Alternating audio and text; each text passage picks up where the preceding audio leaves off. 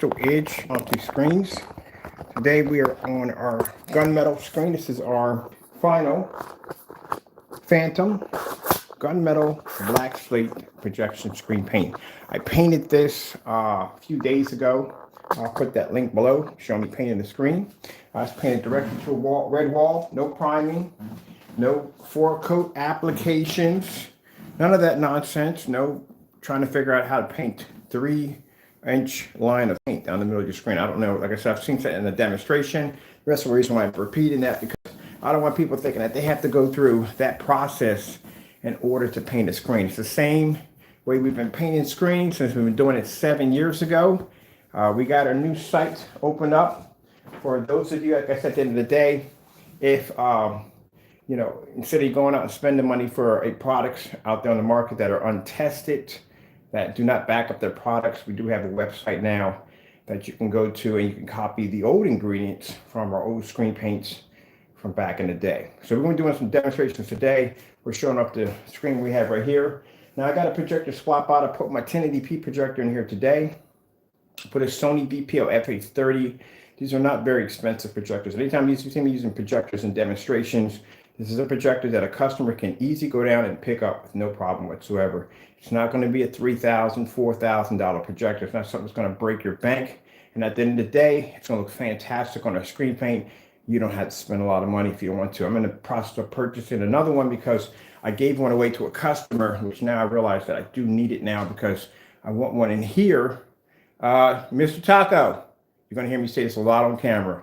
That's the cat coming in right now. So as long as he stays put on his rug, there's a rug area he likes to lay out on the rug. He stays there. I'm good. I got plenty of wires in here to mess around with. Yep, it's going to stay on his rug right there. That's his special spot. All right, you're good. As long as you're in here, you're cool. All right, so we're going to show you that you don't have to spend a lot of money for a projector. Now, when I bought these projectors at $300 a piece. I bought 2 of them. I saw one here for $200 a few minutes ago. So it's a fantastic projector. It does have twin mode, you know, all that good stuff on it. Like I said, it's about 1920 by 1200, 4300 lumens. I sit back around 13 feet from here, right from back to back. I like the fact that the peripherals are in the front instead of the back, which makes it a lot easier for me to slam this thing directly against the wall. As you can see right there, I can slam it right against the wall with no problem whatsoever. It's a very affordable projector to get. They're also fantastic for inside, outside, have lens shift capability, all that good stuff. That's how I was able to fit it nice and tight in that little area. I got a little area that's nice and tight. Now, my screen I painted in here is, I don't have a measure the size of it yet, but it's designed for 4.3. That's why it has a weird shape to it, because I use this for my Dreamcast, GameCube, a Panasonic Video. I got a Sega Master System with CD-ROM over there. I got a whole bunch of stuff over there. All that's going to put a little case in here. I'm going to put all our stuff in there, light it up real nice. But right now, like I said, it's only good for 4.3 for what I have to set up here. But we have it in 1610 right now. That's why we have the bars at the top and the bottom. All right. Let's swing you over here and show you what we're looking at here on eBay. So I've got my window open because, as I said before, projectors generate a ton of heat in here, and I literally should be turning my heat down here. So I'm going to get cooked in this bad boy. I'm also going to be doing a demonstration. I'm doing this for the website, the new website. I think if I can remember it offhand. The new website where you can get the free screen paint ingredients. We have 4 of them in there under the Digital and Crystal Screen Paint products. Also, I posted in our last demonstration where you can go check out, do some research for yourself. You can go check out the Facebook European forum that they have over there for when we had the company contract under the paint. Can't call it technology, but technology at the time, under the paint. You can also check out under keyword under Digital Crystal Screen Paint. You can do your own research. You can check out the beta testers and customers and everything else at that particular era when that paint was very popular. So just to let you know, at the end of the day, it's the same thing. It's a black and white paint mixture. At the end of the day, we did post the ingredients for each one. So at the end of the day, instead of you paying $85 for a product, or I don't know what you pay for products, you know, at least you know what you're getting at the end of the day.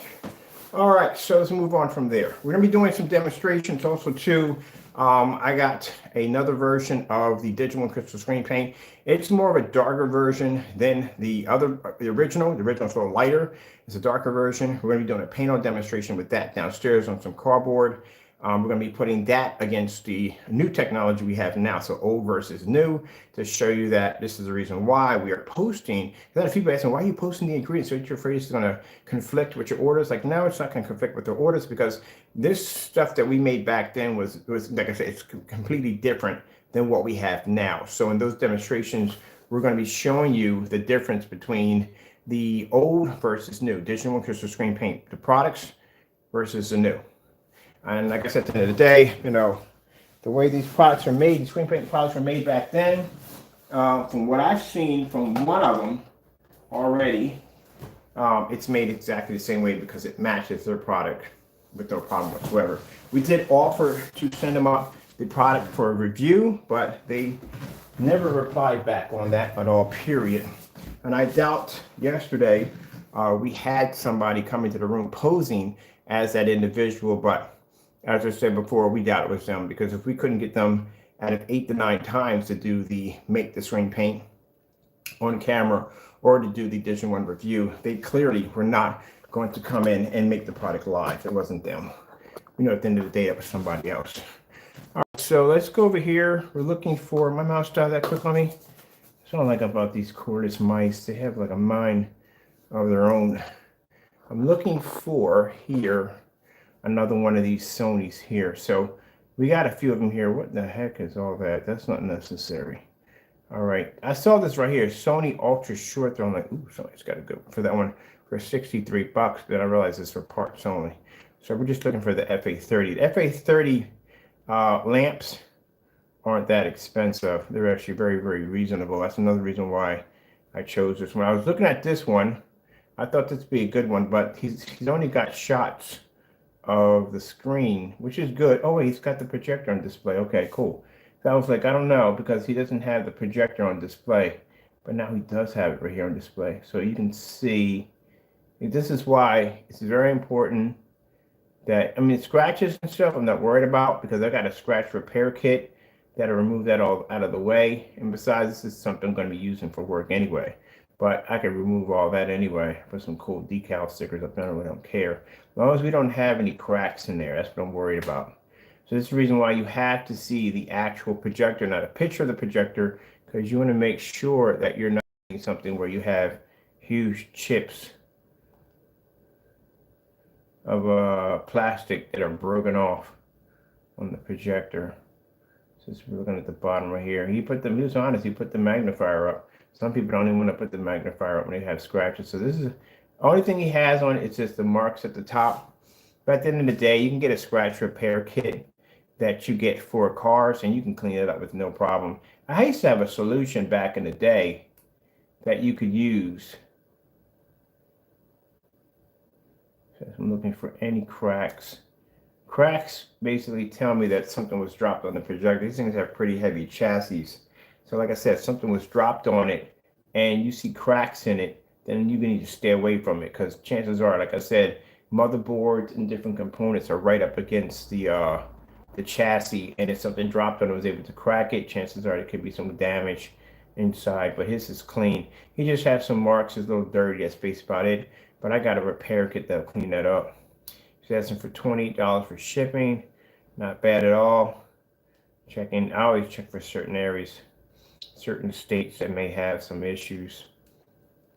All right, I mean by issues, by with the new variant popping up, I have to make sure that what areas. I've been watching that all day yesterday. Good gracious, what the freak. That's all you can say.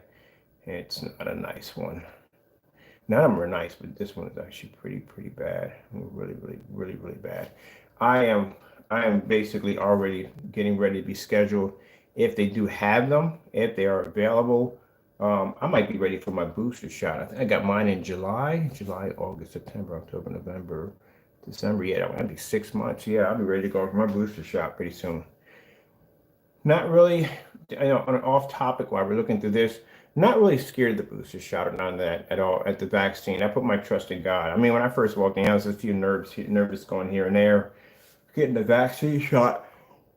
Then on top of that, if you're taking medication and stuff like that on top of that, and you have lung issues or any kind of issues you may be having, I mean, that plays a part. Some people take way more medication than me.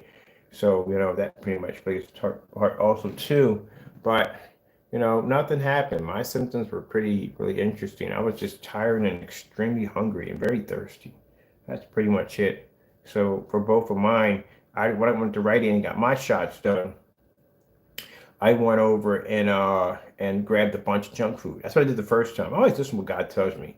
And God will talk to me through the whole entire thing while I'm sitting there. God will talk to me. And just told me to just grab some junk food. So that's what I grabbed a whole bunch of junk food, whatever, so on, so on. So I wasn't gonna cook anything because I know I'm going to cook nothing. So I just got some microwave dinner, something really quick or fast. But I got a lot of junk food for me, and I just got some juice, plenty of water, lots and lots of bottled water. He told me to get lots and lots of bottled water, which I'm glad I did. No soda, none of that stuff, because I can't have soda, period. But anyway, that's what I did, and I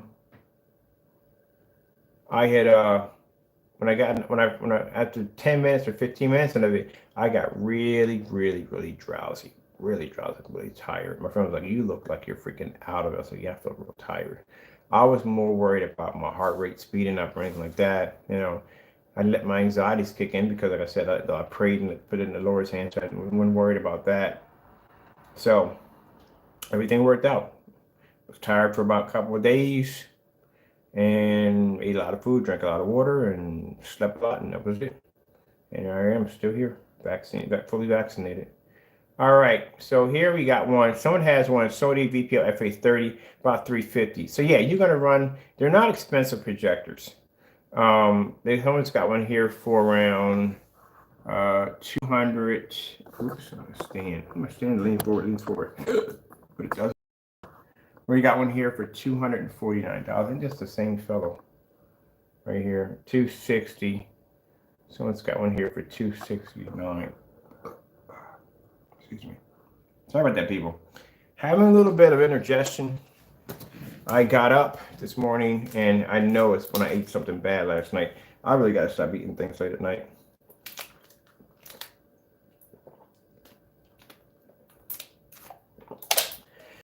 Thing about God, it's not just about business, it's about everyday life.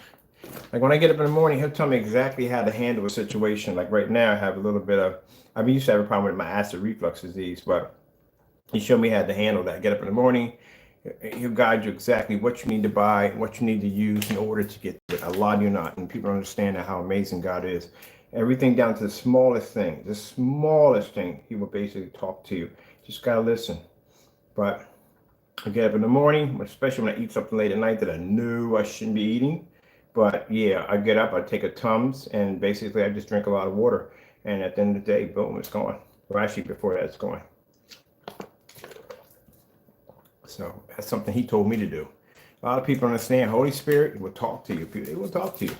I remember the first time I heard it, I had my cell phone sitting right on the corner of my kitchen counter, and I was working with a power drill. And I heard the Lord tell me, take your cell phone, move it off the edge of the table, and stick it over there. And no sooner than I stuck it over there, my power drill slipped out of my hand and hit the very same spot where my cell phone was at. And my cell phone would have got wrecked. And I didn't have the money at the time to go out and spend the money that I spent for that cell phone to get another one. But when you don't listen to them, you got to pay them consequences, man, when you don't listen. Got to go down the hard way. So real quick, as we're doing this, I'll tell you a little story about some of my testimonies with God. So I told you I lived in real bad neighborhoods of North Philadelphia. Some really rough neighborhoods. One of the neighborhoods I was living in, I had a neighbor that lived across from me, didn't particularly like me too much. So she was an older woman, like a really older woman, somewhere in her 60s or 70s. She's a real bitter person.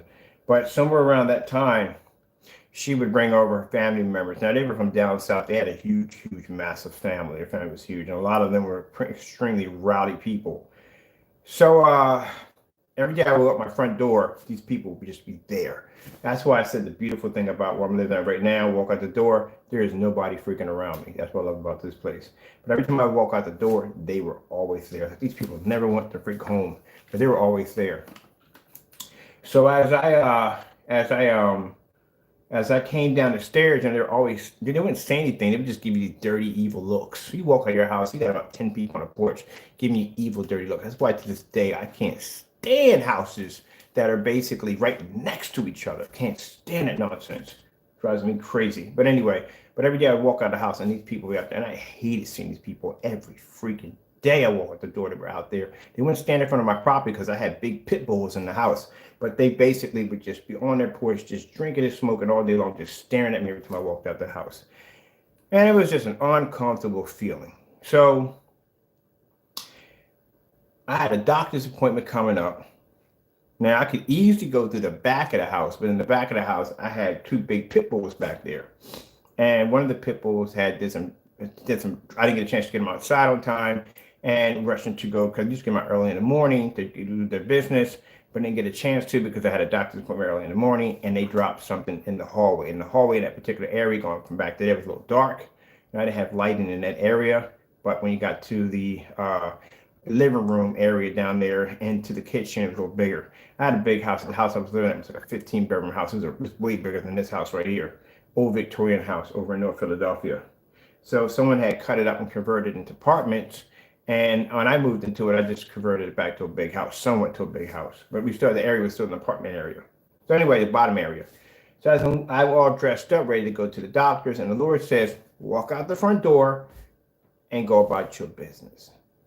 And I didn't listen to him. When he told me to go out the front door, he literally said, go out the front door and go to your doctor's appointment. And I didn't listen. I said, you know what, Lord, I don't really want to go to the front because people get on my nerves.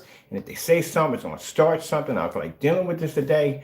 And he was like, just go out the front door. Did I listen to him? Nope. I turned around and went through the back area and I stepped in dog crap. That means I had to go upstairs. I had to scrub down my boots, clean up the mess downstairs in the area where the dog went to the bathroom at, because I didn't know he went to the bathroom back there. It's pretty dark in that area between the hallway back before if you go back into the vestibule. So I had to go in there and clean all that up, scrub the floor down and everything in there, go upstairs, scrub down my boots, get them all cleaned up, wash my hands down and everything. I didn't pick up my hands, keep in mind I had gloves on. Was late for my appointment. Called the doctors. They were nice enough to reschedule me, and I was late for my appointment. So as I clean everything down, and I'm getting ready, I leave out the front door this time, guess what? They weren't even out there. Nobody was out there. The entire block was freaking empty, which was the weirdest thing I've ever seen. So I just went down to the block, went up to the corner, called the 7, went to work. Went to my appointment, came back, they still weren't out there. That entire day, I didn't see the entire family, which are out there every single day. Didn't see half the people that I saw on the block. Nobody was out there. I was the only one walking to the subway, came back in. That's why you gotta listen to God at the end of the day. If I had listened to him the first time, I went to my appointment, got back, took my dogs out for a walk, which I usually do, and then anything they did, if I did in the hallway, you start getting them out early in the morning anyway. They're trained to go outside, but you didn't have a choice, and had that area cleaned up. That comes from not listening when he tells you stuff. So I learned to listen, learn to listen. A few times I made mistakes. I had to learn the hard way. So we got a couple more. Ooh, someone's got one with a remote control. That is a freaking gold mine. That's a gold mine right there. I already have a remote control, but this is a gold mine. I hope this is not as parts. Someone literally has one as a gold mine. I'm going to post this link. I hope this is good because, man, that remote control right there alone is a gold mine. Because these remote controls right here are extremely hard to get your hands on. These things are no joke to try to track down. I'm going to see if I can find a remote control for the Sony. He's got one with a remote control. And remote controls are hard to come by. I was lucky when I bought my remote control. All the buttons are good. When I bought my remote control, $250. For me, I wouldn't buy this due to the fact that I already have a remote control, and my remote control operates the FH36 and the FH30, FH31 with no problem. They got FH31 here. I'm buying that one. That's the last one I was trying to get my hands on. That one has edge bleeding technology and built into it. But yeah, it's clean too, and he's got a lamp with an extra lamp. Oh, that's a good find right there. This right here is a good find. I'm gonna post this one up on my account for somebody to grab that one. Right there. Well, that's a good find. This has a Sony remote control. You have no idea how hard it is to get these remote controls right here. They are impossible. This is a gold mine right here. Like I said, I would snatch this right now, but I have one already. I was blessed to get, and I got my remote control. See, this thing has a twin mode in it. The only way you can access twin mode on these projectors, you have to have the remote controls. And the remote controls are virtually impossible to find. And he's got one. Didn't know that until I got mine. Mine came with a remote control. I was like, do I really need this? And I saw the twin mode. What the freak is twin mode? Can't access twin mode. Then, man, you have to have that remote control. This is a gold mine. Even if I buy this, I could grab this remote control and sell for $100 and easy get the money for it. Because they're very hard to get. But man, he's got one. And this projector is mint. I got it over here right now. I'm running it right now. So if you wonder how that projector works on the screen paint, that's the projector right there. That's it running on the screen paint right now. That's the FH30 right there. Only thing I'm missing is an FH31. I got a 36, I got a 30, but I'm missing the 31. The remote control works on all three of them. But he got a remote control. I was like, what? And that is the original remote control, which are extremely hard. And he's got an extra lamp with it. What I like about this is there's no marks, no scuff marks, nice and clean. And if you get a couple of scuff marks, the key to how to clean up the scuff mark, like I said, the same scuff marks for your car, scratch repair, same thing works on projectors. It's the same thing. I even have one downstairs that's black for black projectors. It's got the cord and everything with it. Front's clean. Front is very, very, very clean. Look at that. That's clean. I'm going to post this up on my Facebook page for anybody's interested in getting this deal right here. This is a very good deal, especially with that remote control attached to it. Yeah, detailed pictures. The bottom's clean right there. No cracks, nothing on the bottom. Nice and clean. Oh, yeah. If you're looking at this one, you better jump on it quick, because when the minute I post it to that link on my page, it is going to fly. This thing's going to be gone. Yeah, look at this. Clean all the way across. Even the buttons.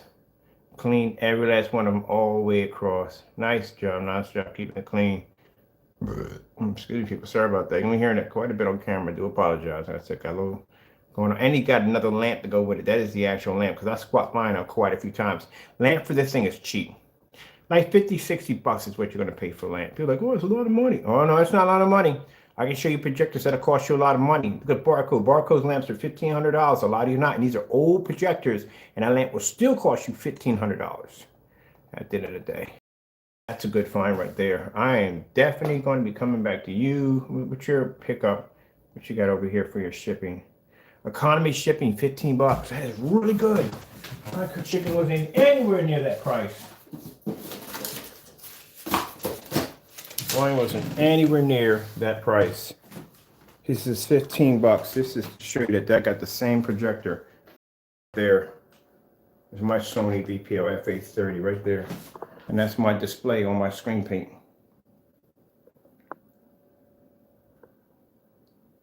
Yeah, that right there is a beautiful find. And he got the remote control with it. Now the FH36s on the other hand, good luck. Them suckers are cost. I got mine for around $400 something. I paid $400 for that projector. They're like $7, $8 to $1,000. They still cost that kind of money. Especially the black ones cost even more. But this ain't bad. That's an extreme $259. Yeah, the reason why I'm not snatching that is because I'm gonna leave that for somebody who could use that more than me. I already have a remote control. I can grab one of these projectors out here without a remote control, because I can operate my one over here. I'm good. For anybody else, this will be for them. Someone got one in here for $299. These are WUXGA projectors, wide twin projectors. Lamp hours. Let's see what we got. That's why I said any projectors you see in my demonstrations, yeah, I can tell by this is all, all good. Any projectors you see in my demonstrations are projectors that you can afford and you can buy at the end of the day. Now this one, he has some scuff marks. Like I said, this is not a deal breaker. I bought projectors that were scuffed up way, way, way beyond this. And like I said, you get that scratch repair or scuff repair you get for your cars. If somebody scuffs your car, it works the exact same way. We'll do a couple of demonstrations on that. I had a solution that I made, but I can't remember what it was. But something really easy you can use, the household products, how to remove scuff marks off a projector. Just want to make sure it doesn't have any heavy cracks in it. If it has massive heavy cracks in it, no, you do not want to go near with a 10-foot pole, because those chassis, like I said, are very well constructed. If something was able to crack a chassis on a projector, and the chances are you're going to get some real serious inside damage. So that right there, that's a good deal right there. $299. Oh, I can pick one of these up at any given time. There's plenty of these on here. This one right here, 43. He's got us for 400. 400. It's probably mint. Let me see. Yeah, it's mint. It's clean. Very clean. We got any pictures of this thing activated? Okay. How about mine when it wasn't? It didn't show it was activated, but it's clean. Now, mind you, just to give you a little heads up, if you are buying a projector like this, mind you, it's 400 bucks. I mean, bottom line after that, PayPal basically doesn't. Oh, it depends on a different story here. If you buy a projector, you want to buy it PayPal to PayPal. Because like I told you, I had a little horror story that went down on a Chrissy 505 projector. And I never did that again. I never paid for a projector ever again through PayPal debit card ever again. Not through any card, never again. I went through PayPal to PayPal directly for that one. So my Chrissy 505, I had two of those that came in busted. I had one actually that did work. The two, I was able to get my money back on it right away. But the issue I had to go through was a freaking nightmare. Even though I had a live video stream showing the projector being unboxed, plugged in, and not working, every last one like flashing going off, PayPal gave me a rough time with it, and it was something else. So because I paid through with a debit card, I was not eligible for the 10 days money back or whatever it is they have. I had to go through a 90-day process. So it's anywhere from a month, 30 days to 90 days, because now you're going through the credit card division.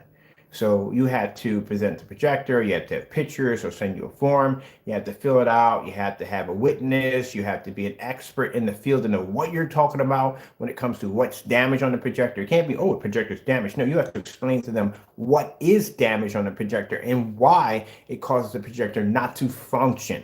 So you better know what you're talking about when you fill the form out. And it was hectic. So I went through that, filled everything out, sent it over to them. At the time, it was COVID. So I'm like, who else would I get the witnesses with? I'm literally living in the house by myself. Everybody's living by themselves. Well, everybody's living to themselves. So who am I going to be to get to come in to verify and be a witness of what I just signed here? So the woman was nice enough to let that part go, because that's another headache right there. Let that go. And then I had to wait an additional 3 weeks, which they're not even done yet. Then I had to go through a process. And a month later, I finally got an email confirmation from back then, said that they sent me some information, and I failed to apply back. They sent it to the old email. So I go to the old email that's not even on the account, find the information, had to go back and apply for an appeal to get my money back, because they're going to give the money back to the guy regardless of me showing a projector that's busted and damaged on a live stream. Wasn't enough evidence for them. So I go back and I go to appeal the process, and this is where I met one of my good friends, which is, I have a very good friend who actually works for PayPal dispute department in that section. We became very good friends through this process. She's on my Facebook account. I'm not going to ever mention her name, but really nice person. And at the end of the day, we became really good friends. So she's the one that did the appeal for me. So she did the appeal. She put in all the proper information. Then God will look out for you. At the end of the day, it looked, not only did they look out for me, got me through the frustration, and I got a great friend out of the whole entire thing. Cool person, real nice person. But she looked over everything. She filled out the paperwork, sent it back to them. The second appeal went through. I won again, as I should have to begin with. And then they put the $500 back on my account. But she was nice enough to not only put the $500 on my account before now, mind you, I was going through the appeal. I'm still out $550. I need another projector for work. So she issued for me to get a credit through my business for me to get the $550 on a credit before the appeal was actually processed. So I was able to go in and get the projector I have now downstairs that I'm using for my demonstrations. That projector went through that process. I had to go through that in order to get that one. Was blessed to get another projector that actually worked. Have it downstairs running right now. And after the appeal, I won, of course, and the money was put back on my account. 2 months. 2 freaking months that I had to go through that. So that's why I talked to the guy. I said, well, let me ask you a question. If I had paid for this through PayPal to PayPal, would I have had to go through the headache that I went through? He said, no, you went to PayPal to PayPal. It had been a process for around 30 days. No, about 15 days at the most, 15 days, something like 15 days or something less than that. They always say 15 days, but it should be 7 or 8, somewhere around that time. And that would have been it right there. Just have to show proof. That's all. That's why from now on, when I pay for anything like a projector, if it's smaller stuff, like on Amazon or I'm buying for, that goes through debit cards. I don't really care about that stuff. But if it's something like this, no, I go through PayPal to PayPal when I buy. So I just want to give you a little heads up for you. Go type in your credit card number. That's literally what's going to happen. Or you go through your credit card, say you want to do a chargeback. You know how fast you're going to get your money back on a chargeback? 90 days. Approximately, it will be 90 days. And in the middle of your chargeback, mind you, you're going to your bank institution to file for this chargeback. If you can't prove the accusations that you stated to your bank under oath that these particular incidents happened and played out in this particular manner, and if that person on the other party has substantial evidence against you, you are, excuse my French, Lord, screwed, which means we could file charges against you for fraud. That's what you're up against. That's what happens to you. Your bank's going to turn around and slam you too. They're going to penalize the crap out of you because you put them in a bad situation. You sat there and you lied and falsified information on a chargeback. And if that company comes in and goes, hey, look, that's not true. This is the information we have here, da-da-da-da-da-da-da. And they're able to prove it, even though you made a false accusation, you're going to get hit with a fraud charge by the company that's initially going to come after you now. And you're going to be hit by your bank's going to come after you. That's what's going to happen. So don't do that kind of stuff. Trust me. I've actually had 2 people do accusations like that. And we came in with an attorney and we cleaned that up quick. And it didn't go well in their behavior. They got hit with some heavy penalties for that. So you're going to, they'll take you to court. Forget your freaking credit card. People say, oh, well, no, we don't settle through PayPal after that. We never settle through PayPal. We'll get an attorney and we'll go outside PayPal. We'll go directly to you. That's how we do it. Because we know if you go through PayPal, PayPal has its policy, and I've been with PayPal for years, but PayPal has its policy where they will go in and they will basically give you the judgment either way, because PayPal has no power over a bank at all, period. But attorneys do. That's where it gets personal, because I contact the customer, let them know, hey, look, we did everything in our power to resolve the situation. Our attorneys will be in contact, and an attorney will contact you because I have your information right there. They'll reach out to you and let you know, hey, such and so and so. Now, if you are in the right of what you did, I can't come against you, because if I come against you, it's wrong at the end of the day, because at the end of the day, I have to deal with my Lord and Savior, Jesus Christ. I can't come against you on that. We tried to work that with you. I have a few people that have, matter of fact, I had 3 of them that I just sent back this week, that even though we tell them the product is dark, we do have a dark product, they buy it anyway. Some of them have a few projectors that have been knocked off, old projectors that don't work, not old projectors, but knockoff projectors that don't work. I'm not going to slam the door in your face and go, oh, well, you're screwed, because at the end of the day, you bought it, you knew the guidelines are right there. No, I'll contact them and say, look, how much did you pay for the projector? They'll say, I paid so and so for it. You still got the receipt for it. Send it back if you got the receipt for it. If you got it as a gift, you can't take that back. So let's go to eBay and I'll find you a nice projector. And that's what I do. I'll find them a nice projector. Some people come in with nothing. They're just starting off. So we'll find them a projector. We'll find them a screen paint that'll work best for them. Most likely someone is starting off. We don't start off with a black screen. We start off with a gunmetal, more of a lighter screen for them. Due to the fact that it's something they'll be able to ease into, and then we'll get them later on. If they want to upgrade to darker technology, then we can help them with that. But whatever projector we choose is going to work with all our products. Such things we do. If we have a customer from time to time, once in the blue moon, we may have a customer come and say, well, it may be a little too dark for me. This might not be something because they're coming off a white screen. Then this is a person that we can go in and we can design something for them, for their application, to make it better for them. And I said, well, want me to send it back? Keep it. Keep the product. You don't have to send it back. We'll send you out something new. That's the end of the day. I try to work with my customers to make sure they get what they need. But for you individuals out there who think you're going to be slick and you're going to go out and you're going to hit me with a chargeback, or hit anybody with a chargeback, you shouldn't be doing it to begin with. If it's something that that can't be worked out, can't be resolved, you didn't call me, you didn't email me, you didn't try to work it out and try to talk with me and you did that anyway, not going to go well in your favor at all, period. Now, if I sent you out a product which is defective or damaged or this, that, and the other, and I test everything out before I ship it out. Anytime we make a product, it's always tested before we ship it out, just to make sure that it's functioning correctly. Sometimes I'll take some of that paint and I'll paint something up from my house for myself. I got a couple of screens in here that actually were a large order that went out. We had some paint left over. I used it to paint one of my screens in the next room. But anyway, so we had people that would send back. One person said, "Oh, I never placed the order." That was my favorite one. We never placed the order. So you went into an account, you put all your information in. Mind you, when you buy from us, there's a little authorization box that pops up that says you are sure you're basically picking the order, and they pay for it. And even when the person made the statement, we had emails from them of them chattering back and forth with us, asking about different projectors and how to paint the screen. But they filed a charge against us saying that they never placed the order, but we have actual email conversations of them back and forth talking to them about what projector they need to use and how service to paint it to, all this nonsense. So I sent him back the emails like, you do know you sent these emails out, right? And he doesn't reply back. So he does the charge back. PayPal takes the money out of the account. We go contact an attorney. Attorney contacts them. We send them over the information, so and so and so. Like 2 ways we're going to go about this. We'll take it to court. And after that, that was the end of it. Money went back to the account. It was all canceled out. It was done. Because at the end of the day, he knew it was wrong. But people will use their bank in order to think they'll get away with a chargeback. No, it won't. And in the process, it's not done yet. Because now the attorneys are going to go talk to the bank, and they're going to basically explain to them, and so and so and so. And the bank's going to find out it was a fraud charge, and they're going to contact you. Well, yeah, it's going to be pretty ugly at the end of the day. That's what's going to happen. We don't work with PayPal after that. I learned that the hard way. I lost $1,000 one time because the guy did a chargeback and they won either way, even though we were in the right.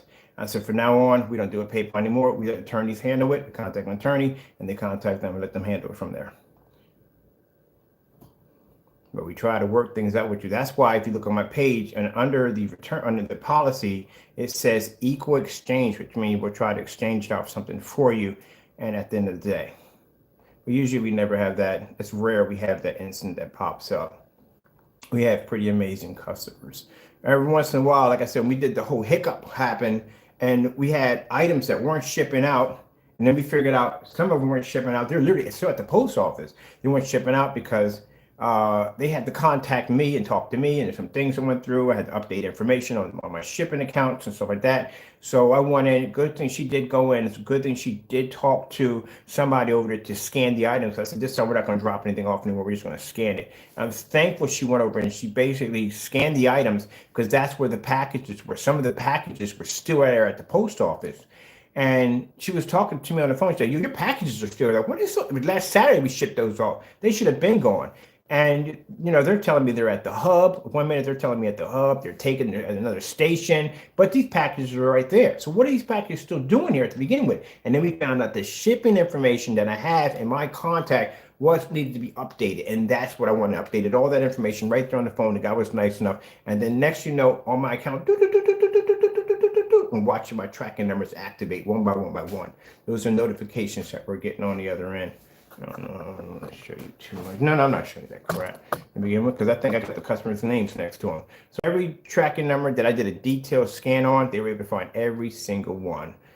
Yeah, so those of you, there's actually 2 people. Everybody else was cool as I don't know what. Nice as can be, real understandable. I was able to contact them, call them, look, this is what happened. So and so and so. Your tracking number is going to be activated. Sure enough, all their tracking numbers activated. Got a lot of thank yous back. Thank you so much. You know what I mean? Kept in contact with my customers as always. But we had 2 of you individuals that got a little too nasty. And I did contact you. I did reach out to you. Not to reach out to them like, do that. I contacted them and said, you know what? You should have been a little more patient. At the end of the day, you have to have a little more respect for people. You shouldn't have carried on acting that way. Just want to let you know, do me a favor, never purchase from me ever again. Don't buy a thing from me ever. These are the same individuals that when we bring out something new, some new technology, they're the first ones to pop up to try to get that, try to place an order. Nope. Your money goes right back to your account. We block your email. I'm going to block your ISP address next. All right, so this one right here, this is nice. 400 bucks. I would pay 400 bucks for it. Yeah, I'd pay because there's Sony VPL FH30s. There's Sony projectors. Heck yeah. Sony projectors are always been expensive projectors. And it's clean. It's really freaking clean. It's very clean. Might be cleaner than the one I have over here.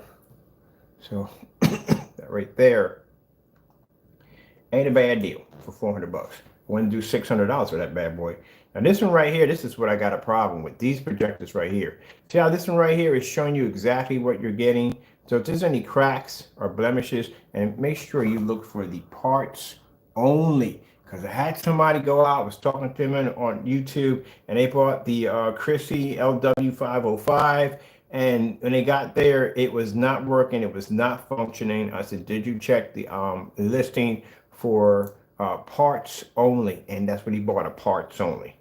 So make sure that listing says parts only. If it doesn't say parts only, then you're gonna have to go through PayPal to get your money back.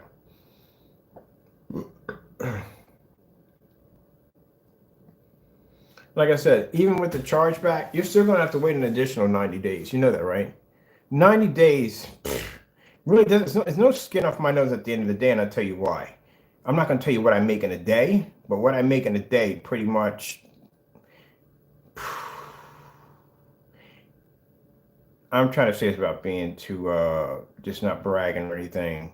I make more than that day than what I lose in that day off that one projector, just put it that way. By the time 90 days, I'm way beyond that point right there already. So that's something they can take care of. There's no skin off my nose. Just let them handle it whatever way it has to be handled. But other than that, it's going to take you a while to get that back. It's much easier, bottom line, if they work with us. At the end of the day, like I said, I've had people contact me, work with me, ship them out, send them out what they need. They're good to go at the end of the day. But that right there, that process is going to take you some time. A lot of you not.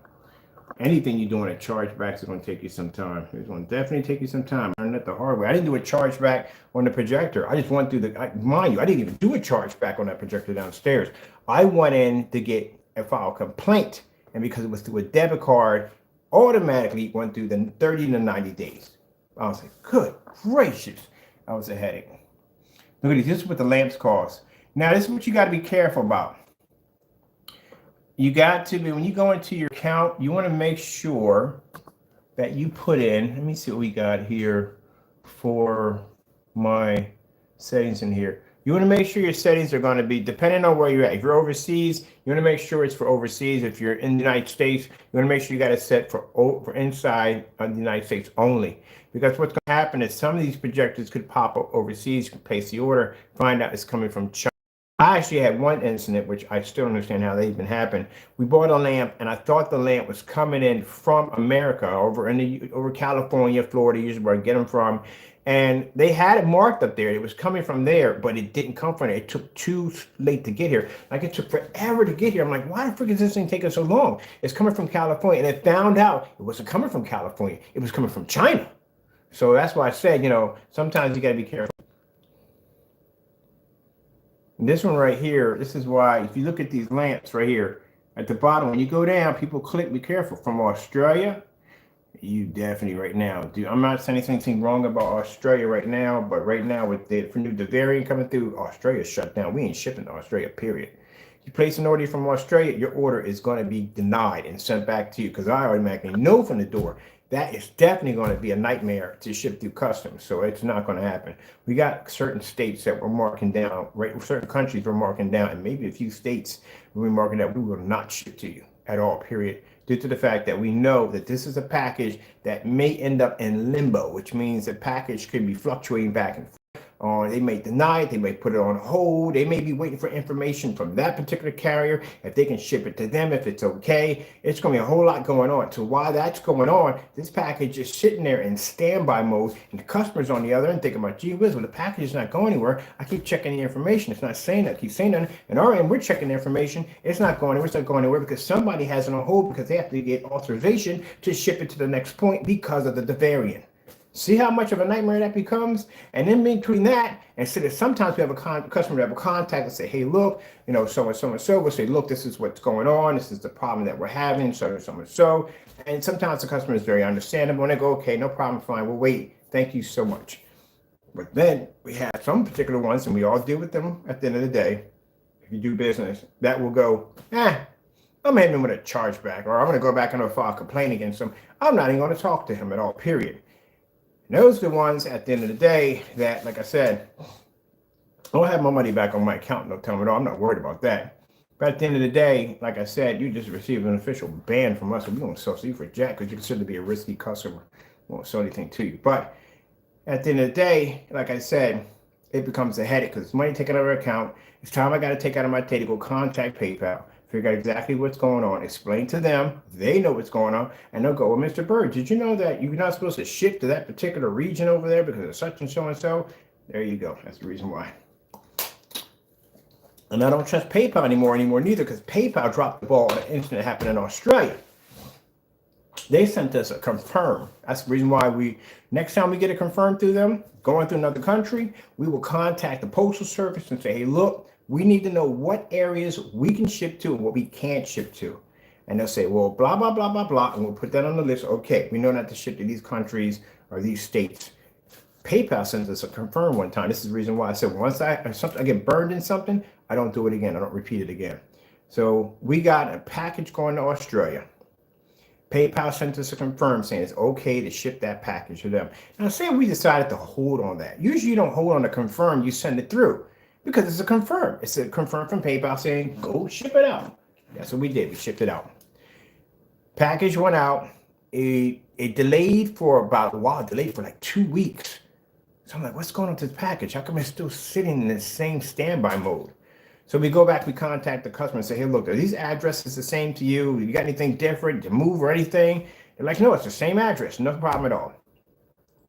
We go back and we check the detailed shipping receipt. And the detailed shipping receipt, when you get your label that pops up and says, you know, you created a label. When that label activates, wherever it goes to, wherever it's scanned, you can go in and go check that label. Now, it'll still say confirm if it's still no problem going from A to B. But if anything happens in between that timeline, it will come up as an unconfirmed. And that's what happened. PayPal came back and marked it as an unconfirmed. So you gave us confirmed to ship.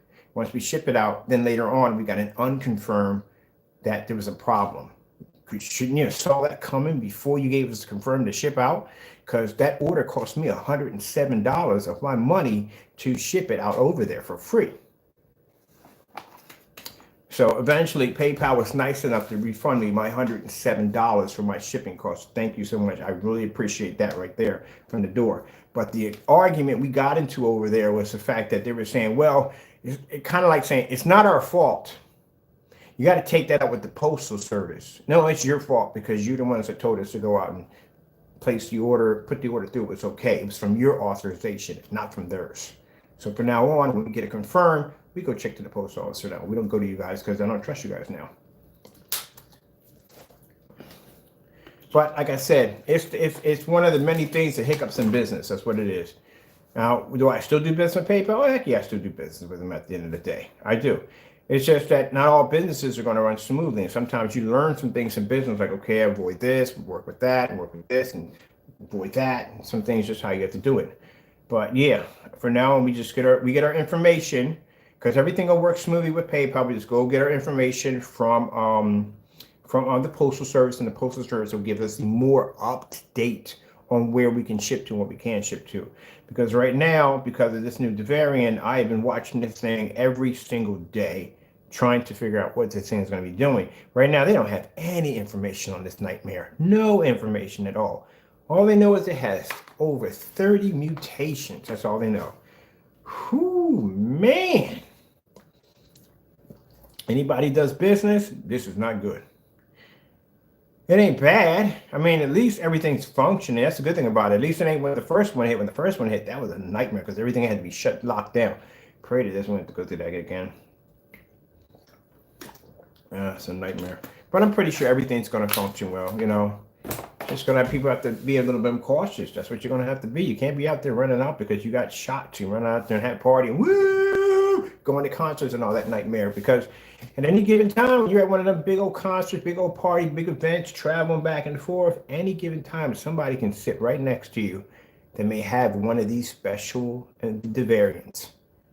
There you go. Anyone can sit next to you and have that, and you would be one of those people that just happen to be one of those ones that caught it. That's why when people sit there and say, oh, you don't leave your house? Yeah, I don't leave my house. Now you see why. There you go. I got cousins and uncles and stuff that are out there traveling, going here to England and all different places. Oh, they're all over the place traveling, having fun, parties and concerts. I see some of them on Facebooks, no mask on, nothing, all up in people's faces. And I'm like, okay, all right, you want to play with this nasty thing? Go ahead. I hope you come home safely at the end of the day, but you don't know what the freak you're dealing with out there. And then now this nightmare pops up because everybody thought the Delta came through. Delta wasn't really, it was bad, but not as bad as this one. This one's actually 10 times worse than the Delta that's coming through. And everybody took it lightly. Now I got family members calling me. They're going out to the hospital, getting checked, and all this other nonsense. And yeah. Until they can flatline this thing, like, okay, you don't hear about the chicken pops or the small pops. None of them basically rampaging across the earth, do you? You really don't. You know why? Because there's a vaccine for that. Because the majority, everybody's vaccinated for smallpox. Literally. That's why you don't hear about huge blowout outbreaks of it, like rampaging across the earth, because everybody's vaccinated for it. So, at the end of the day, these nightmares are just going to keep popping up at the end of the day. We're going to talk about a little bit of everything in this. This is an everything video. We talk about everything in this, all right? But like I said, at the end of the day, you know, when people sit there and say, oh, you're just going to stay, oh yeah, I'm staying home. That's why I'm staying home. I'm good. Anything I want, anything I need, I can have transferred to my house. I'm good. I can run my company from here. My people come down from time to time. They come up to the driveway, see how I'm doing, say I'm okay. Got plenty of friends in the neighborhood, come over from time to time. They don't come to the house, but they come up to the driveway. Hey, Mr. Bird, how you doing? So and so and so. Doing fine. So and so to check and see how you doing. Doing great. You know what I mean? I'm good. I got family members at work. They leave the house every day. They come back in. That's it. They don't go out. They don't party, drink with friends, and nothing. They go out and do their business, and they come home. They got family to take care of when they come home. That's it. They treat every day like the first day. People are like, oh, but it's not that bad. And then this nightmare pops up, and you got countries right now shutting the freak down, which I can see it happening because there are certain areas that are now, updating their information. There's countries that are popping up on top of the warning symbol labels that are going to be popping up pretty soon. You're going to see on what's it called, like the last time, I can think of it, PayPal, where you can't ship to them, where you can't ship to it. eBay's going to get them too, you know. That's why I tell people, don't take it too lightly. We're not out of the woods yet. I'm people to believe, rather, we're not out of the woods yet. It's going to be a while, people. It's going to be a while. I'll be dead and going off this earth and probably still be roaming on this earth. So, yeah. Okay, 200. Now, this right off straight is $234 right there. So these right here, you got to watch out. You got to make sure you look at the bottom. And how's my Sony over the door right now? Because we haven't tilted over to the Sony in a bit. Where's my remote controls at? Ah, here we go again. Losing Amazon remote controls. I've got one right over here. Let me see. Sorry about that, people. I do apologize for that. There we go. Yeah. Good morning. Talk about everything. Put you guys over there while I'm looking at some stuff over here. I need lamps. I need a lamp in the U.S. Anyone in the U.S.? So that's not a bad deal for the Sony VPL FH30 right there. I'm going to look at 4K demonstrations.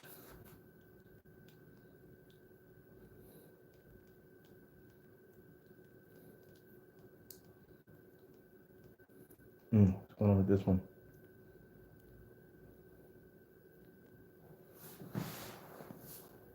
What is that sound in here? Ugh.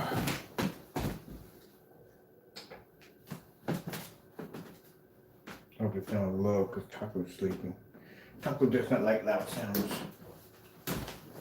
I am here. We're down low.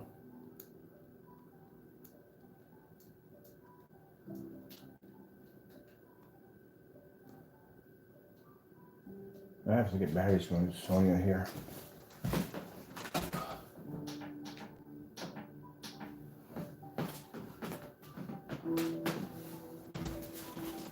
Taco always sleeps in that one spot. We call this Taco's girlfriend. On one piece, that's his girlfriend. That's your girlfriend, Taco? That's your girlfriend. Can you move these wires around? How are you uncomfortable sleeping on wires? Hey, can you move these out of the way, man? You're sleeping on wires.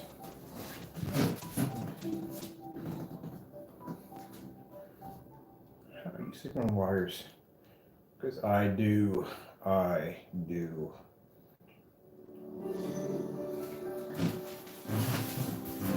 right, I'm gonna go over here real quick.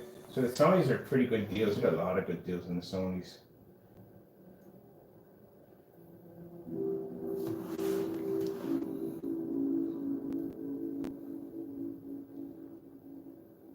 Now we gotta order some LED lights, Taco, for the new screen. How we gonna hook up the LED lights? I want some soft glows. Yes, that's gonna be on the wall. So we want some soft glows for it. No. I'm gonna get the I'm gonna put the chasers in. Might as well have the chasers over here. I might just put them on over there. I'm gonna get some chasers. Or if they got the liquids ones are pretty cool too. We get the liquids when we get those. I'm decided which one I'm gonna get. It's looking pretty cool. Now, price tag I paid for my projector when I got it was $300. That's all I paid for mine when I got it. But for the price that they have in here, yeah, I'm gonna grab me another one. So I'm gonna keep this one for this room right here. The Sony in here. Oh, I'm gonna research my projector real quick too. One of my projectors a different model number. Let me see if they have my projector in here. It's an in focus.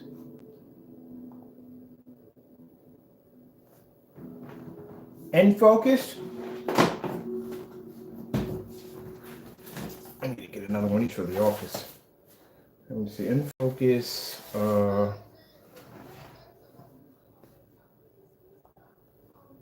Where's my button? My remote control. This is what I need to keep track. I just had it. Commercials are on. I hate these commercials. Oh, here it is right here. Need to focus. Facebook, I mean, that much from money. Seriously, at the end of the day. IN. Which one's mine's an IN? It's not an IN, Ken. IN. Mine's a 2114 projector.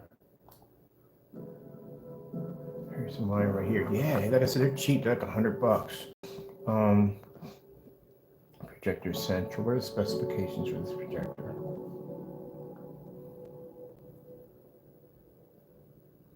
$3,000 lumens. That's not bad. 3,000 lumens XGA native.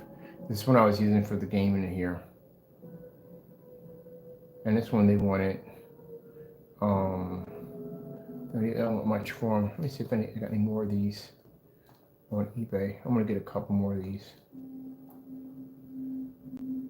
Copy that.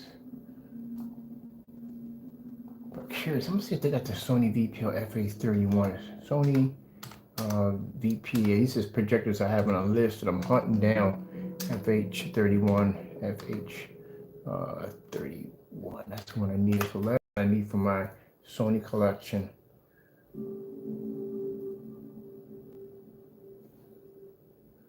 FH31. That's the lamp. They're hard to get. They're really hard to get. This is an FH31, but like I said, I don't trust it because, like I said, there's no actual pictures of the actual projector. It's just basically this, and this is what you don't want to buy. Trust me, stay far away from this nonsense because at the end of the day, you don't know unless they're going to show you a real physical picture of the projector and it's used, and this is what it looks like used. Are you kidding me? Oh, heck no. I'm not going near that with a 10-foot pole. That's a clear sign you are definitely going to get used at the end of the day, and not in a good way either. Sorry, I put it that way, but you know what I mean. See how hard they are to get? You can't find these. I have to wait. I've been waiting for at least about a year for one of those FH36. They got another 36 in here. It has edge blending capabilities too. So I told you about. Now this is the FH36. This is the one I have in the room right now. Look at the price tag for that sucker right there. They're not cheap. They're very expensive, especially the black models are. They're extremely expensive. That's 5,200 lumens right there. That's the one I have in the next room. I got that one for $400. Yeah, I jumped on that bad boy because I know how much they run for. FH36. This one's not even in black, but this one right here, that's the price they want for them. That one right there is an FH. Okay, I don't need you. This is an FH36, and that one's $600. I got mine for $400. They are expensive. The black ones will cost you the most. And all these, basically, what are these one right here? FH30, FH. This is an FH500. They got one as a laser version too. 500, oh, 7,000 lumens. Ooh, I wonder what that. See right here, this one. Why is this one? This one overseas, or this one here in the U.S.? Shipping. Oh, from local Pennsylvania. Hey, holler, Pennsylvania, my neck of the woods. Man, that's a hop and a skip from my front door. Depending on where it's at, still hopping and skip from my front door.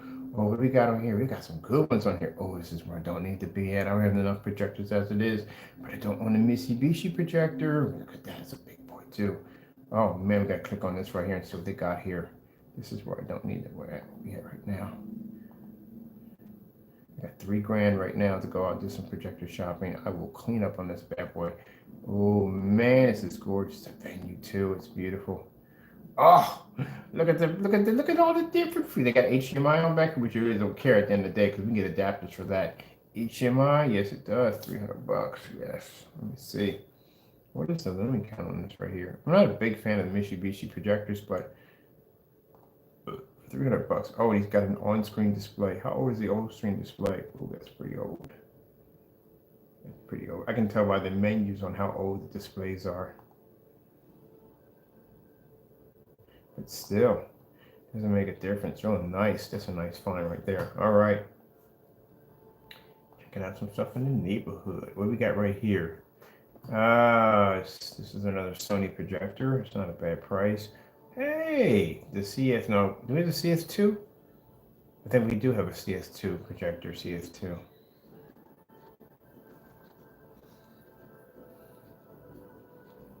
I'll have to do some shopping.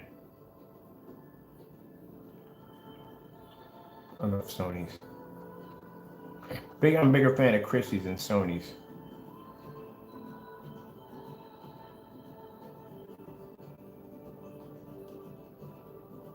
All these will work on our screen paint. Every last one of these. Oh, that's a nice find right there. All right, let me get out of here because this is going to stir something crazy. I'm already want to go shopping right now. Like I need another projector, like I need another hole in the head. I'm going to see what they want for that in-focus projector. What the heck is going on my channel back there behind me? I'm watching over back there.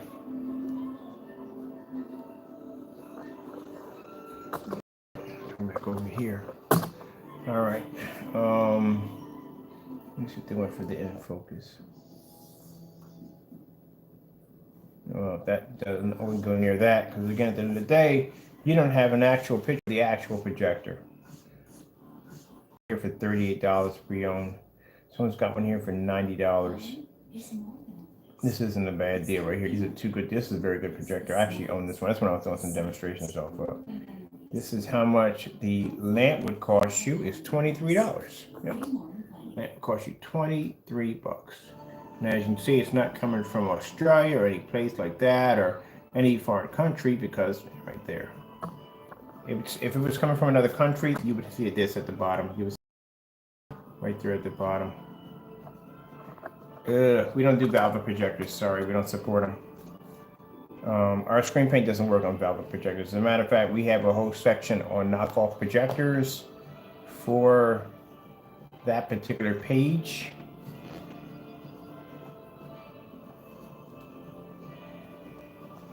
And it shows customers who bought the Valve projector and tried to use it on our screen paint. These are video demonstrations that we post. Oh, hold on for a minute, glass loading out. What's going on with the screen over there, man? I'm gonna love this screen right here. I gotta get myself some little lights for it. But, all right, let me show you. So there's the Valve projector right there. Oh, by the way, I'm going to be posting my conversation that I had with one of their CEOs for the Valve projector. And on the page, when they first launched that 4K Valve projector with the pixel shifting, I actually had a conversation with one of their CEOs in there on that actual page. I'll show you the conversation. So in the conversation that I was having with them back and forth, they kept showing this Valve projector, 150-inch screen, and people were drawn to the 150-inch screen. You can't get a 150-inch screen off that projector. It's virtually impossible without your pixel count suffering. Mind you, that projector uses shifting technology, so it's designed to compress the pixels tighter together to give you a more sharper and a more brighter image. That's kind of hard to do if you're expanding at the same time. So you're expanding the pixels every time you pull a projector back in order to make the screen larger, and at the same time it's trying to push them in at the same time to compress them to make the pictures sharper and brighter. You see what I'm getting at? Virtually impossible. Not going to happen. That's why anytime I've seen those projectors being displayed on any form of video reviews or projector reviews, are always done at 100, most likely somewhat near 120 inch, but they keep them in dark ambient light controlled environments. That projector is nowhere near 5,000 lumens. From what I've seen from the demonstration, you know how bright a 5,000 lumens from that short a distance throw would look like on your wall, especially if the wall is white. You would have white light pushing off the ceiling. It'll be hitting the floors. Everything in that area would be illuminated around that screen. We've done that demonstration too on black screen paints and black screens, on gray dark metal screens, how they cancel out white light. When you're watching a projector in the dark, you hit a white screen, light reflects all over your ceiling and walls, everywhere at the end of the day. That's why Mr. Mannequin's back there to show you how much light's going to hit you in the face. But when we take a darker screen, the darker screen cancels out all that light.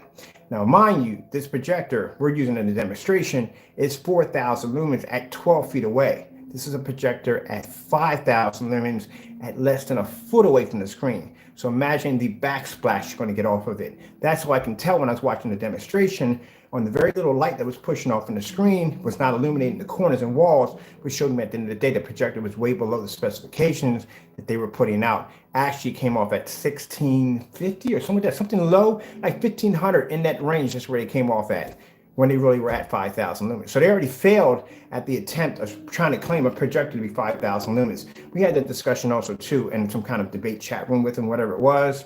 And yeah, it didn't go off too well for them. So getting back to the pixel shifting. Pixel shifting is nothing new. Pixel shifting has been around since the PS2. That's how old it is. Keep in mind when the PS1 came out, which I had one somewhere around here. I think I had one in the other room. But the PS1 that came out, it had really jagged, edged graphics. Remember that with Laura, the whole jagged edges?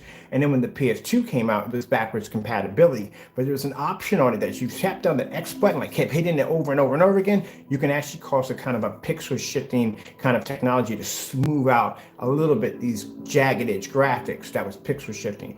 The old cable boxes back in the day that used to run DVI was using a compressed version of a somewhat 1080p in order to give off the illusion that you were actually getting this 1080p image when you actually weren't. You were just getting a kind of a pixel shifting version of it. Yeah, it's been out for a while, so it's nothing new that you would see it on projectors. But any projector that claims to use pixel shifting is not native 4K. It's actually using a device to make it look like you're getting native 4K. So how can you achieve 150 inches if you're constantly compressing your images in, your pixels in, when you're pulling them out to expand them to push out at the same time?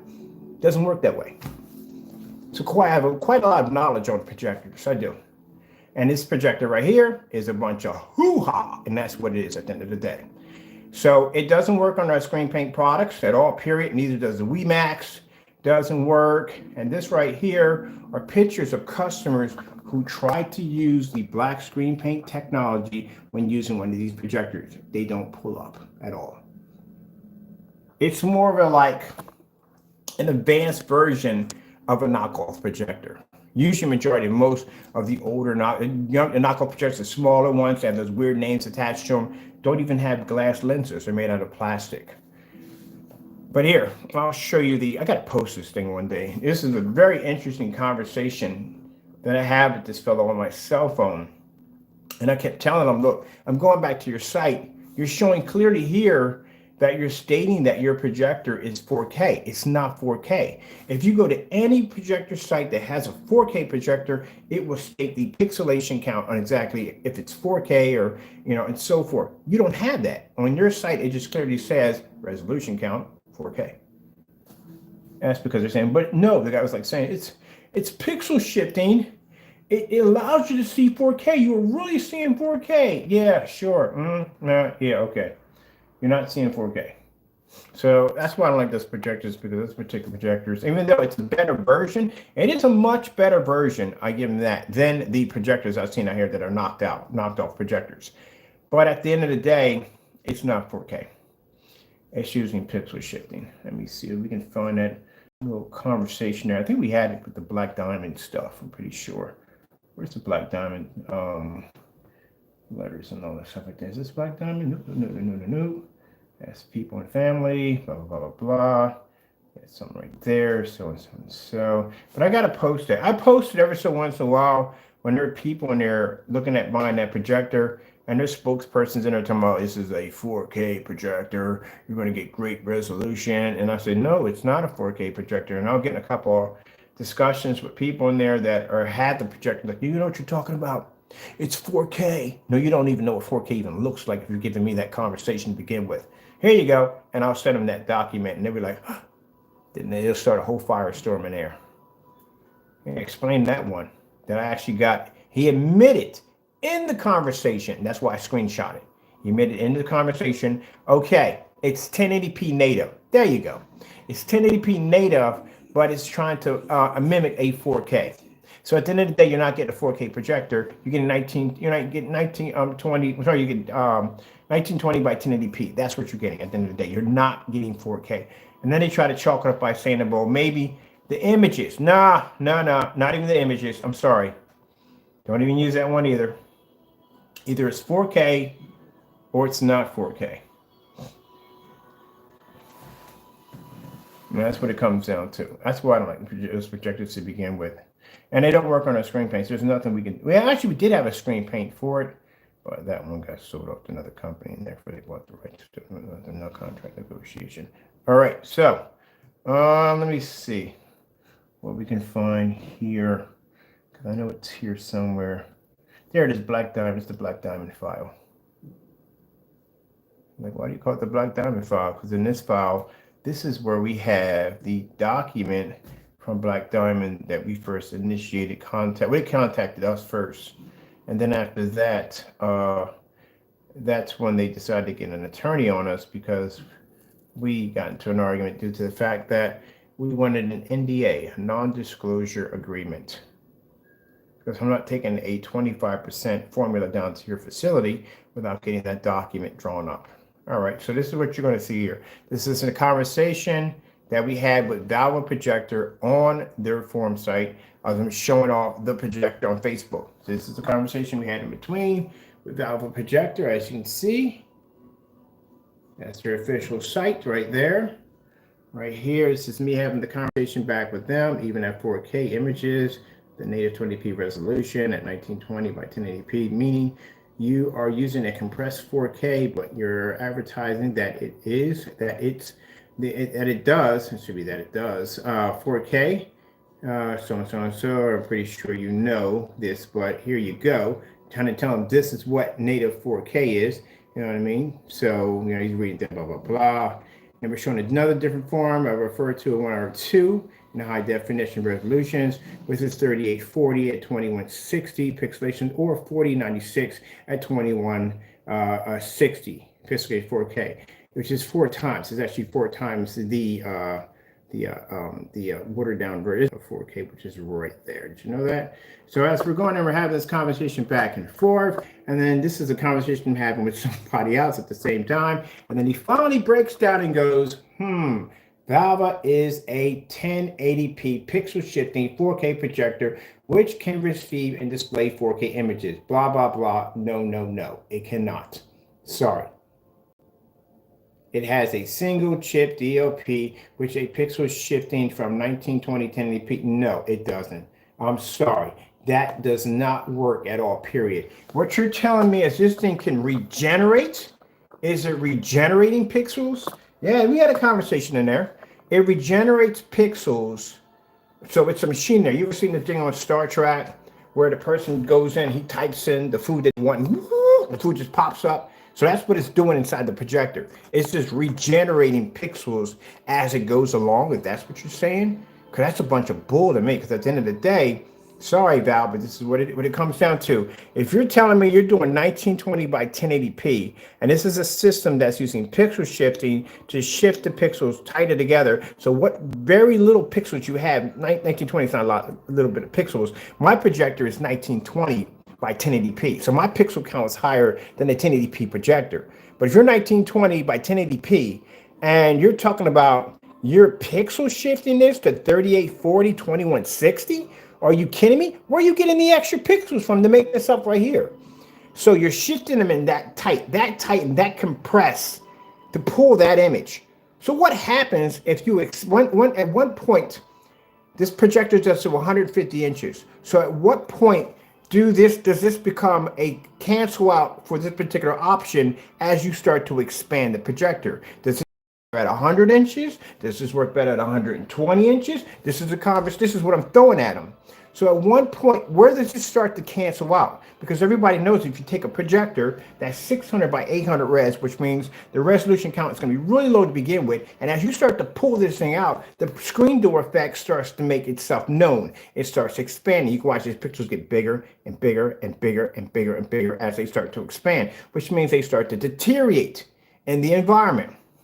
Also considering how much light you have in the environment and the distance though and so forth. But still, as these pixels start to expand, it starts to deteriorate the image. It's like you're ripping the image. But you're talking about this is a system that's designed to compress an image tighter together to get a sharper image. So at what point, when you start pulling this thing out of the frame, does it start to deteriorate? Where this option becomes obsolete. Does it become obsolete at 100 inches? Does it do it at 120, 130, 140, or 150, which you recommend that this projector can do? That's why I've never seen them at 150 inches in a fully lit environment, because they can't maintain. It's virtually impossible if the projector is constantly pushing in and you're pushing out at the same time. It's a give and take situation. It's just not going to work. That's why you never see them that way. I always see them at 100 inch, maybe close to about 120 inches, but mostly at 100 inches, because that's where you're going to get the most compressed your pixels are going to be able to push tighter together. You're going to get a much sharper, more brighter image at 100 inches. But even at 100 inches in the demonstrations I've seen, the images and the environment was dark. You're using an entire ambient light controlled environment. Really? So you still have to use an ambient light controlled environment, because I've never seen them in the lighting that we use downstairs anywhere in the house at all, period. So that shows you it's not coming at 5,000 lumens, number one. It's way lower than 5,000 lumens, which we already talked about that already.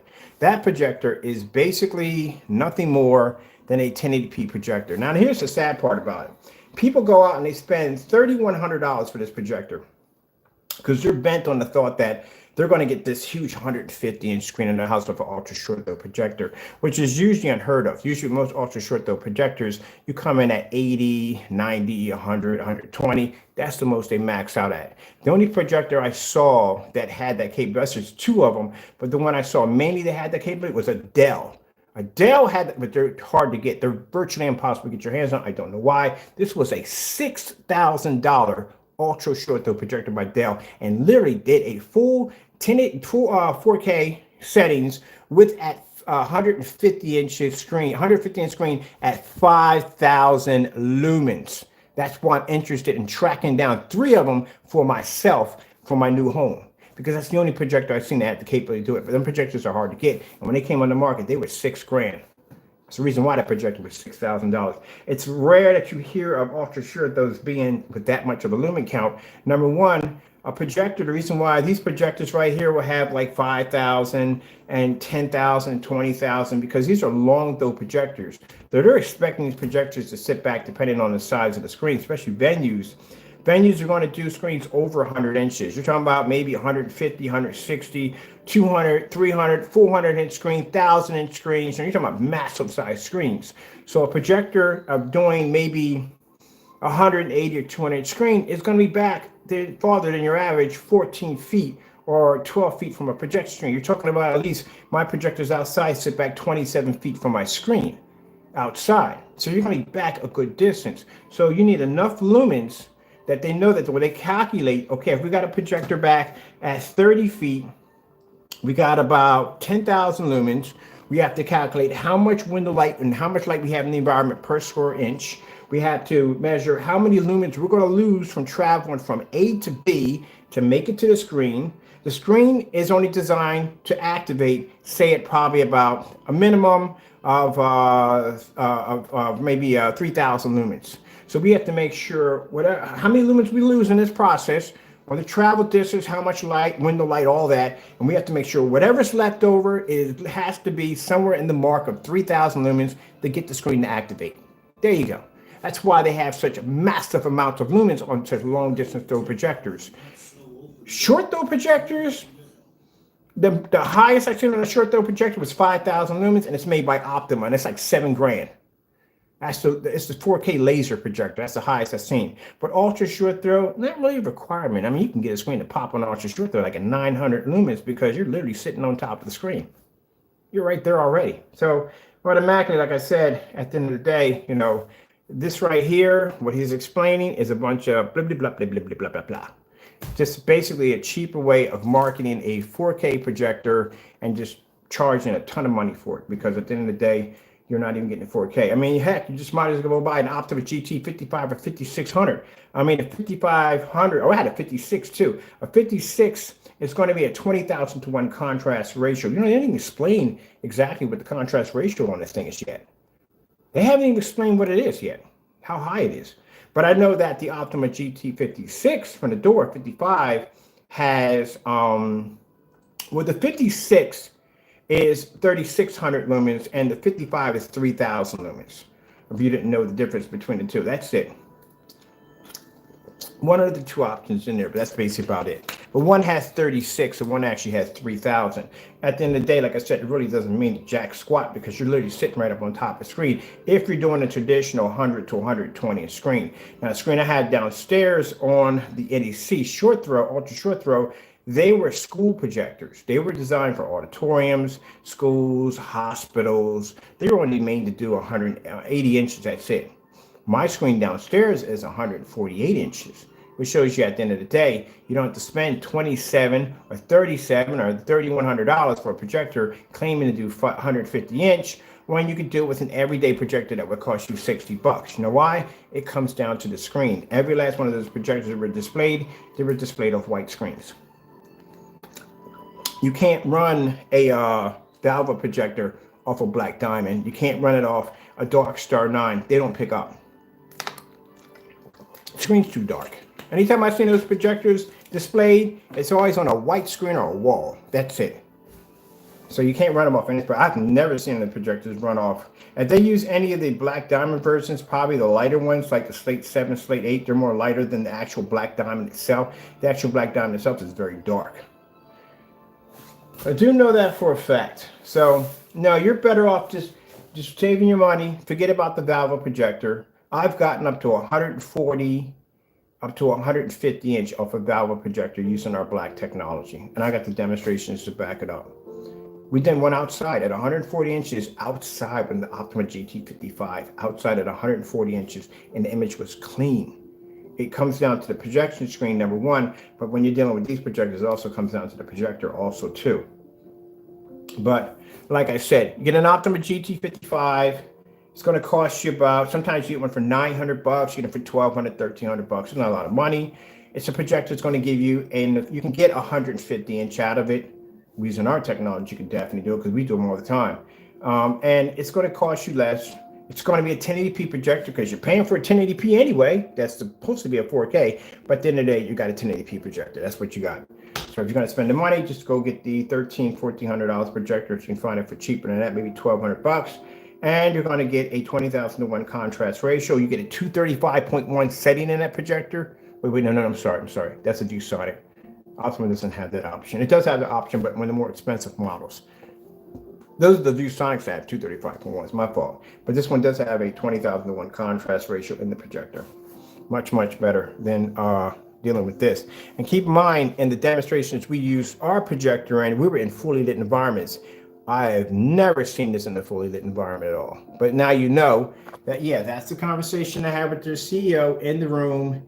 And he finally broke down in the conversation, because there were like 20 or 30 people in there, and everybody was going back and forth like, no, it is, and it's not, and blah, blah, blah, blah. And I'm like, no. And I broke it down to them the same way I broke it down to you guys.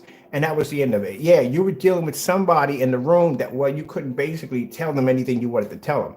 That's why I said at the end of the day, not to bring up this fellow's name, but I'm Jamie's worst nightmare, because I'm not that customer that's going to come in and ask you questions. I'm knowledgeable. I know what's going on, so I can break it down and say, okay, tell me.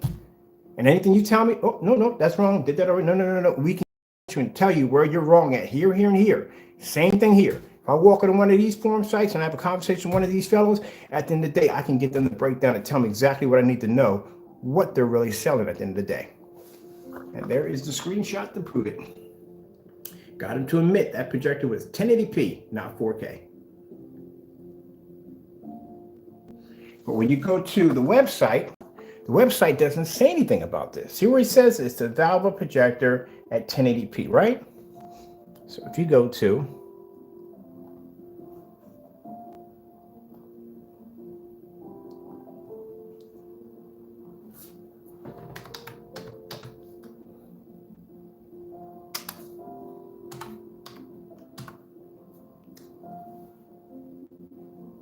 now you got a screen too? They actually have a projection screen. Oh, I can't wait to get that over here. Well, it's no point. I've seen the color of it. It's just no point. All right, so this is Valve. This is their projectors right here. This is the site we're on right here.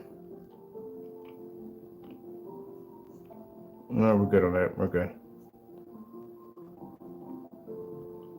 150 inch. They're showing you max up to 150 inch, which is virtually impossible if you're using pixel shifting technology, because you don't have the extra pixels to expand to make it to 150 inch.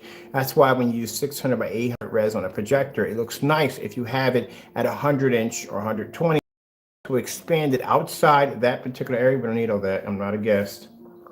Nope, I'm good. When you expand it outside, that's when you start seeing the screen door effect. Now, the more pixels you have, the less chance of you seeing the screen door effect. There we go, 4K. Let's see if we can get some specifications.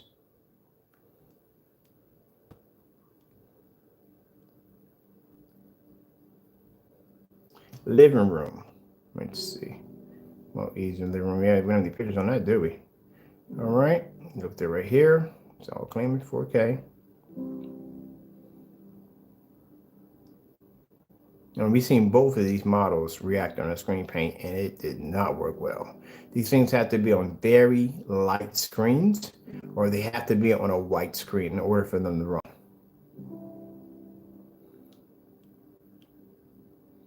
Can we get specifications? Don't tell me you got rid of your specifications on this thing.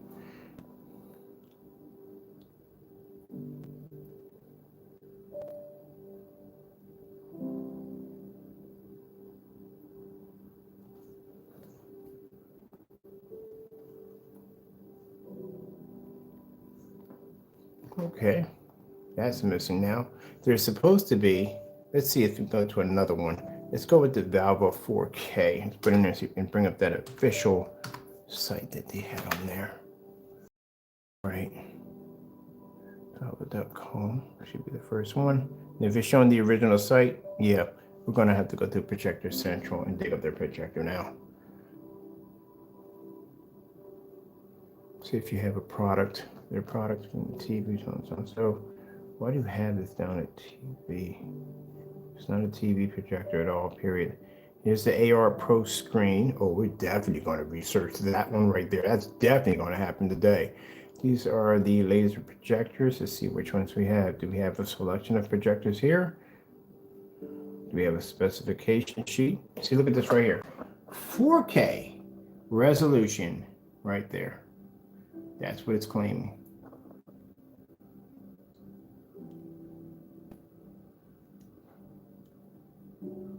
So can we get a specification sheet anywhere on here? It should be At the bottom, because you can't click on any, none of these activate. So it should be at the bottom. Products. Let's go to products here. Baby cams, TVs.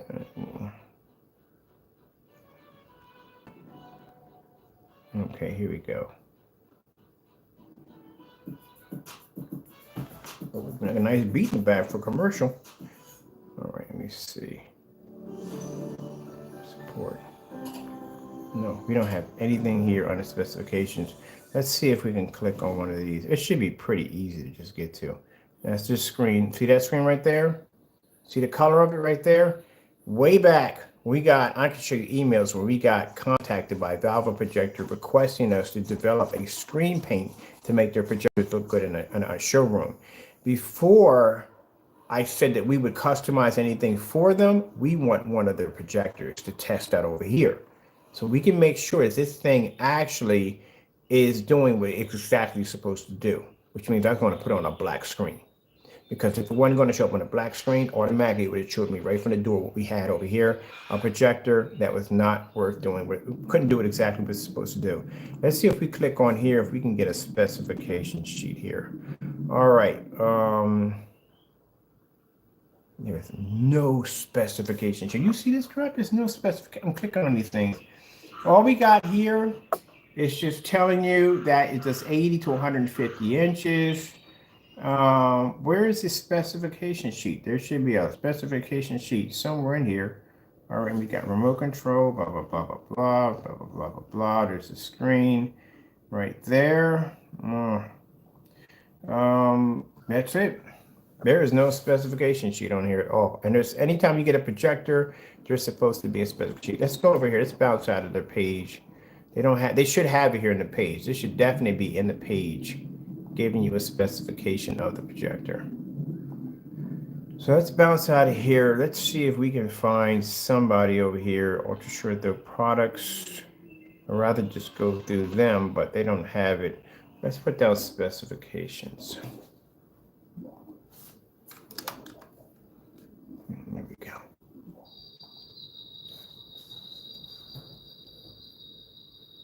This is not going to show us nothing because we've already been through that. That's the screen. Best Buy has it here. We got Projector Central. They always come up with the good specs. This is why I go here. Because the website should be showing it. The official website should be showing the specifications. This is what you should have saw on the official website.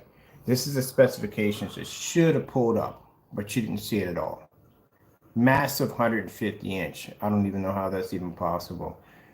This is supposed to have I know this is not saying 6,000 lumens. Are you kidding me? No. That can't be right. That definitely can't be right. My projector in the back, my big one, the projector is 7,500 lumens. At 13 feet back, that thing would light that entire room up, even with a black screen trying to absorb that in at that distance. There is no way in the world this is 6,000 lumens. It is. This be the brightest picture you've ever seen in your entire life. So we're going to go look it up on YouTube and see how many people are maxing this thing out at 150 inches. $2,700. Now, there we go. This is more likely. There we go. That's something I can expect. There we go. Brightness 25. Right there. This is what it's saying what the resolution count is right there. So if your resolution count is 3840 by 2160, why would you even need to use pixel shifting to begin with if you're already running at a native 4K? What would be the point of having pixel shifting? It'd be pointless. You wouldn't even need it. Good gracious. You gotta be kidding me. I swear, this is why I don't deal with these projectors at all. Let's go look you up. It doesn't even make any sense.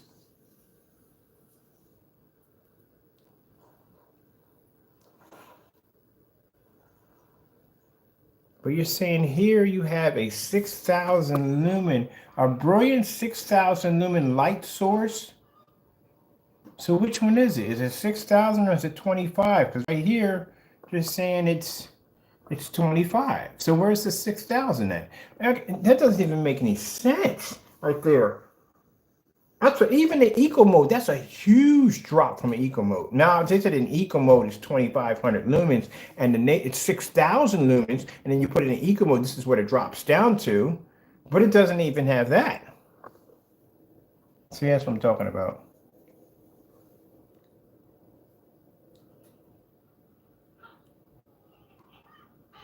That doesn't even make any sense at all. That makes no freaking sense at all. Because usually with projectors, when you get them, they'll say, okay, the projector is like 5,000 lumens, but if you put it in eco mode, it goes to 25. That's what happens with eco mode. It doesn't even say anything about eco mode there. Let's go. Does it have a model? Let's say whatever. Does it have a model number here that we can just pull up on this thing? This is the Alba projector. When was this? Sorry about swinging back and forth, people. When was this projector released? All right, we have released in October 2019. That's a way back, October 19. So it's not a newer model. Now, if it was a newer model, the models that came back and around in, let me see for a minute. I wonder if my time stamped here. I don't know if I'm time stamped or not. I'm not sure if I'm time stamped here or not. No, we're not time stamped here. But I know we had this post right around that time on that particular projector, but we're not time stamped. So there's that projector uses technology. How you would why would you even admit to even using 1080 native 1080p if your projector was 4K to begin with? Somebody's not telling the truth. That don't even sound right there. That's a whole nother investigation on its own right there to start talking about in a forum site. Like, how in the world right here we have it at the resolution count here, but it's using pixel shifting? What would be the point of using pixel shifting technology if you already have a freaking native 1080, native 4K? Let's go, I'm gonna go check this projector out. We don't have a model number. This is all we got to go by, people. So let's go over here. And on top of that, while we copy that down, I want to go over here and I want to do a search real quick on this projector. See what else we dig up on it. GameStop sells these projectors. I don't know why. All right. You got on Amazon. Here's some videos right here that we have at the bottom. Now, mind you, they claim even at 2,500 lumens, 2,500 lumens still isn't nothing to basically 7 inches from your screen at 2,500 lumens. That's really, really bright, to have. If you're 2,500 lumens, then you're a good distance. Different story. I mean, your lumens are going to basically deteriorate before it makes it from A to B. This is a black edition, so this is a 2020 model. All right. So let's see what we get here. Now, what we're looking at in here, we don't care about the picture quality. We're looking at how much light is in the environment, because this projector at a short distance, you should be able to light your environment pretty well. Let me see what we got here. Somebody has it right here. There's the projector information. Okay, we can get everything we need from here. Perfect. All right, let's go over here. For a projector that caliber, you shouldn't be able to be in a dark environment. Virtually impossible. Oh, we've been here before. Good gracious, we've been here before. Yeah, I already know the outcome of this one.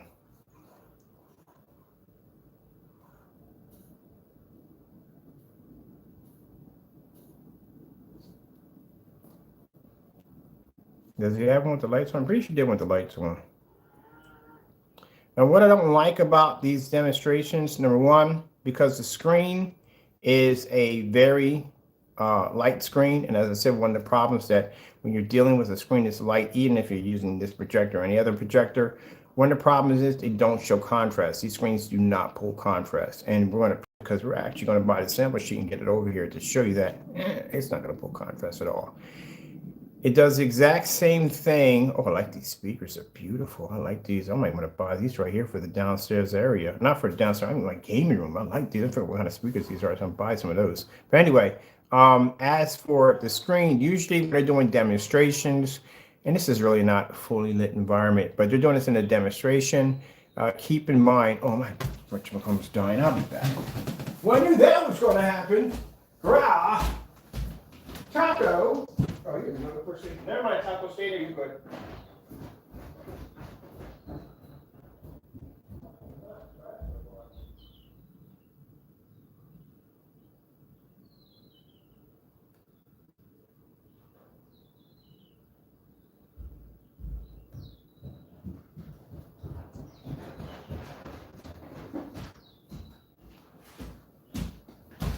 You got a nice, two things I told you. You're not going to see that 150 inches. That you're not going to see. We're going to look for the 150 inch screen. We're not going to find it because you're not going to see that 150 inches. It's not going to work out too well for the projector. It's using, at the end of the day, it's using pixel shifting. So the pixel shifting, these screens are going to do, it's going to be best recommend to use the screen on 100 inch. That's it. Anything going bigger than that, you're going to stress that capability of being able to push those pixels tighter together. And with the color of the screen, we all know back, from the door, if we put this near a black screen, its color is not going to pick up correctly. It's not going to be able to pick up contrast, but the white levels are going to be great. But we know that from the door. So we're going to call Valva on Monday. Is it Monday? Today's Monday, isn't it? Oh, goodness gracious, my day starts off. Yeah, so today's Monday. We'll call them today. See if we can get a sample sheet of this screen. Put this against a black Phantom. So we already know by the color of the screen, it's not going to be to do exactly what it's going to do. But this is the biggest you're going to pretty much get out of this bad boy. But I want to see, how come they never show any contrast on these screens? I never see that at all. So this is just going to keep reverting back to the dark. See, if you notice, when they show the contrast levels, you always do this in the dark. They never do this with the lights on because this would wash completely out. I told you, anytime they do demonstrations, even with the companies and people do hobby paints, they will keep bright colors in a fully lit environment because this will fade less. And when it comes to darker contrast levels, such as this, they'll keep this in the dark because all this would have washed out to begin with.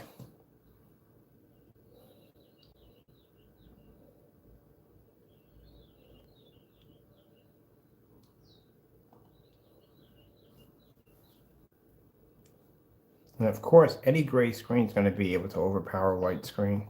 That's not hard to do. We do that against high performance screens all the time.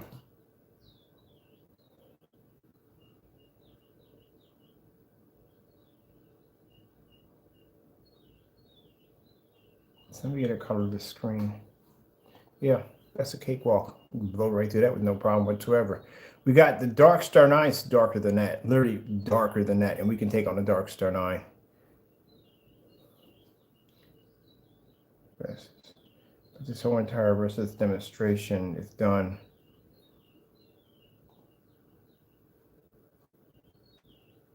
In the dark. They can't produce this with lights on because the screen would wash out. Now see, look at this brightness level. His brightness level is at 48. Real quick, it's at 48.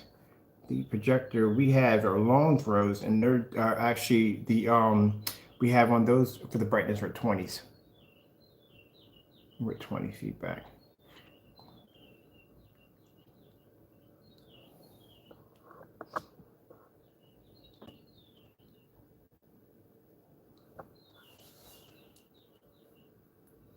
That entire demonstration was done in the dark. There you go. How come you don't have the lights on? Now mind you, you're using an ultra short throw projector, and then even at 25, but if you claim to have the whopping 6,000 lumens, you could easily do that in a fully lit environment.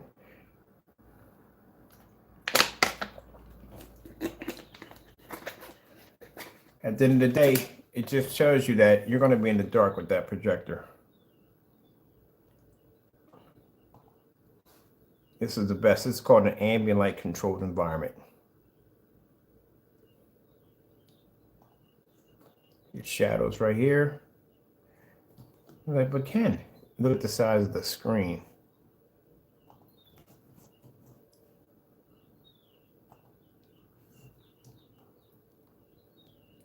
This is on a $60 projector. So I've had 3 ultra short throws in the theater room. I had a ViewSonic, I had an Optima GT 5500, I had a couple of them in there. Let me see. Let's bring up under how our room looks. And my screens are not at 100. I want the biggest screen I can possibly get my hands on when we use those projectors.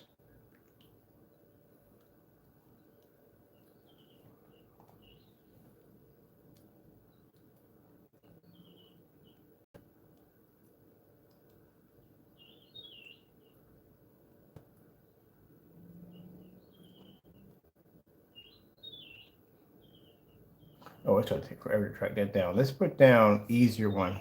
Optima is the best one to do. Optima, let me see. Optima GP 5500 outside. Because you can't get any more better than ambient light than outside, right? We're the only ones who have that demonstration. This is my Optima GT 5500 outside, not inside, not dealing with the walls or ceilings or any of that nonsense that you see people doing in demonstrations. This demonstration blows out any other ultra short throw on the planet, even Jamie's product. Because you know why? It was done outside, and the screen size is 140 inches. There's the Optima GT 5500 right there. That's me doing a demonstration outside at a screen size at 140 inches on that ultra short throw projector. So when I see people doing demonstration, and mine, that projector, I think when I paid for it, I paid about $1,300 for it. That's what I paid for it. So when I watch these demonstrations on the Valve projector and all the other projectors, they're inside in the ambient light controlled environment. There is nothing ambient light controlled about that environment right there.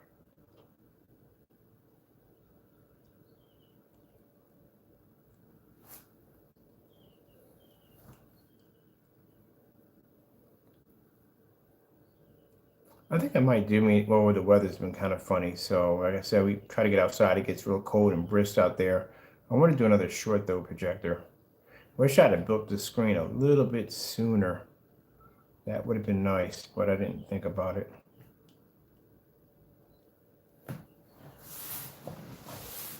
Those would be our standards that we'd have for an ultra short throw projector to be able to operate inside the house. It would have to be to perform outside first.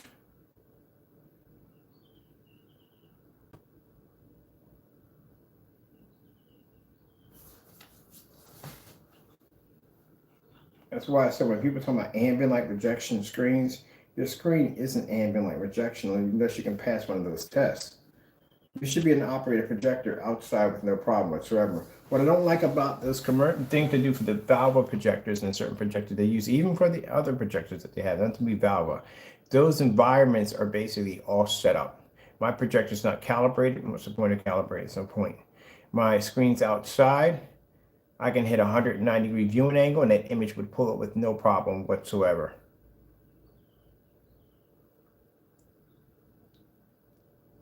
And that screen right there, I think it's an 8. Yeah, this is way back. This is when I had the tree there. Because the tree ain't there anymore. The tree got cut down. Contrast demonstration. That's why the contrast demonstrations have to be done in fully lit environments. I need to buy me another one of those projectors. I miss that picture. What do we got going on over here on my screen behind me? Nature going off right now.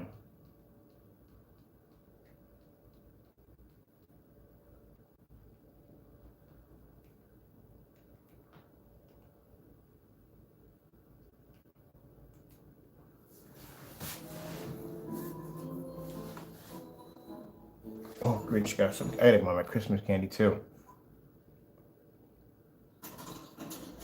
This is what you call real ultra short throw demonstration. Not that stuck in the dark nonsense. If your screens are supposed to react, they're supposed to react. First things first, like I said, the Valve projectors, no, they're not going to show up on our technology. That thing won't even pick up on this thing outside at all, period. It's going to come up so dark you can't even see it. Our technology only works with name brand projectors. This right here is being an Optima, is a name brand projector. So that would pick up on our screen paint with no problem whatsoever. As for people buying the Valve projector because it does 150 inches, I can look, but you won't find any demonstrations on that screen on 150 inches. This is 140 right now. My screen right here is 180 inches when it's blown out. This is the screen we did the Star Wars on. So at the end of the day, like I said, no, that projector is not going to do 150 inches. And they claim it. I haven't seen it yet. I've seen pictures of people showing it off at 150 on the website, but I've never seen the projector actually doing 150 inches. Let me see what we got here. That's right there, right there, right there. Channel Studios right there.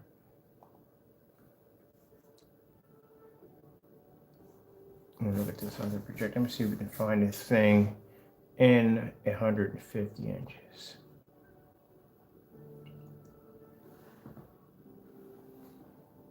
Okay, let me see. We have a projector.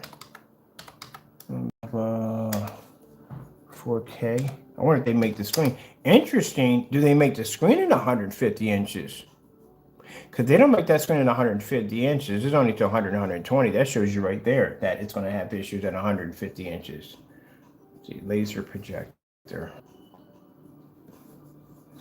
So let's see if we can find any one of these at a whopping 150 inches. That's definitely not a 150 inch screen in front of the door. This is definitely not a 150 inch screen. My screen's 148 and that thing is huge. So I know it's not this one right here. This is not. Let me see. Okay, ultra short throw. Let me see. 1 year ago, see somebody did max this baby out.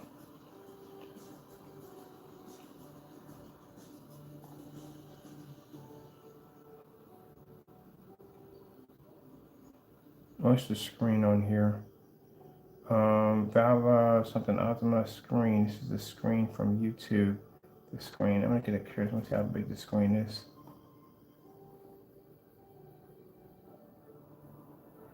Screen. It's not giving me an indication what your screen is, buddy boy. Just want to know what the screen is. How big is the screen? It looks like a 20-inch screen at the most. What I'm looking at here in this demonstration, because my screen in the window is about that size. So let me see. Yeah, it's not 150 inch. My screen in the window is 126. My screen in the window is big. So,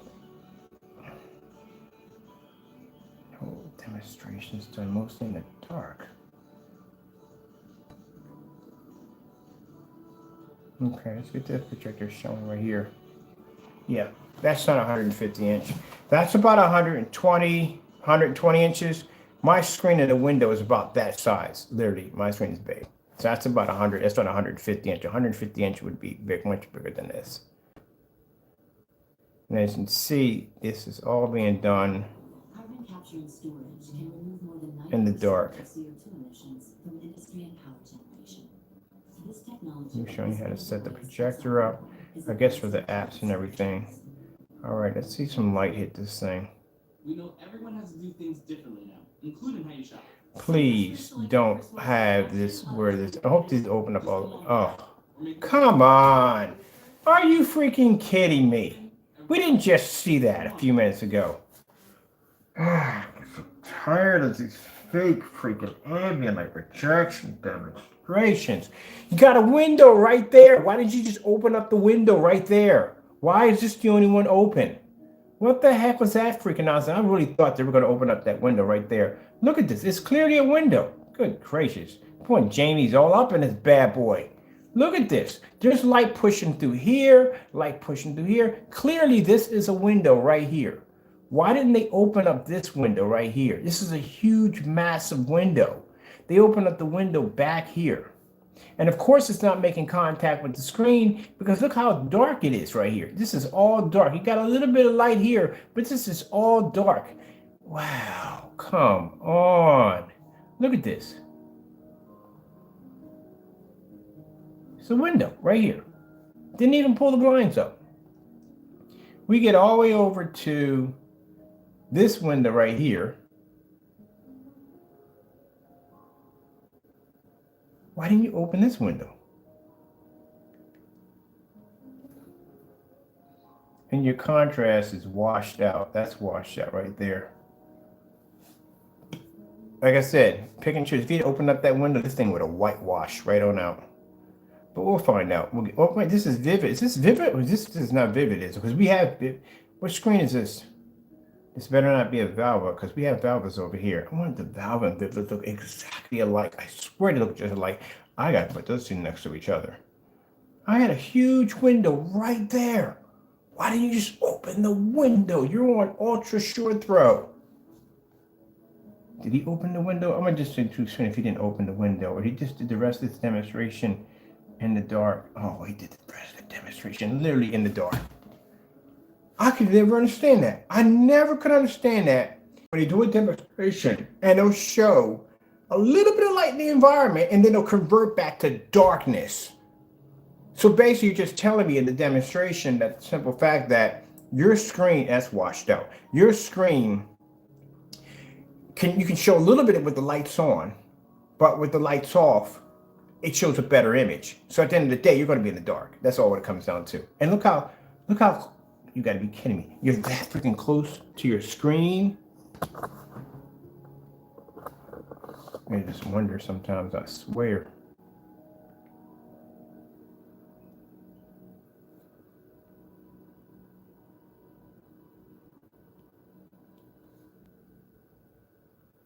Yeah, all the newer projectors have that. They have the laser in the front. So anytime you're dealing with a laser projector, if you haven't had the joy of walking in front of a laser and getting hit in the face with one of them, I actually did that a few times.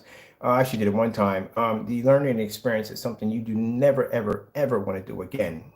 So that's what I tell people. When you buy Casio projectors, make sure some of them don't come with the lens cap. Make sure they come with the lens cap. If they don't come with a lens cap, don't buy them. This is a dangerous projector because this projector doesn't have one of those switches in the front. You walk in front of it, automatically cuts off. No, this thing's in standby mode. Even in standby mode, it can jack you up. So long story short, had a Casio projector, had it sitting on the floor downstairs, turned off the projector, was in standby mode, didn't think to put the cap over top of it, which has a real silver cap to it. Went upstairs, took a phone call, came back downstairs. It's like somebody took a camera flash and went up in the side of my face. That was the laser making contact with my face when I came downstairs. I had these little blots all over my little blots. You know, you see when the camera goes off, the flash, and you get blinding spots all over. That's what I went through for the entire day. Thought I may have to go into the ER and get checked out. Everything worked out. It panned out at the end of the day. Vision started to come back a little bit normal. And then I realized when I went downstairs that the laser is always active.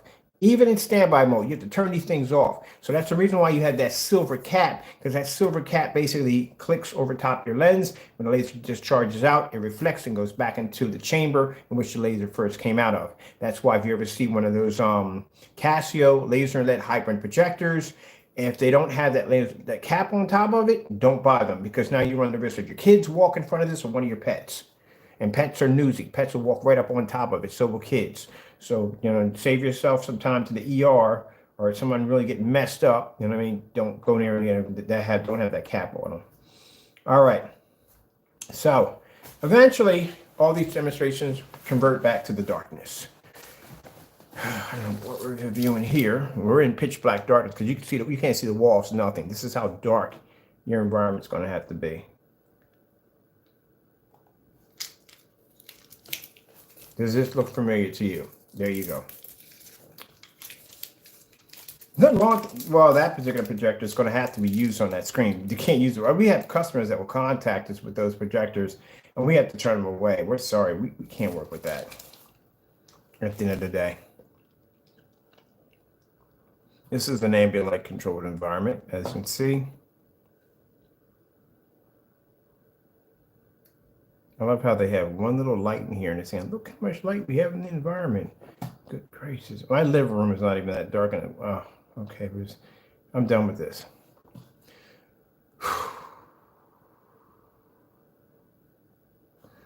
Like I said, we can do it outside.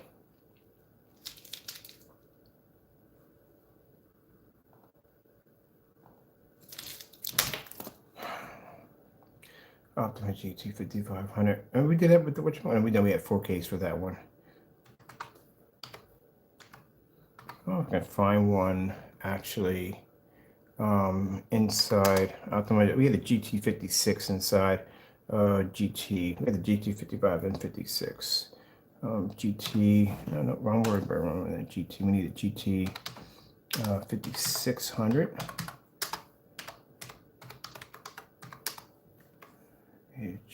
I got words to process today. Yeah, but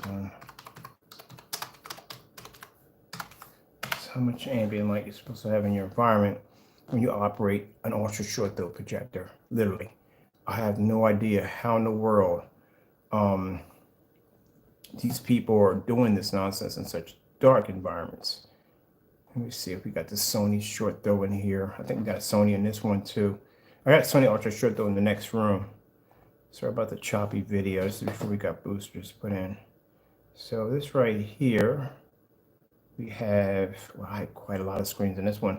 We had a black 235.1 in here. I want another one. Every time I look at this screen, I want another one of those. Then I'll get it like, I don't want that projector. This is where we had the two. I told you the two Sonys, VPL FH36. I gave one of those to a customer. He gave one of those. I got the FH36 right here and two of the FH30s right there. These are some of the projectors I had right there. I was buying on eBay. No, I didn't pay anything at all. Like I went there with like $1,500. I walked out with 3 projectors here, and I bought a couple of these right here on the side. That's why I have so many projectors. Let me see. Oh wow, this is when we had the lounge with the 100-inch. This is the lounge with the 100-inch in here. Man, and changes over to this. I like this setting. I might go back to black sofas again. I like my black sofas. Let's see. Go back to black. So now I forgot Christmas time is coming up. We're gonna be changing out the lounge to something else. Gonna make it more festive. The festive for the rest. Might get a tin pole. Yeah, I might buy a metal pole and for Seinfeld and stick it in the corner. This is when we had the Ultimate GT55 in the house, playing around with it. 55 and 56 model. We had one of them in the house. I'm gonna get me a tin pole like Seinfeld. I lie to you not. It's a Festivus.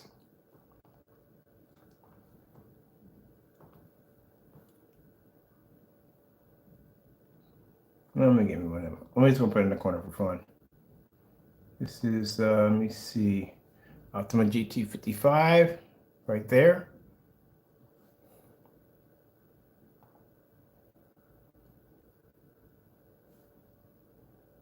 With 20,000 to 1 contrast ratio. You know what screen paint that is, right? And you're not going to like to hear it, but that's Crow screen paint. We tested this product on just about every freaking projector we could possibly. I told you I wasn't joking when we said we tested this product on just about everything we got over here.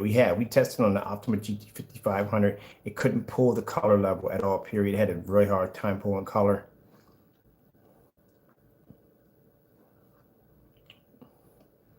That's what I told you, that gray screen paint mix doesn't work that well.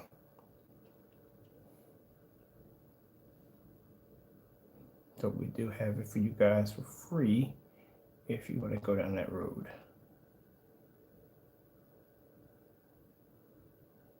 Yeah, this is downstairs in the basement. Yeah, what's downstairs in the basement? Yeah, because the wall we had here, that wall painted behind it is black. That's an 8 on that wall. Yeah, Optima GT55. Missed that projector. Why? Oh, I know why I got rid of that projector. Yeah, it had an issue with it. It had a technical issue with it, but I didn't go buy it again. I went out and bought myself another one. Let me see. We need the Optima GT55. Here we go. I think this one I had it. Here we go. This is the Optima GT55 inside my home. This is how much light you're supposed to have in your environment when you fire off an ultra short throw projector. That's why when I watch these demonstrations of people in the dark and all that nonsense, I see it on his videos, I see it on Partay's videos, and you guys want to come in here with this nonsense talking about, oh, are you kidding me? At the end of the day, please. That's an Optima GT55. My screen's 126 inches. We don't do 100 inches on this particular projector. I like to max out my machine. So my machine, when I got the Optima GT56, they were telling me that the projector only does up to 100 inches. Like, what the freak I'm going to do with that? Because we don't do 100 inches. I don't do 100 inches in my environments. So my main screens, I like to be, we had one screen there, which was 106-inch, and I couldn't deal with that anymore. That's why we have the 126-inch downstairs, because I like big screens. If I'm watching it, I want to see it as much as I can get out of my projector. I mean, utilize as much as I can. If there's wall in there that I can access, I'm going to access all of that wall. So this is the one we did right here. This is on the black screen paint. This is an Optima GT 5600. We got this set up in here. You see how much white light is pushing off to this environment? It is really bright in there. I got my condensed lighting sitting directly on top of my screen. That's why when I watch these demonstrations with these projectors using these dark environments, they won't open up windows. When I told you the wall is too dark, the wall is too dark. That room should be lit, as well lit. This is an area with condensed lighting. It's very important for this projector to be in this environment, because as I said before, if you basically take a projector and your best images are being shown in the dark, what's going to happen to the customer who may have an environment like that? I can't use that screen paint in this environment. The only way I can use that screen paint in the environment, I'm going to darken my curtains, I want to dim my lights. That area is going to have to be dark. The only way I can use it. And I don't want to turn my living room into a cave at the end of the day, because it wasn't meant to be a cave. It wasn't starting out to be a cave when I basically started decorating it. But this is how your projector is supposed to be reacting in your environment. That demonstration alone, this is an old screen paint. That demonstration alone would put to shame any demonstration he's done, or any other demonstration I've seen with anybody else's product.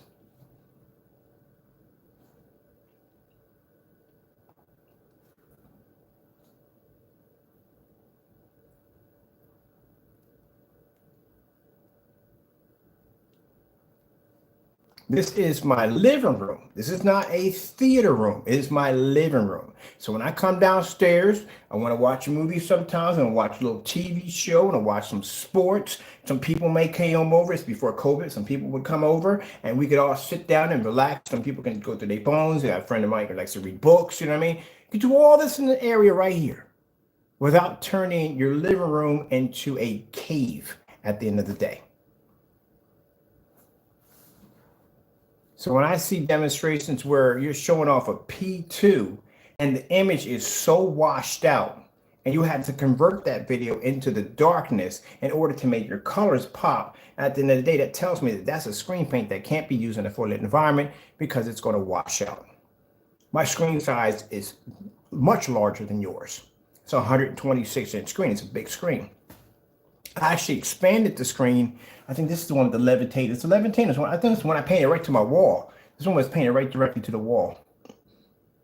So I went on and got this really high-end white paint to do that background, because I wanted that light to push off the screen with that condensed light. I want that whole entire area to be well lit. If you look at my condensed lighting, you'll notice that it doesn't sit under the cliff. So when people do condensed lighting in their home, what they'll do is they'll put the lighting up here in the ceiling. This ceiling had an extra lip that went all the way around it, like you can tuck the screen underneath. If you notice, the lighting is actually under the cliff with the screen. I don't know how you would call this, but this is what I'm calling it. When I watch demonstrations, I notice that the lighting's never here. It's always up there. So when the light comes down, the screen being tucked underneath here, it's not going to be affected by the ambient light. It's going to give off the illusion that there's light hitting the screen when there physically isn't. That's why I request people to turn off your projector. Let me look at the screen and let me see if I see those arches coming down, showing that that screen is making contact with the light. So when I watch demonstrations of these individuals showing up their screens, you guys are tucked in the darkness. And then you want to come on here and say, oh, we have the same thing you have. No, the heck you don't. Because I can sit here and I can watch, Despicable Me, I get the name butchered all the time. I can watch this in a fully lit environment on my ultra short, though, which is sitting right there. It's actually sitting farther back than, it has a bit of a distance on it because of the size of my screen.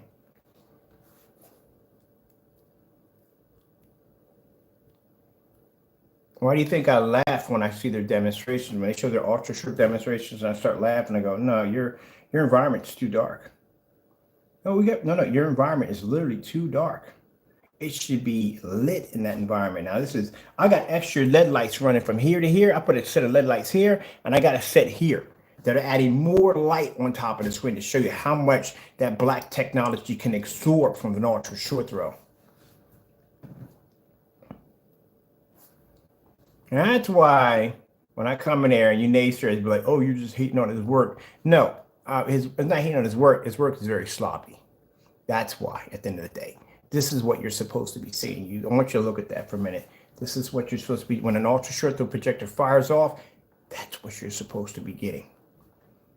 Not in the dark, trying to GPS your coffee table so you can figure out where it's at, so you don't smack your kneecaps on it. I'm just leaving this here so you can get that mental lock in. So that's what you're supposed to see.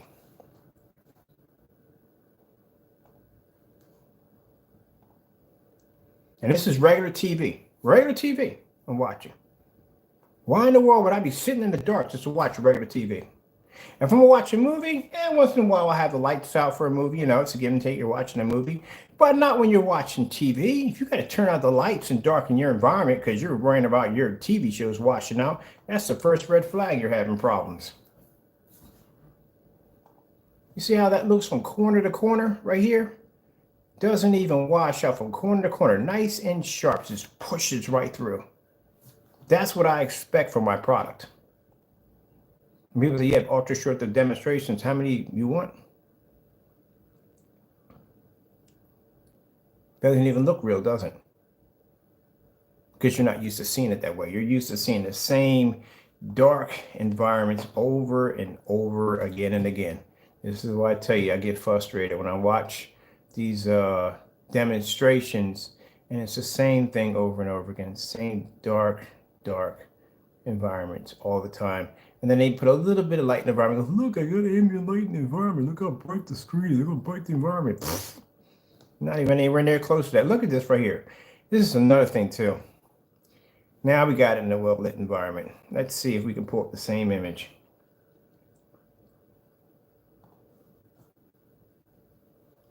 I'm not mocking the guy's YouTube channel. Like I said, these people don't know about our technology anyway, so it's understandable. There you go. How well does it look now? Look how close the projector is sitting to the screen. Look at the image. Look how washed out it is.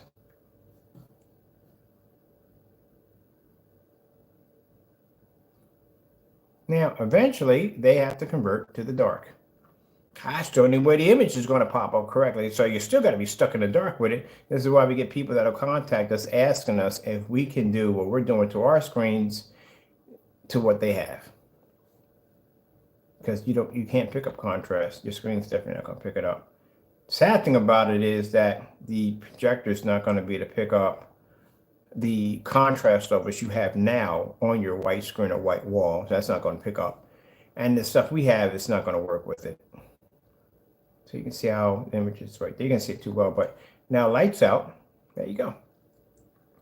There's no way in the world. From that environment I just showed you a few minutes ago of my Optima GT 5600 in that fully lit environment at 126 inches, watching everything from TV shows and movies and sports and whatever I want, you will never be able to achieve that, period. You know why? Number one, you don't have the technology which we have here. And number two, the projector is not going to work on the screen paint. That's why we don't support them. They're nightmares. When we did develop a screen paint for it, we had to make it somewhat light because it wouldn't pick up on the darker technology. Look at this.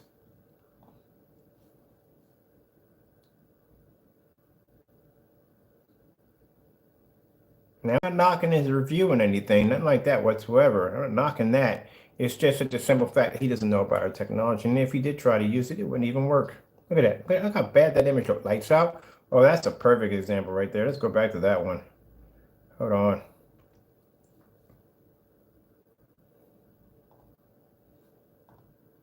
You see how washed out? In fact, he's in the cockpit of a car. Look how washed out the black levels are. Can't even see the steering wheel correctly.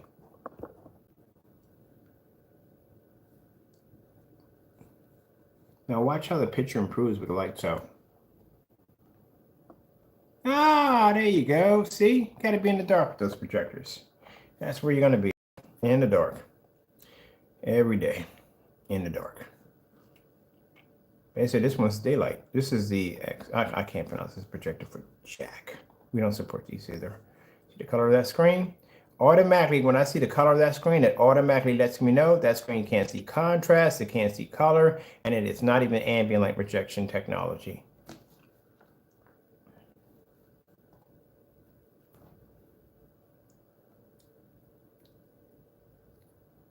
And people will look at this and go, but look, though, there's light coming through. It's nice and bright in the environment. Without my lights on, my environment's brighter than this. Literally, this looks nice here, right? Now, say if I were to take this and stick this in my environment, this is my everyday lighting downstairs. This screen would wash out with no problem. Sitting next to those windows, it would wash out.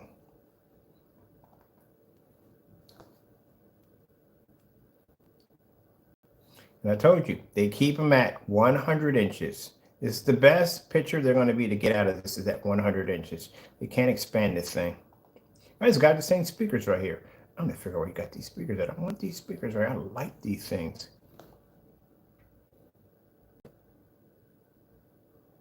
Let's go past all of this. I remember they used to have the projection screen TV set up. If you ever saw that, that's way back in the day. That's when they had the white screen that would roll down and they would have the TV behind it. They would use the TV in the daytime like this, and at nighttime they would turn all the lights and they would use the motorized projection screen. That was projection screen TV combo. See, keep it on the menu because they're always going to have it on the menu. They always display the menu because the menu is nice and bright. Perfect example here, right here. Just going to bring the screen down right here to keep it back in the contrast. Make sure we're fair on this because I want to just pick and choose stuff out of this. And the menu nice and bright. This is the wall he's hitting right now. What screen is this anyway? Is this a Valve projector? Because we haven't Valve. Is this the sorry about that. I'm looking to see what the screen is. The screen's probably let me back to the dark again. No, why did he just? Oh, you can't do a roll down. There's no freaking whatchamacallit there. So all this is in the dark. Does this look familiar to you? They zoom up and they show it close up. Why are you so close to the freaking screen to begin with? Get the freak away from the screen.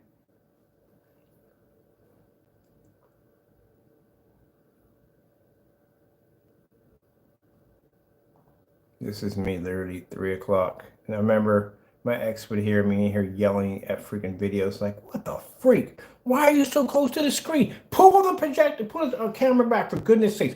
And we do this in a well-lit environment. How come that window's not open? What's wrong with that door? Those lamps don't work? Yeah, I'd be sitting there ranting, man. Like, come on, man. Do it right. And stop skipping all these freaking corners. Stuff ticks me off, man. Come on, this is just, I swear at the end of the day. I swear, I wish I had control of that section. I wish I had control for certified screens. None of these jokers would be getting jacked from me at the end of the day. Because it's not supposed to look like that. There is no way in the world. If I had my living room literally had to be that dark, seriously, that's the image I'm pulling off. And I can see right there from the door. Like I said, I'm dealing with black screens. I'm used to seeing a heavier contrast level and brighter colors. I'm used to seeing a screen that looks like a freaking OLED. That's what I'm used to seeing all day long. So for me, this wouldn't work. I'll just buy an OLED TV. I'll just cough up the money and just get myself a 100-inch OLED TV and stick it right in there and I'm good. If I didn't have my technology, that's what I have right now. I have a black 100, maybe close to, I say 100-inch. I know myself. It'd be a 100-inch black OLED TV. That's what I would get. There's no way in the world I would be subjected to this nonsense. It's too dark in here. That is way, way, way too dark. Oh, we got to take some screenshot pictures now. That's what we're going to have to do. This is the environment of the usual setup right here. And then over here we have Mr. Bird's demonstration. So over here, right here, with the bright lights on, over in the right area, over in the right area. See where we're at. I don't know. See where we're at right here. Yeah, we're gonna have to take some picture shots because I'm gonna do that side by side. And this is my environment. See how I turn off the projectors? You can see the lights hitting here and hitting here to show you how much light's hitting the screen.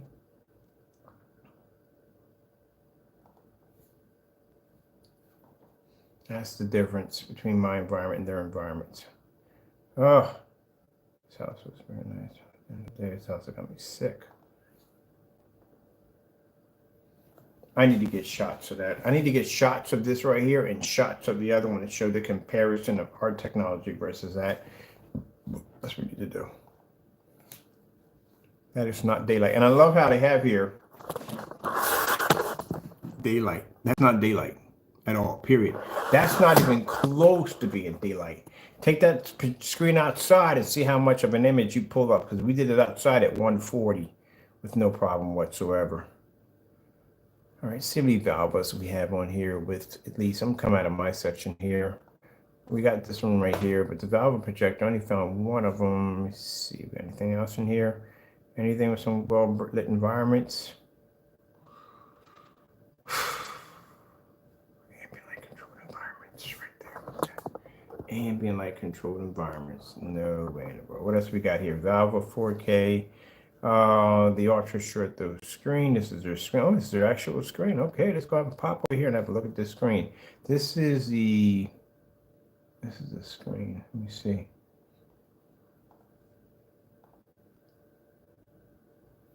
Dark environment again. Good gracious. People be Batman it like that. I'm gonna call it Batman, and that's my new nickname for it. You be Batman in it like that, because literally that's how dark that environment is.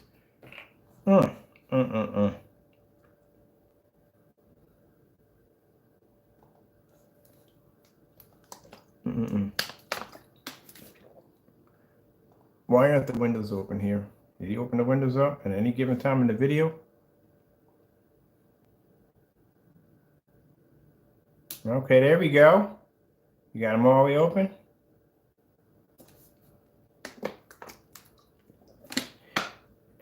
They're not open. All right. You know why? Why is the wall so dark?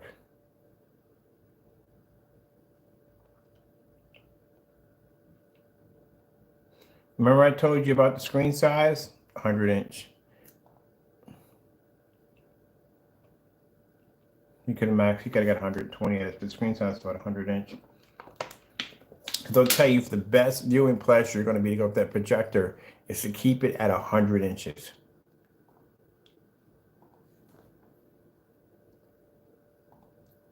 How come you don't do the entire video? All right. How come you don't do the entire video? There's no light hitting the screen. It's only hitting there. All this is dark at all, period. How come you don't do the entire video with the blinds open? Why do you convert? That's what I understand. Why do you keep converting back to the dark? Converting back to the dark. See how dark it is right here? Those blinds weren't fully open.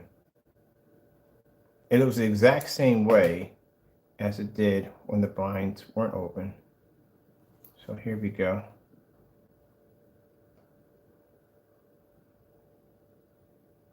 See right there? The light shifted right there. He had them open, but he closed them a little bit. Watch. This is what I love about doing these, analyzing people's videos. I break these things down so badly. Watch this. Watch when he opens up the blinds. Watch the light right here. Just look at it right here. See how bright it got? Then it shift back. See that? He had actual light hitting the screen, and then he shifted back. So this is what I'm staring at right here. I'm not staring at the blinds. See, watch here. Watch where he shifts the blind. Look and stare right here. It'll get bright. See? And then he shifts it back. That's why the wall didn't change. That's why it's not bright over here. It's still dark. It's still the same way as it was here. See? How the environment is dark here. You watch this spot right here. Because when he shifts the blinds, this is going to, if the light hits it, you're going to see it get really bright in this area. He shifted them back. He closed them a little bit so that much light wasn't coming out. But to show that he did open the blinds. What he should have was, he should have opened the blinds and took the camera and shifted over where the blinds are at, so you can see that the blinds are fully open, as you can see objects outside. But you can see where he basically shifted his blinds right in there. He put them right back to a very more darker setting, when not that much light was pushing through. So this right here, look at this screen. This is what we do on our form sites. See right there, right in that section. This is when you want to look at. This is where the light's pushing through. Watch, you get light, and he pushes it through, and then it'll go back to dark. Watch this. See that for that split second. We're not going to be able to catch that. Oh, that's why I need my equipment in here for breaking these things down. It's the smallest little things. I'm telling you, that's why you got to keep it clean, man. That's why we do demonstrations. We come in and we show projector, screen, and fully lit environment. That's it. If we want to show curtains, we pull the curtains all the way back. I take my camera and say, it's a nice day. Let's look out the window. I make sure you see everything in the environment. We don't do those little smoke and mirror tricks. You know, you get individuals that do that. That's why I looked at that demonstration and I saw where you could see a window light peeking through the door peephole. You can see it peeking around the windows, and you can see where the blinds were coming halfway down, where that 2x4 piece of board didn't have to be there. It could have been in the next room, but it was there because any light that would have got caught under the blinds and couldn't protect it would have hit the edge of that board, and that would have kept it from hitting across the screen, which would have washed out the screen on the bottom half. That was in Jamie's video. Yeah, he picked all that up. That fast, that quick. See, this is what allows me to be able to see the flaws. When we develop technology, I study all their screens, all their demonstrations and stuff like that. This allows me to see what you are hiding in your demonstrations. It lets me know that what your screens can do and what they can do. And this is what is catching my eye. This section right here. I don't care about the windows. When he turns here, right here, you'll see a flash, all that light, and he adjusts it right back. Because when he opened it up, he realized that was too much light that's going to make contact with the screen, and he pushed it back a little. There we go. Now we go to the darkness, as always.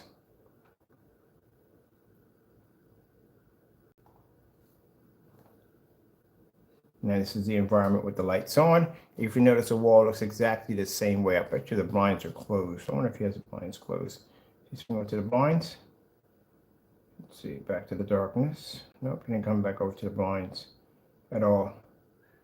But since it's dark here, we have no light here. It could be probably around late at night because there'd be some light pushing. And even when his blinds were shut, you saw a shadow of light right there coming through. See, right there. So that lets me know already what time of the day we have. You can break your videos down easily. Let's go over to my videos. Now, I go and break my old videos down. My old videos, woo, man. But then, like I said, they're 7 years old. Let's go over to Mr. Bird's video. Are we on the Optima GT on this one? Here we are. Let's go over here. Let's break it down. Let's see. Anybody got any suggestions here? Let's see. There we go.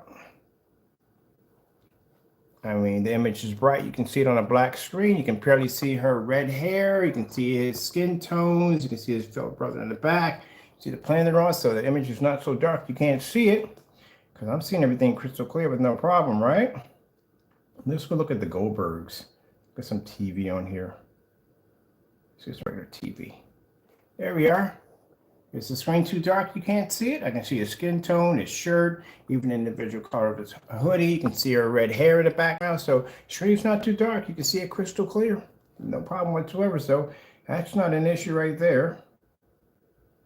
Oh, look at this. Got some cartoons playing up right now. So, you know, we got plenty of light in the environment. So there's no dark areas at all. See any dark areas in the environment? None of them? All right, check this through. Make sure you check this through.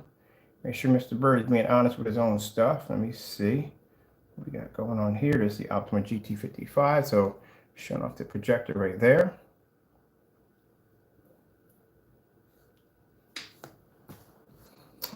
Any dark spots? Any shadows? Not enough light in the environment? Screen size is at a whopping 126 inches. 126, 127 inches. That's as big as I could get off that wall. Let me see. We're showing our condensed lighting here. So you can see my condensed lighting all along the strip here. Showing you how much lighting is hitting the screen. Show you with the lights out. Show you with the lights on. It doesn't affect the screen.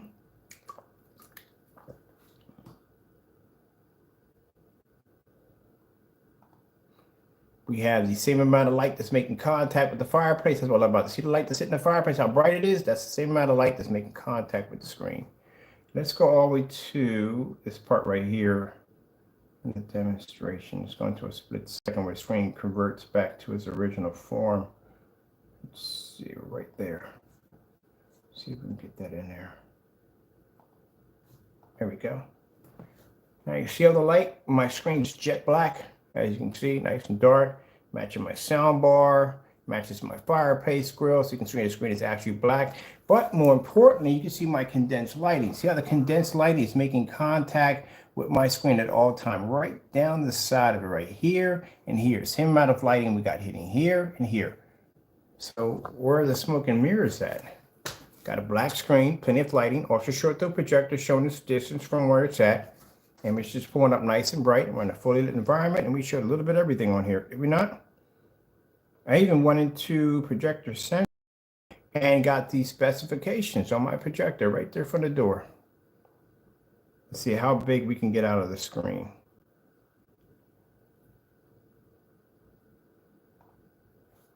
This is me when I tell you at the end of the day, you can't be hiding your screen behind a bunch of faking your demonstrations.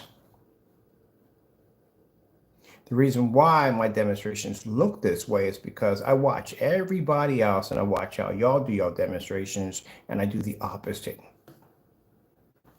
Just like I'm doing when I was making digital crystal screen paint. I did the opposite of everybody else. There's nobody on YouTube right now that has a demonstration that literally has this much light hitting with a screen with an ultra short though. At that, we have him outside doing the same demonstration outside. Same projector outside.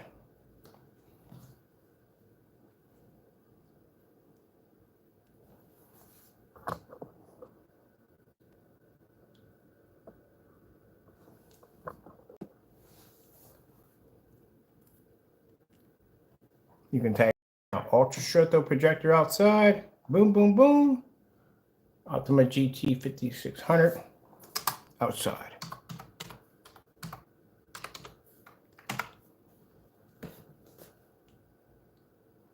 Oh, this is what we do right here for the customer. Oh, I missed the dual screens. There we go. Outside. So anytime we get somebody that says, well, your ultra short though projectors, are they your screens, are your screen paints, are they ultra short though compatible? We go, what about ambient light? Because I'm worried about ambient light, my environment, you know, so and so and so. And I go, here you go. Enjoy. That's an Optima GT 5500 outside at 140 inches. And we're outside around, let's say 5 o'clock in the evening. So that's what we show them when they ask, is it possible with your ultra short though, with your screen paint, can I use this in a fully lit environment? I think this would be beyond a fully lit environment right now.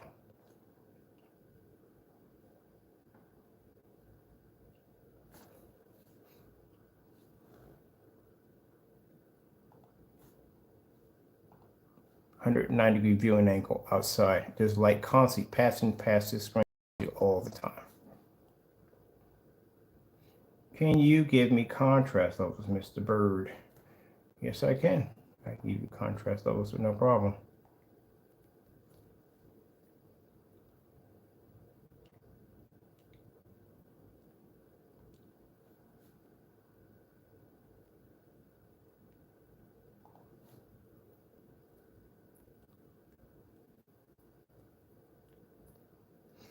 I do like the ultra short though projectors for outside. You know why? Because you don't have anybody walking in front of your freaking projectors. Well, of course, I'm by myself anyway. But when I had people that would come over, oh man, they'd walk in front of the projector. Like, why are you there?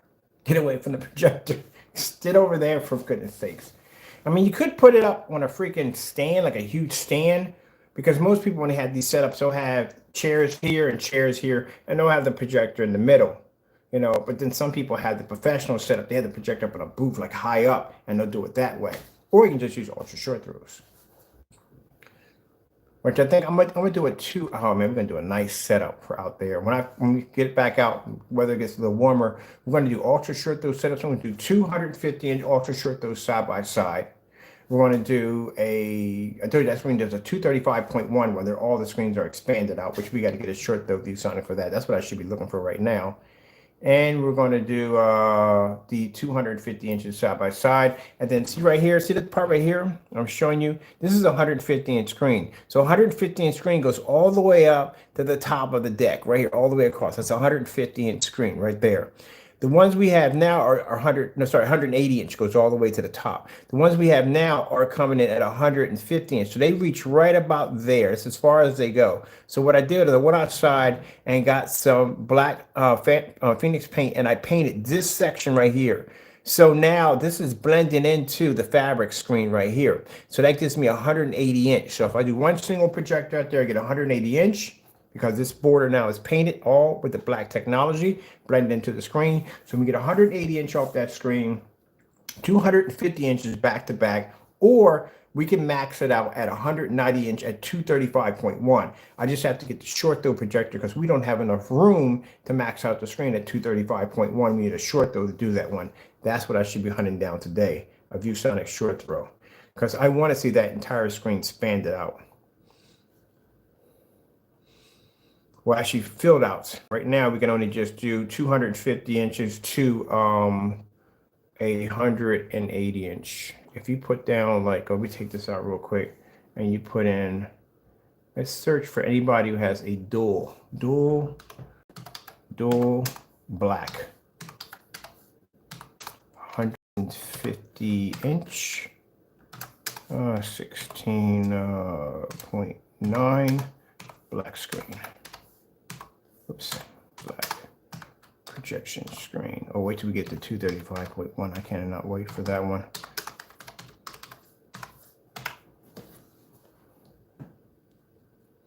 Now that's the 180 inch right there. That's the only one out there on YouTube right now, the 180 inch black screen.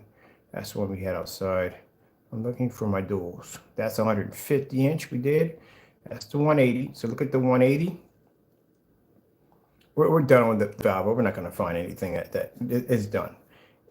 Keep in mind, when I'm showing you an Optima GT55 outside, that pretty much depletes any form of demonstration done inside. So that's the 150 inch from there. See, it goes all the way to the top. That's the one we did outside. That's when my grass was, before the birds went and fixed it for me. And the animals went and fixed my front yard, my backyard. That's my screen side out there at 180 inches black. All right, outside. Then we did the 150 inch over here, but the 150 inch doesn't go all the way up. So there's the 150 inch outside right now.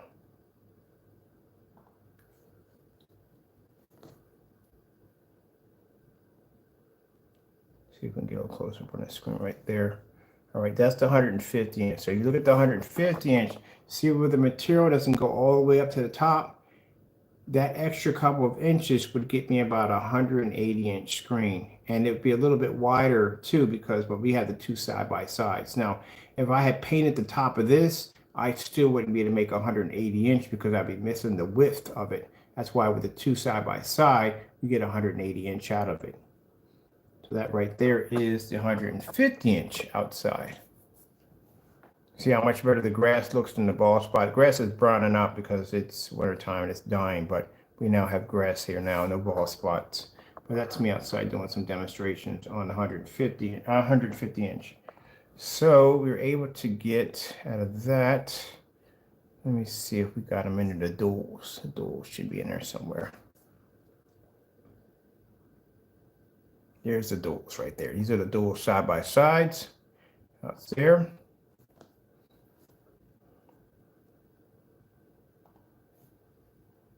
Now these are 250 inches side by side. So now since we got them stretched all the way across, I can get, if I paint the top of this all the way across, I get a 180 inch screen because now I have the width from side to side and I have the height of it.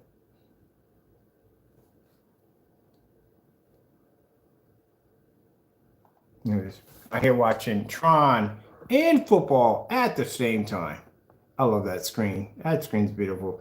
That's one of the screens, man. I got so much out of that screen. I may put in right across here or the top, I may attach a 150 inch. Now, I'm going to pay that kind of money for 150 inch. I just might as well get like 180 inch. I'm going to get a 180 inch tension motorized screen. Now, only thing about when you put in motorized projection screens, if you're worried about wind, it's going to hit the back of your screen. Of course, the screen moves back and forth. I don't have to worry about that because there's literally a screen right there blocking any wind that'll push the back of the screen.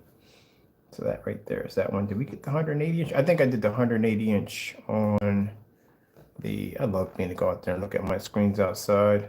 There it is. That's the 180 inch being built. The 180 inch. I didn't realize I was that tall.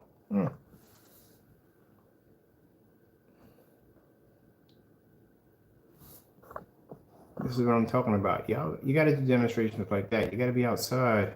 That's an 8.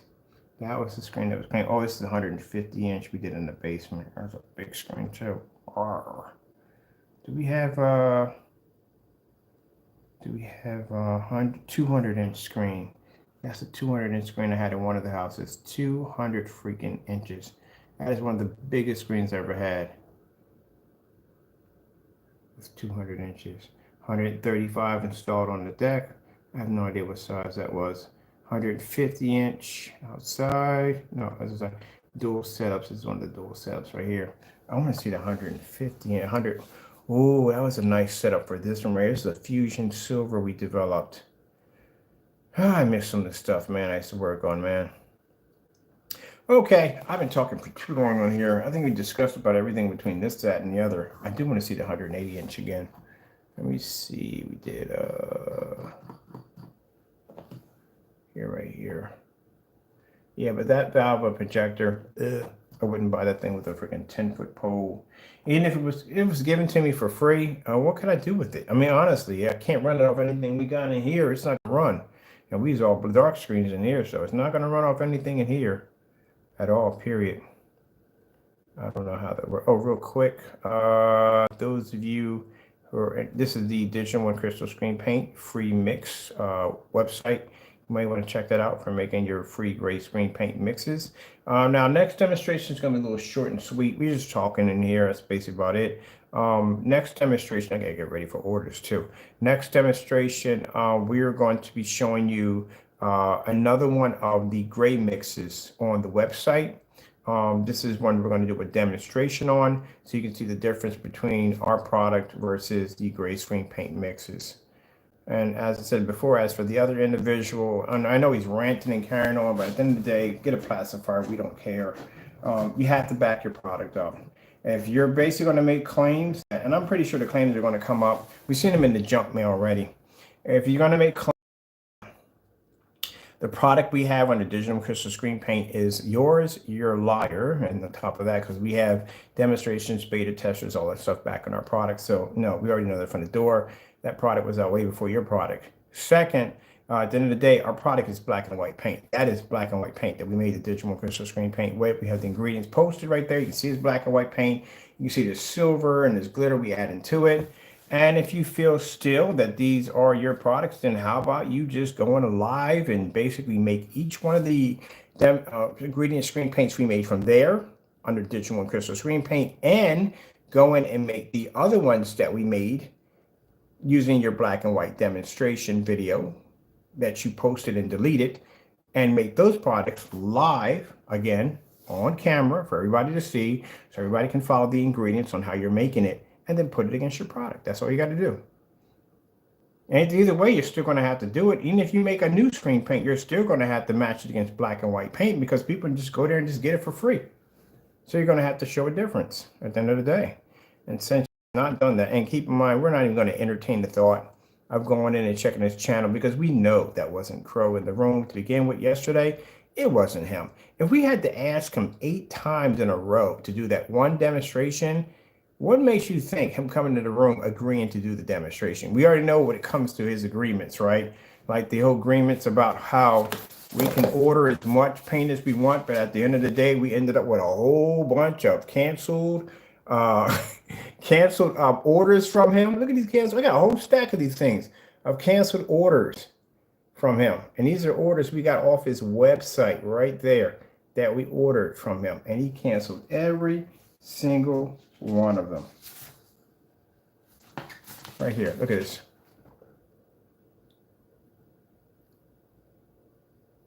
Money returned back to the account.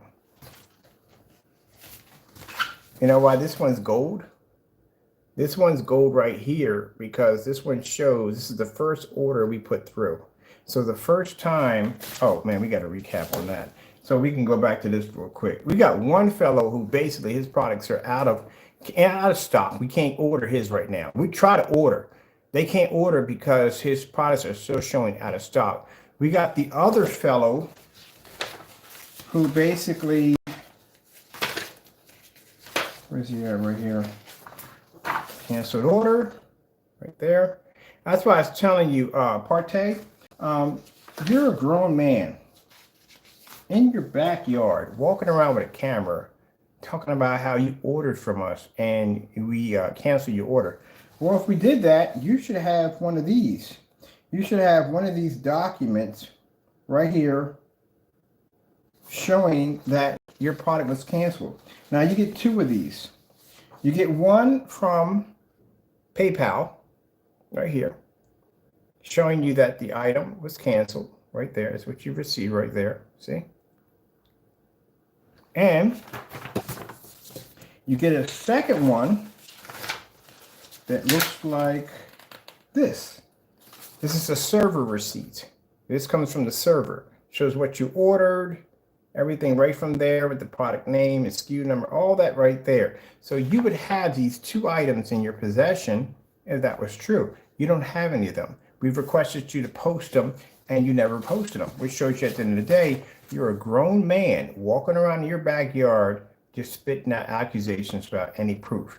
Now, if I came on here and said that, hey, look, Jamie canceled these items and I didn't have these documents in front of me, at the end of the day, that makes me a liar because I don't have any way to back it up. But I can back it up because anytime you cancel off any website, they will send you, if you made the payment through PayPal, PayPal will send you back this document showing you that the order was canceled and money was put back into your account. You received the refund. Then you will receive another one from the server showing that you have received the refund and that your order was canceled. They call these receipts. And you don't have a bill of sale or a receipt or cancellation, which shows at the end of the day, you're a grown man walking around in your backyard making accusations. And at the end of the day, that makes you look bad. That makes your company look bad. Sending us emails with curse words and all this crazy stuff doesn't look good for your business. It looks really bad. You don't have any emails of me cursing you guys out. I just send you emails like laugh out loud, whatever. Okay, that's basically about it. Let me see. Here we go. Another cancel ordered right here. Now, mind you, like I said, this is right after the individual said, hey, come in and buy whatever you want. And we just have stacks of these and stacks of these canceled orders with his email address attached right to it.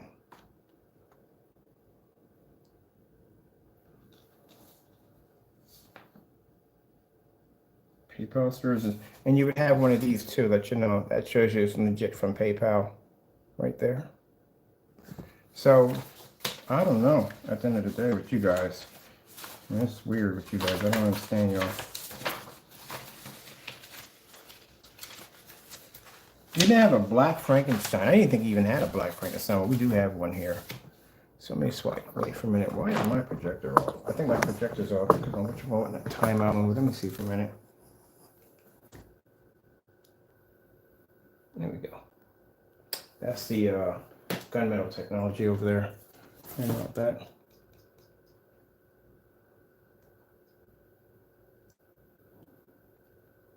We'll love for you to.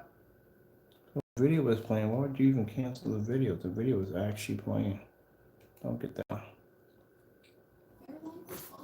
All right, watching my screen. Oh, I forgot. I gotta put Joey there for a minute. As you celebrate the holiday season, Men's Warehouse is here to help you look great.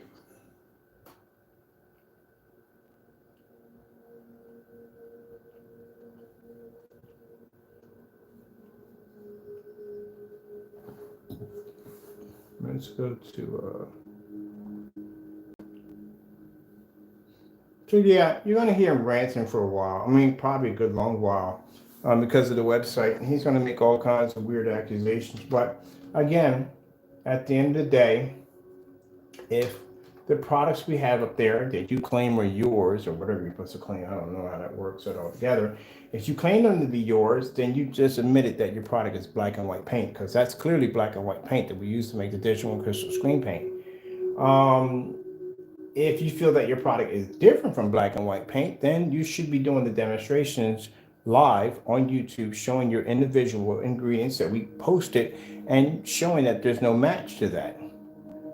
So I don't even know how you would get around that situation. And since everybody has the ingredients of what we posted, there is no way in the world for you to be able to go in and falsify that. So you have to make those items live so everybody can see step by step how you made every single product that we have posted, put it against your product to show it doesn't match. Now, that's the same thing we did with the black screen paint.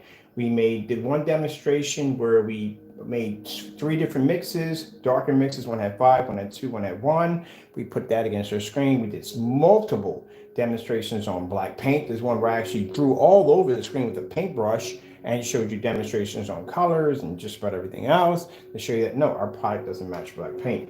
If you claim to have a phantom, then one of the demonstrations you need to do is paint the screen, show a white level only, and paint on it with black paint. If that black paint blends into that screen, you don't have a phantom.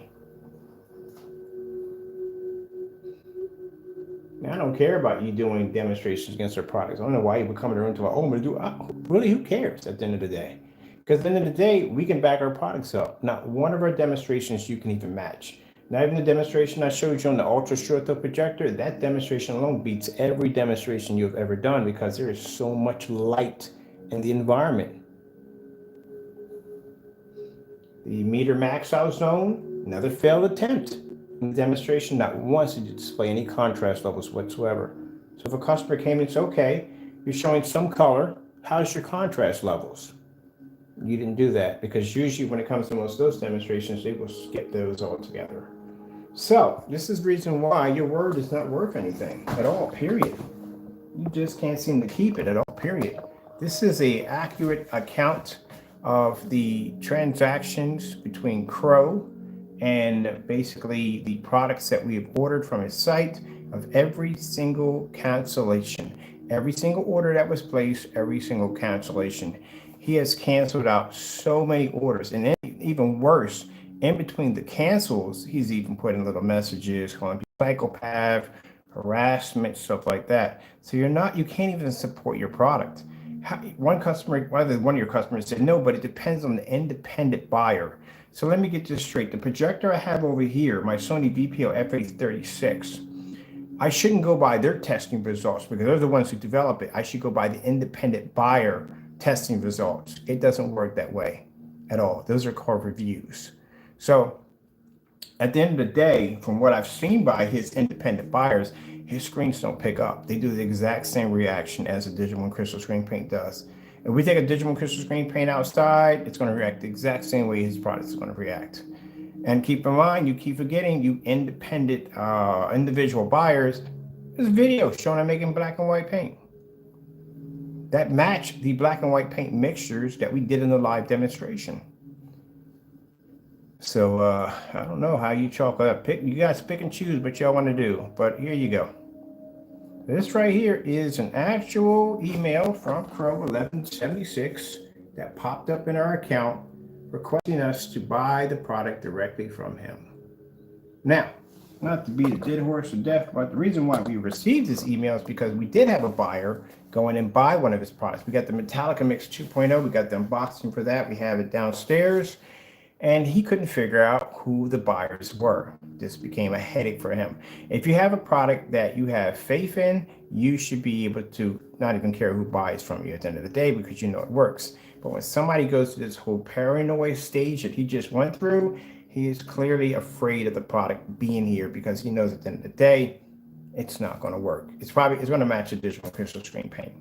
So he caught the buyer again because the buyer went to place an order for the Cinemax. He caught the buyer, he canceled the order from the buyer, and then he sent us this right here, telling us, hey, look, don't even bother doing that. You don't have to do that nonsense anymore. You can buy directly from me because this is terrifying to him because now when the order goes through, he's to figure out, Okay, which one of those are from him and which one of those from my customers? This is his personal nightmare. So to cut down on that nonsense, he sends me his email. And in this email, he explains about how there's no need to go through all the nonsense, which means we don't have to have anybody buy the product, have it shipped to us to do the demonstrations.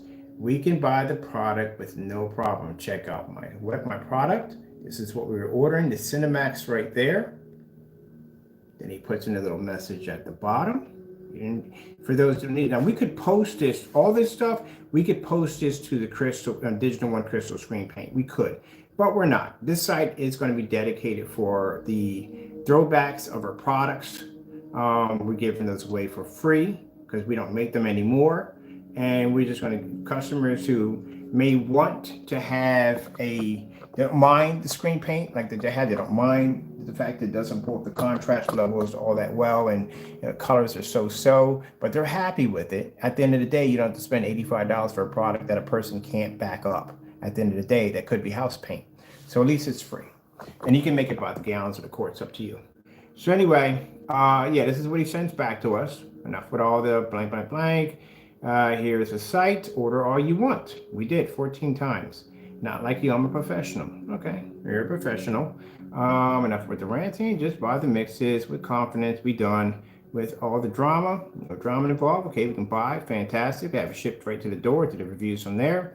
Easy and cheesy. This makes it easier for me, a lot easier. Because that means I don't have to have a customer buy it and they have to ship it to us. It's gonna take time to get to us. We can buy it and have it directly to the front door. And then he puts down saying the same thing. It's getting old. Yeah, it's getting old to keep asking you over and over again to do these tests and you refuse to do them. So that is getting kind of old. So that's why we have the website now. Why do you have the drama? Blah, blah, blah. Buy the best from the best. Be a man first time in your life. So you send us an email. You insult us in the process. We go place the order. Boom. This is the order we placed. That's why it's in gold for the first screen paint we won from the Cinemax. The order was canceled. The money was put back into our account in no time at all. In some live streams that we have of this happening, some orders were put back in account in 1 minute back into the account. We even did a demonstration where we shot a demonstration of his products, and I said, and ordered at the same time. And I said, which one do you think is going to end up in the account first? Is the money going to end up back in my account, or are we going to end the video first? The money went back into the account. So, like I said, here you go. We ordered again for the Cinemax. Canceled. Another canceled order. No more canceled orders on top of that. These are coming from PayPal. Notification sheets. We have 2 orders here for the Cinemax again. These were both canceled orders right here and right here after him making the statement. And here he starts writing weird messages to us. On the statements, he sends us one message that says, if you want to know why I won't sell you the screen paint, call me. Why will we have to call you if you clearly sent me a link telling me that I can buy as much paint as I want? What would be the point of calling you? That doesn't make any sense. And this one, he starts ranting, talking about, you are banned from my website. I am on vacation. You should take a vacation instead. Buddy boy, no, not with that variant floating around. And keep in mind, who knows how many more have been floating around. So no, I'm good right here. It's funny, I had that conversation, like I said, with some family and stuff. They're out traveling, having ball. Now they're all at the hospital getting checked out to make sure they're okay because they're scared to death. So no, I'm not going to be out ranting here and ranting there. Because keep in mind, just to speak that I contracted. I'm out there traveling around and I contracted a rare variant. And you're at a hotel somewhere and I'm sitting right next to you. I don't know I have this thing and you don't know I have it. But you'll find out sooner or later. See what I mean? That's how dangerous it is. So no, I'm not going on vacation. Once this thing settles down and I make money, I'm good. Once this thing settles down, I'll take a trip. Like I took a Disney World, took 20 grand to Disney World, took my girlfriend, went out there, ex-girlfriend went out there, and we had a ball out there. Stayed at a 5-star hotel, had the whole thing set up. Yeah, had a limousine pick us up to take us from A to B. Yeah, I go out when I go out. But when this thing squashes, I already got, matter of fact, I'm not even going to talk to the person. The customer I'm talking to is from the UK. And you heard me in a couple of my videos talking about how I want to go to the UK because there's special tea parlors down there I want to go to. Oh, there's a place you can get customized tailored suits. I'm not going to tell you what they cost, but they're quite a bit of a penny, but they're customized. I mean, I like the old ones with the derbies and the freaking double breast suits with the pocket watch. I like the good stuff. So you're talking about clothing wise? No, when I go out and buy clothes, I'm talking about a couple $1,000s worth of clothes. I like the good stuff. Custom made shoes, custom made suits. That's the kind of stuff I like to wear. So that's where I want to go because there's an area down there that makes these customized suits for the distinguished gentlemen, and that's what I want. So I had a few people tell me about a few places down there to go. But until this clears up, I'm staying put. Once this is no more, Mr. Bird is going on vacation. Mr. Bird is going to travel, take a suitcase, go to the islands, go do this, go do that. That's what I'm planning to do. I've been to Paris already a few times already before all this has even hit to begin with. But as I said before, right now, this is not a good time. And all those people that were running amok about the earth and everything, now you got this nightmare that just popped up. And they're thinking, well, where the freak did this come from? Yeah, they're there. One thing you're going to have to worry about is the next nightmare that's going to pop up that may be worse than this one. Because this thing is spewing out a lot of freaking variants. And I've never seen, the first one I saw, now the Delta didn't really impact me too much. And a couple other ones that came up that didn't impact me too much. But this one, I know it's going to be something else because the first minute when they announced it, I looked at my stock. I got stock in NVIDIA and I got stock in a couple of other places on Robinhood. And I watched my stock drop. Now, not by a lot, I didn't lose a lot of money, but I lost some money. And when they said that it hit Wall Street and called a ripple effect, I was like, shoot, this is not going to be good. Then I seen the cancellations popping up on what countries are locking down right from the door. They're not playing around with this thing. They're locking things down quick. Now, I'm not talking about locking down the entire country. I'm talking about the travel bans. You can't literally go there anymore at all, period. So that's how I know it's something vicious. And meanwhile, you got people running around with no mask on. Some are not even vaccinated. And you got these things popping up and spewing all over the place. So you don't want to be at the wrong place at the wrong time where somebody else might have been at with something and walked into an environment that's something that may not work with your vaccine shot. That's what you're going to have to think about at the end of the day. That's the same thing when the vaccines came out. I got vaccinated. A lot of my families got vaccinated, but I still wear a mask. I still practice 6 feet away. I still wash everything down with bleach and water. I treat everything like the first day. And I had a couple friends of mine, I'm not going to name who, but a couple of friends of mine caught it. They caught the COVID. They caught the COVID. They call them breakers. These are people that can catch COVID while they are still vaccinated.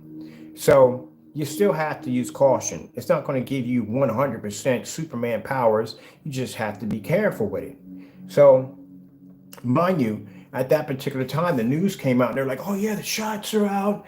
You got one of these cards. You can walk around without a mask on. I remember that nonsense. You can walk around without a mask on. You can go to this and that. And my next door neighbor had a party. He's vaccinated. He had a party and his family members came over. 7 were unvaccinated.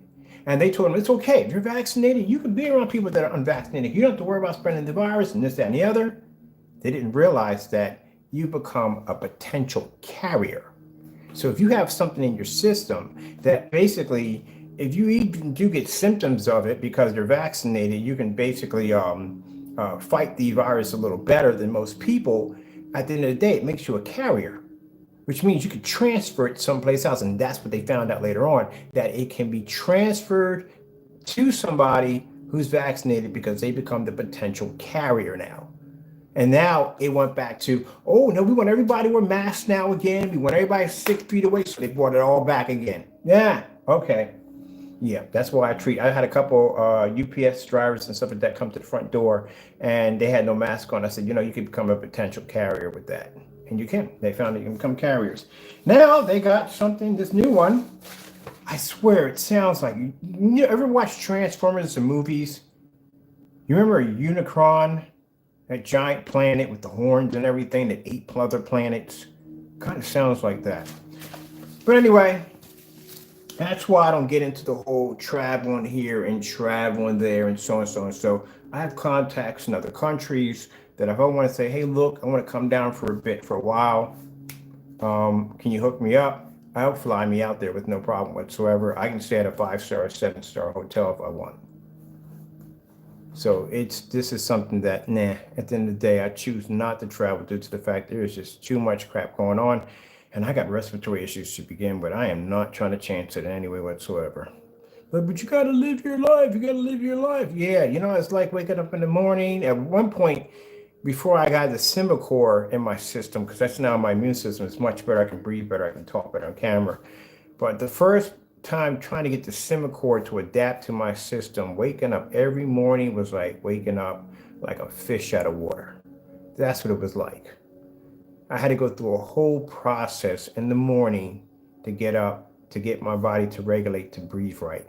Before I start my demonstrations, before I would paint, before I would do orders, I had to go through a system. I have to go through it anymore now because of the Simicor in my system now. It makes it easy for me to breathe and talk to you right now. But right now, I wouldn't be talking as long. I would have problems. But I'm not taking that chance at all, period. Okay, so let's get back to this right here because Mr. Bird likes to talk. Mr. Bird likes to talk. All right, so as you can see right here, this is the email he sent us, right? And I ordered 14 times. And every time, every order was canceled. You can't come in and assault somebody and tell them to be a man the first time you're like, and buy. And they buy from you. And you cancel. I'm curious, I would have paid any amount of money right now to just be in his brain for a second when that order came through. Because Sheba Crow, he was figuring that I wasn't going to put my real address in there. Buddy, I'm suing you in April. Don't forget that. My lawsuit on land in April. I know where you work at. I said this before. I know where you live at. You know where I live at. I have no problem with putting my real address in there and ordering your product. I called your bluff. You wasn't expecting for me to do that. I did it 14 times. Sure, I wasn't playing around with you. And every time you got scared and you canceled your orders. Cancel order. I don't know. Cancel orders. Cancel orders. Cancel orders. Cancel orders. Cancel orders. Cancel. These are all cancel orders from him. All canceled orders. It says how many times you canceled from me. Look at this. These are all cancellations. Look at this. Money put back into the account. Look at this. All the way up. Money put back into the account. Refund after refund. Order canceled. Orders canceled. Canceled. These are all canceled orders from him. Showing you that at the end of the day, as I said before, who would buy a product from you if the person who developed it can't support it? And then, like I said, we get little harassments and with the little letters, sends us little letters with little harassment, so on and about, oh, you're harassing me. So let me get this straight. Because we ordered from you and you gave us permission to buy from you, that's harassment. All right. We're banned from buying from you because you told us to buy from you and I bought from you. And because it's becoming a headache because we are buying from you and you have to keep canceling it, now we're banned. So we got banned for giving him money at the end of the day. That's what it comes down to. There's ones where he's telling me, oh yeah, the harassment, he cries to Karen right there. Let's see. He calls himself, remember he called himself a hobbyist? I'm a hobbyist. This is where you put down, you gotta be careful the kind of stuff you write in these things. I don't know if you understand, you have been banned. So we got banned for buying from him. I think it became the headache of us canceling. You're banned from buying from my company. So now it's a company. Now before you said it was a hobby, your hobbyist. So when it comes down to testing your products and bringing them down here for testing, oh, but it's not a serious business. You're a hobbyist now. But now you're a company. At the end of the day, you have to understand, Jamie, these little messages that you're writing shows how sad you are because your first initial message to us was a link telling us to buy whatever we wanted. It also insulted me, telling me to be a man and buy. And I did. I bought. And then when the orders started coming over, you became overwhelmed because you knew darn well you couldn't let that product come here. The other three we have here right now, you see what happened to those over there. So that no way in the world could ever let that product land over here. So you had a couple of choices here. You can sit and let it wait, but then that's not going to work because then everybody would know how long it takes for to get an order from you. And the fact that we're waiting this long to get the order shows at the end of the day that you're thinking about it and you're scared and you're kind of stalling. That wouldn't work. If you send a screen paint, it's going to be tested. It's going to be tested on a level that you don't test your screen paints on, and it shows that your product is a lie. Or you could cancel the order, which you did, and that way you can make it look like you're being harassed or you're being bothered with. That's why I think this guy seriously has groundhog syndrome, because you literally forgot the email that you sent us, telling us that we can buy whatever you want. All I did was just follow your instructions. That's it. Every order that was made was going through that link. But out of all the ones we have here, these aren't the more incriminating ones. The ones that the best one out of all of them is the first one. That's why it's in gold. So naysayers who buy his products, at the end of the day, you have a product that can't be backed by the person who developed it. That's not good. You have a product that at the end of the day, he can't prove that's not black and white paint, because we have requested that multiple times and he's never done that, but we've done our products, our tests too. So that's not good. You have a YouTube video floating around with him making a black and white screen paint product that does match all of his screen paints, actually 3 of the screen paints he made over here, even the reversal, which wasn't even in the video. We just threw that in there and still matched it. We were able to match the product by taking 3 of his products and mixing them into one product and still matching it. We actually threw paint together, didn't even measure it, and that matched. And he can't do any of the demonstrations. So what the freak did you just buy that you have sitting on your wall? You bought black and white paint. We even matched it against the Digital and Crystal screen paint, offered to ship it up to his residence. There is no message. This is my junk mail section right here. If anything comes in through here for Crow, you would see it pop up. There's nothing here giving us permission, telling us that we can ship this to his door. He never called my phone, nothing. So that wasn't him in there at all, period. Here's my phone number. You can call. He's not going to request that. We even put the ingredients. The ingredients is posted for the Digital and Crystal screen paint. It's posted on the website. He can make it right from there. See any demonstrations done yet? Nope.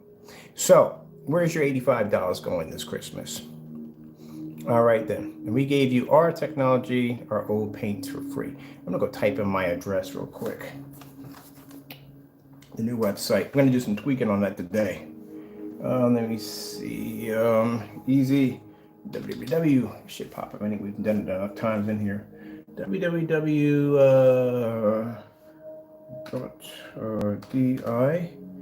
There it is right there. It popped up first. Boom.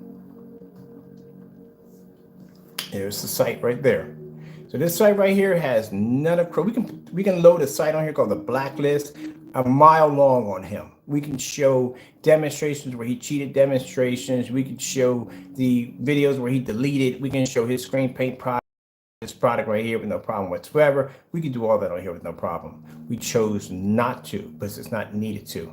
All we did was dedicate the site for the Crystal Edge, Digital and Crystal screen paint, our first company we started up. We put in a shopping cart. You're not really a shopping cart, but you know what I'm talking about. Everything's zero. It's not going to cost you any money at all whatsoever. We have video demonstrations about the company right there, blah, blah, blah. And the video demonstrations on the product right there. They're all time stamped, see how old it is. And then over here, we have the marketplace right here. Now, if he gets on YouTube and he says, no, that's not my product. My product is guaranteed so and so and so. If it's guaranteed, do the demonstrations, do the paint on demonstration. That's all you have to do. If you're saying your product is different from what we made over here, or different what we made in any video demonstrations whatsoever, then all you got to do is go on YouTube Live, make every one of the ingredients, paint them against your screen, and show a difference between night and day. That's it. That's all you got to do. If he doesn't do it, then his product's black and white paint. So let's see what we have here. So this right here is dark theater gray. And then this one right here, digital crystal screen paint. We got our pictures right there. These are pictures from the official page over on the Facebook page over for Europe. We got screen size of 100 inch to 120 inch, 1/4 screen paint dark gray. This one works with ultra short throw projectors, of course, long throw, short throw projectors. It already all does. High contrast, colors, low white levels because it has a lot of black paint in it. Works best in the dark, and it's not going to work, but we're going to do some demonstrations today to show you that one too on top of that. All right, 1/4 flat black paint, 4 tablespoons of silver. Any silver you can get it from PJ, you can get it from Lowe's or Home Depot, wherever you want to go. 7 teaspoons or tablespoons of white flat paint. And we have 1/4 of silver or gold glitter mixed well. Where to get what you need, Home Depot or Lowe's. Only 2 places you need to go out to get paint. Get it. You can get the paint, the glitter you're going to have to get at Lowe's. You definitely got to go there. As for the paint, you can get Behr Silver Screen, Behr 1050. It doesn't make a difference what you get. It can be everyday white paint. Doesn't make a difference. You can get that from there. And then right here, we got disclaimer at the bottom. Please read, please note, this will not be the same as our Phoenix and Phantom screen paint products. So it's right there. Now you can go into the shopping cart. We'll pop out of here real quick. I'm going to come in real quick. We're going to go right over the top to our shopping cart right here. Shopping cart will have everything else you would need right there. Go over to where it says shop. As you can see right there, where it says shop. Click on that, and that will bring you to the rest of the products right here. All the way across. These are all different ones. We have the first, that's the first original under digital crystal screen paint. We have a mid gray over here. We have the theater gray, and then we have dark theater gray right there for you. So it's up to you. At the end of the day, it's your $85, is not mine. At the end of the day, I make my bank. I'm good. You know what I mean? My product sells. We can back it up 100%. As we're about to do again downstairs, I'm doing another paint on my screen. I like doing those. So we can back that up 100% with no problem whatsoever.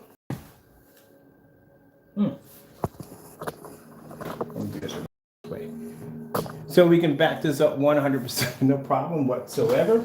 And as I said before, until we backs up this product, at the end of the day, like I said, you have what you have.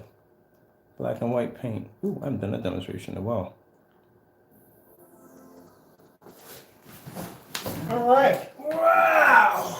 I was up at 1 o'clock this morning. Got some good rest in. I was up at 1 o'clock. I figured, hey, Taco, your buddy's on TV or on the screen. Let's go over to the TV. Looks like a TV, doesn't it? But anyway, so there's your option right there. Pay $85 for a product that the person who developed it can't even back his own product because we got a bunch of cancellations right here. Or go spend your $85 on a screen paint. Oh, for those of you who already have the product, feel free to copy down these right here, the digital ones, or the ones we used on its video demonstration, and match those against your screen at home. If you have managed not to throw something out your window or punch a hole through your wall, you have passed the anger management test. Some of you don't want to do it because you don't want to know at the end of the day that you got duped. And next time you order any one of these Q&A demonstrations, ask them, how come you won't do the demonstration that Mr. Ken is requesting? Because if I can come on here and I can take black paint and I can use my screen as a chalkboard and draw all over it and show you the difference between our product and black paint, I don't see why they can't show you the same. Oh, I'm gonna check on something real quick while we're here. Look at him. That's his girlfriend. See right there? The two, he only lays on that spot. That's your girlfriend, Taco? Taco, is that your girlfriend? You love her? You love her? I'm just messing with him. He calls me up real bad. That's his girlfriend. Taco the stereo with the stereo.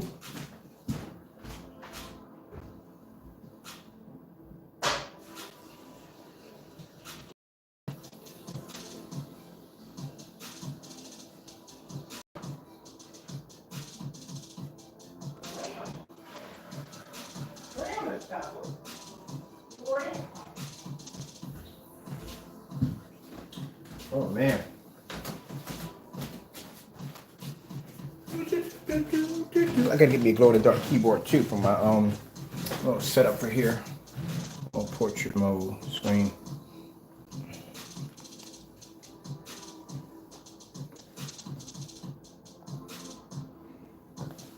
Excuse me. Big man taco. Come on, man. I bought my stand. You got the whole floor, the whole place to chill at. Go chill over there. Thank you. I'm bumping the crap out of my stand. Let's see if he's open because I want to go make an order today.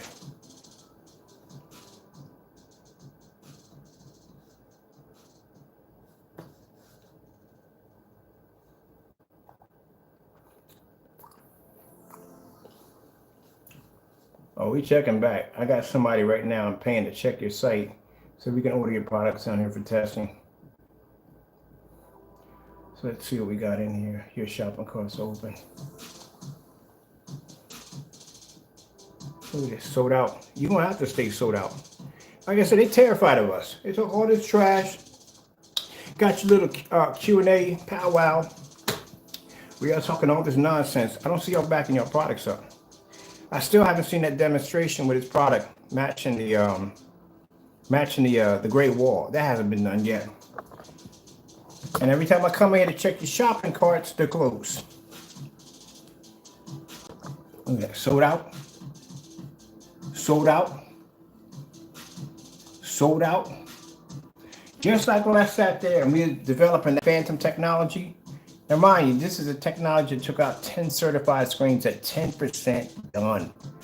We put in an order for a particular company. You know who they are. We never got our products from them. We've had a chance to talk to somebody with the Black Dragon, or I think Dragonfly screen. That's a beautiful screen, by the way. I like it. I want to get it down there for some testing. I got a chance to talk to him. Conversation got diverted in every other way. At the end of the day, I know it was going to be to get it from him. So I said, have a good day, went up my business. That's it. So these are big corporations that are basically don't want to go side by side with our technology. What makes you think that you would survive down here? Already, your shopping carts, these shopping carts can remain locked. He's not opening these up. Because the minute they open them up, we're buying. We're waiting. I got 3 people right now, a couple people waiting on your list. They come and they pop in on their cell phone. The minute you pop up, I already got money transferred to their account to come in and buy every last one of your products to bring them down. If your product does as you claim it does, and I doubt it's going to survive of the black technology we have down here, even the black screens we have down here are coming up too dark. They won't survive white level tests. We're going to buy every last one of them.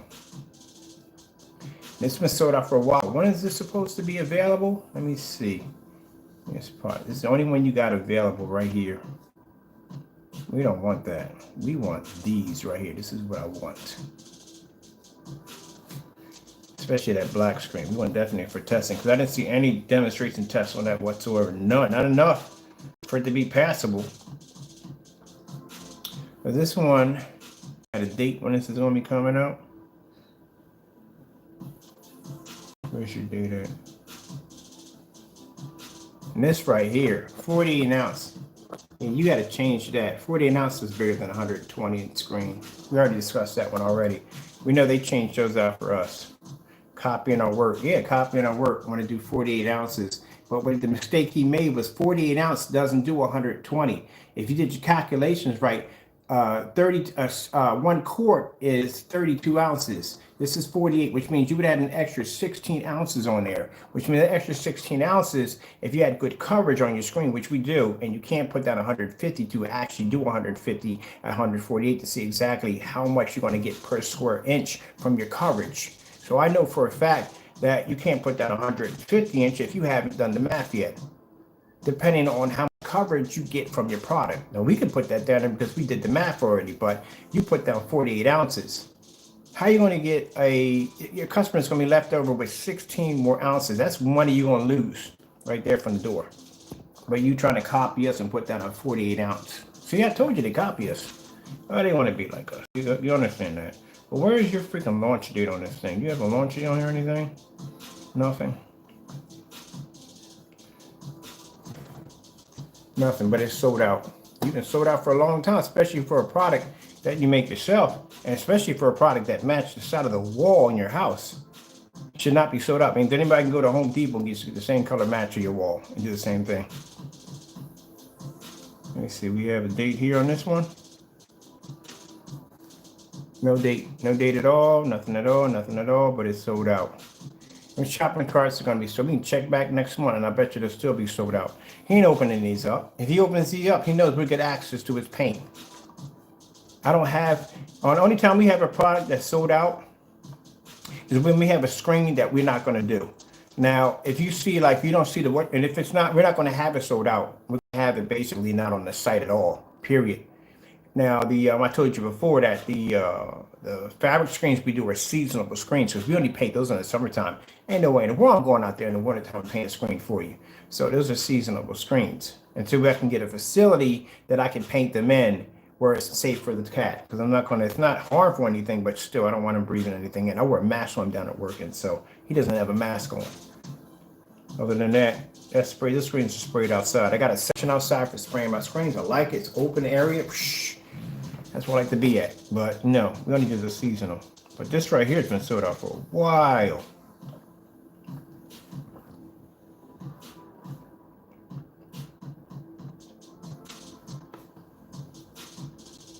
Let's see. Let's go over here. So these are all sold out. This is what, and the reason why I think your shopping cart is going to stay sold out because of the color of your product. So applications. This is all the stuff that you got to do to paint a screen. Literally, it's a lot.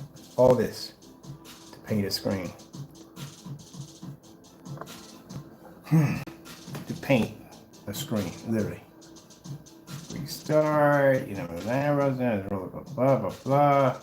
Let's see what I handle. Something that I recommended. Drop cloth and OSG. Blah blah blah blah blah blah. Note that surfaces. It's a whole lot of crap to read through. Just pour the screen down and just paint it. Be done with it.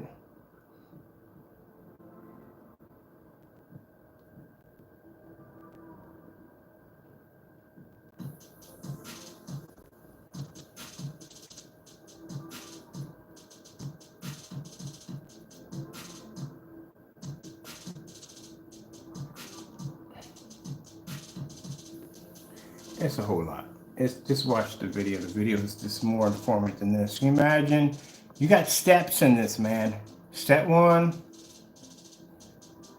Sorry, I had to look off the camera for a minute and just stare into a corner for a minute just to get my brain to reset before I start going down this road. Stir formula well, including the side, bottom, 5 to 10 minutes. I stir. Oh, great goodness, I like these stirred before. I mean, that crow's paint's easier to paint than this. Mix using a well-felt filter if desired. Mixture using a paint filter if desired. So maybe I know what a paint filter is. Let me see. Flat surface frame, remove frame, layer. Let's see, your screen in 3 sections. Talking about left in the middle, right. What the freak? Seriously, what the heck is this? Are we painting a screen? Are we building the Egyptian tower? What are we doing here? All right, ensure your screen surface is laying on a flat surface. All right, so what if I want to paint my wall? What if I have a screen that's stationary? This right here, 135-inch screen is stationary. See the size of my screen? Notice how it connects from wall to wall. You see the radiator we have here? There is no way in the world I can pull that screen from the wall, lay it flat, and paint it. It has to be painted while it's sitting up against the wall. You see the wall sitting behind me doing the demonstration? That has to be painted directly to the wall. Some customers you may be dealing with may have a screen that's stationary, that they don't feel like climbing up and pulling down. Like motorized projection screens are usually sometimes become stationary screens at churches and schools and auditoriums and stuff like that. These things, they have people come in and mount these things in there. Only time they take that screen out, unless they're replacing it. That's it. Other than that, that thing is going to stay up there. Because you have to lay this on a flat surface regardless. You have no choice. All right, flat surfaces on a flat frame. Remove your surface and ensure it is laying flat. Let's see, on a frame, remove your surface. It's not going to go well. I'm going to tell you why. All right. When you're painting a screen like this is called the fixed frame screen. So a fixed frame screen has tension rods in it. Those tension rods connect onto the back of your frame, whether they be hooked into the frame or basically they have a system like silver. They have Elite has it too, which I like. They have a system where the bar comes across this way, and this is the material. So you feed the bar to the material, and there's a little hole there. That hole you lift up and you snap into a peg, and that's going to allow your screen to stretch all the way around. Now it's best to paint the screen while it's stretched to the frame, so that way you don't have any wrinkles or line marks that may occur in the screen. Do you have any idea how hard it is to paint one of these things? If you do it on a standalone that's not strapped to the frame, that means when you roll over it with your paint roller, you may run the risk of the roller getting wrapped up in the roller and coming back with you, which means now you got the back end of it with black paint all over it too, or whatever color you have on it. So it's best to have it stretched out as tight as it can be, and then you want to paint that in. Because if you paint that screen independently by itself, and say you may have an area that may have a crease in it, or an area that didn't dry correctly, and you go to stretch it out, number one, you could run the risk of it cracking. Number two, you could run the risk, this is on PVC, mind you, you're going to run the risk of any area you might not have hit. You might have a little white line here, or a little white line going here, or maybe an area where you didn't saturate high enough because there's a wrinkle spot there. You want to make sure the screen is expanded before you paint it. Bad idea. Very, very bad idea. I know. How do I know this? I did it already. Yes, sirree. We did it with these screens. We were showing off fixed frame screens. And the fixed frame screens, we painted the surface first. Bad idea. That became a complete headache because there were areas that, even though we thought we were covering the entire screen, there were areas that were little pockets and areas that were lines that actually, when you went to stretch the screen off, you would see a line here and a little line here where the white was pushing through.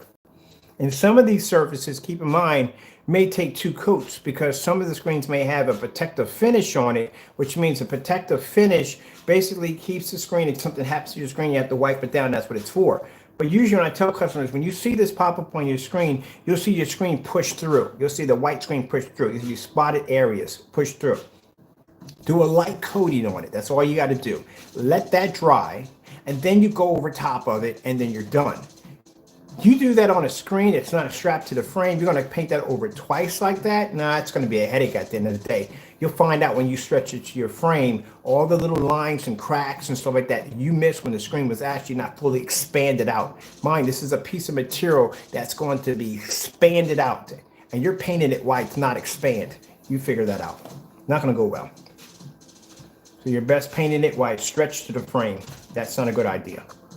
He didn't do his research. So the reason why I know all this stuff is because I've painted so many fixed frame screens, it's not even funny. And I can tell you from experience exactly what to do and what you do not want to do. That's why we know about the fabric. The fabric, you got to paint those twice because I know at the end of the day I painted the screen and one areas were a little lighter and some were darker, and that's because that the paint absorbed through the fabric and some came out lighter and some absorbed less and some absorbed more, and that's how you got the uneven spots. That's why we tell you to prime the surface first to absorb in as much paint as possible. Hit it the second time and you're done. There you go. And that's why I have that black screen outside. It looks black, not spotted. It's even all the way across. Live and learn from experience. He didn't have enough experience. He's in here just writing stuff for the sake of writing stuff. And you're talking about a flat surface. All right, so here it is right here. We get more complicated. Visualize your screen in 3 sections: left, right, middle. Example, an example. See the graphics at the bottom. So you literally have to see graphics at the bottom to just freaking take a roller, drop your paint in the middle, be done. What the heck is all this nonsense? Visualize. You gotta visualize in your head. Visualize. I go through people's instructions all the time. We wanted it with Goose Screen back in the day. We went side by side with Goose Screen. Like, why the freak would I sit there and paint 3 applications to a screen when I can just come in and go, da, da, da, done. That's what that demonstration was for. So you gotta visualize, people. Those will come with VR glasses. Is that the moon up there? Okay. So right here, application 3. Pour an application is 3-inch line of formula from the middle of the first section to the middle of the last section. Let y'all take that in for a minute.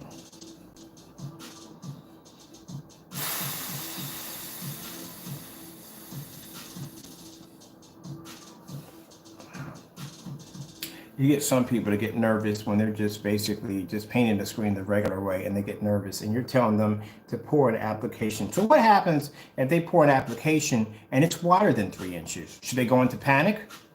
Because then they're going to think, people with, I'm not saying everybody that, but sometimes when it comes to instructions, when you're doing it for the first time, even with myself, if I'm putting something together for the first time, I do not want nightmare instructions. Especially, I'm afraid of messing it up. You know what I mean? I've already got in my head that I'm going to mess this up pretty bad. You know what I mean? You want to be able to give them some kind of confidence. It's easy to do. And that's why we do the demonstration. So come on there. We drop it on the screen. We just pour it right onto the screen. Use as a paint pan. Doesn't make a difference. Ain't got to be a 3-inch line. We just drop it in there and just roll it in. You watch me do my size. Boom, boom, boom. Bop, bop, bop, bop, bop. Put it on there. Let it dry. Demonstration done. We did this with the screen behind us right now. The screen we just painted to the wall. All right. Yeah, okay, that just shows you right there. So, all right, 3-inch line. All right, you're gonna make it as much mistake-proof as possible.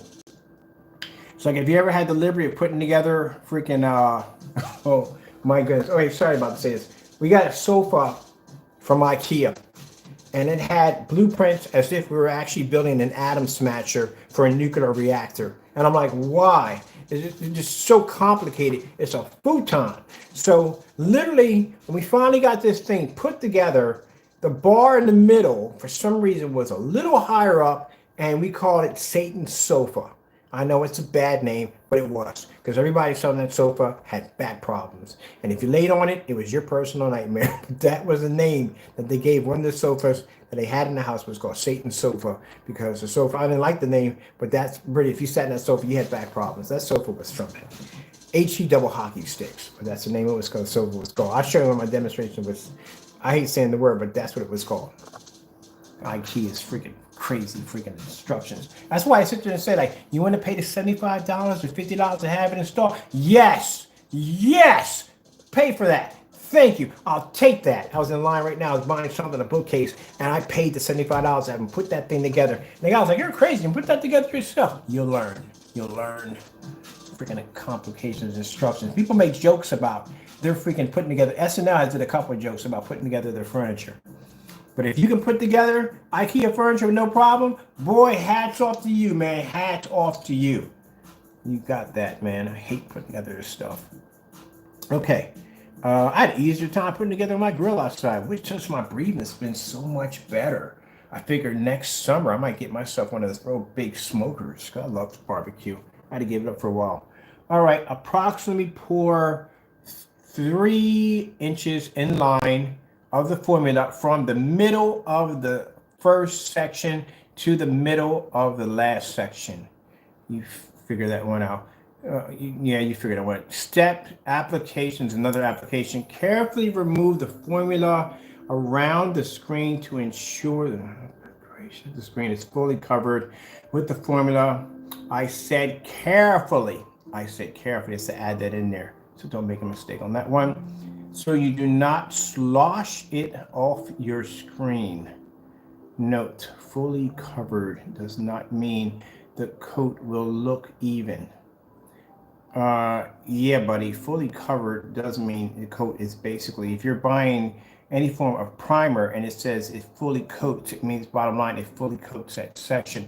That's what fully coat means, fully covered, fully coat. That's what it means. All right, let's see. Does not mean it's not going. Blah, blah, blah. Starting on either side of the screen, apply a small amount of pressure on the roller and the bottom and the top of the screen in one full line movement. How much of my life did I just waste reading this freaking instructions? Are you freaking kidding me? My goodness. I can literally build, I can think of some stuff that I can be building right now while reading this. But this is just show you exactly what you're going to go through. I'm pretty sure it's a list of instructions. They come with this. I'm not laughing at this. I'm thinking about the consumer who reads through this. What's going through his mind? Like, what the freak did I just read? All right. Like I said, Crow's product. I give Crow one thing. His product is much easier to paint than this. Because if I had to read through this is what I got to go through to paint one of the screens. Good gracious, man. I'm just going to watch a tutorial video and be done with it. All right, no fully covered does not mean fully covered. It's starting at either end or side of the screen. Apply a small amount of pressure on the roller. So how do you know what a small amount of pressure on a roller is going to be? Because everybody's not going to put the same amount of pressure on a roller. Each person's going to put in their own form of pressure. So what is the right amount of pressure to begin with? To the top of the screen and one full time line moving, to the next line, bottom where you previously ended the roller. Repeat across the screen. So you're doing a robot formation. You're starting from the top like goose string. You're bringing it down. You're stopping. You're bringing it back up, and you're stopping. And you have to put a certain amount of pressure on the roller to complete that. I don't know why that would even be necessary. Okay, start on either side of your screen, allowing only the weight of the roller, no pressure, to repeat step 2. So you have to roll the end and repeat across the screen, and then starting on either side of the screen, allow only the weight of the roller, no pressure, to repeat step 2. So how do you know how much pressure to put on between 1 and 2 to begin with? Let's see, repeat. Let's see, step 3, 1, 2, 3. At least 4 times if you desire a 5th coat. Who the freak's gonna put a 5th coat in after you did freaking 4 coats to begin with? All right, desire a 5th coat, simply repeat the steps. So this is what you're gonna have to do if you're gonna paint this screen in. All right, let's go to the bottom right here. And when he's talking about the painting right here, so right here, get that paint section. Okay, starting on either side of your screen, apply a small amount of pressure on the roller. This is a problem because the problem at the end of the day, some people may put more pressure than others. So how do you know how much pressure you're actually putting on the roller if it doesn't give you a precise how would you even know that to begin with? That's what I can understand what Goose Ring says, put in perfect application on the roller. We figured that one out. All right, starting either side, apply a small amount of pressure, rolling bottom to top of the screen in one full line, moving to the next line beside, make sure we get this right so you guys can see this, beside where you previously roll ended. So it means you bring it down, you stop here as we're ended, and you come back up. Repeat across the screen. Now, here, so we need a little more here, a little better. Now, once you completed that task right there, all right, then let's see, this is step 2. Step 3 will request for you to at least 4 times if desired. No, that's not step 3. This should be step 2, starting on either side. Pressure. Okay, starting on either side of your screen, allow only weight on the roller, no pressure, to repeat step 2. You figured that one out. So how would you know how much pressure you're putting here, and you have to put less pressure there? All right, that doesn't make any sense. Repeat step 3 at least 4 times. Now you're going to repeat this process you just read a few minutes ago about how much pressure to put down. You're going to repeat that 4 times. And if you want, you can put a 5th application on there if you want.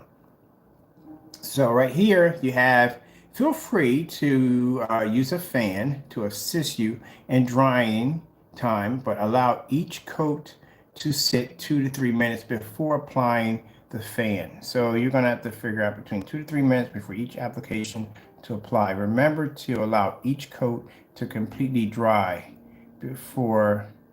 Oh my goodness. Guess what, buddy? You just told me what I need to know. Okay, look.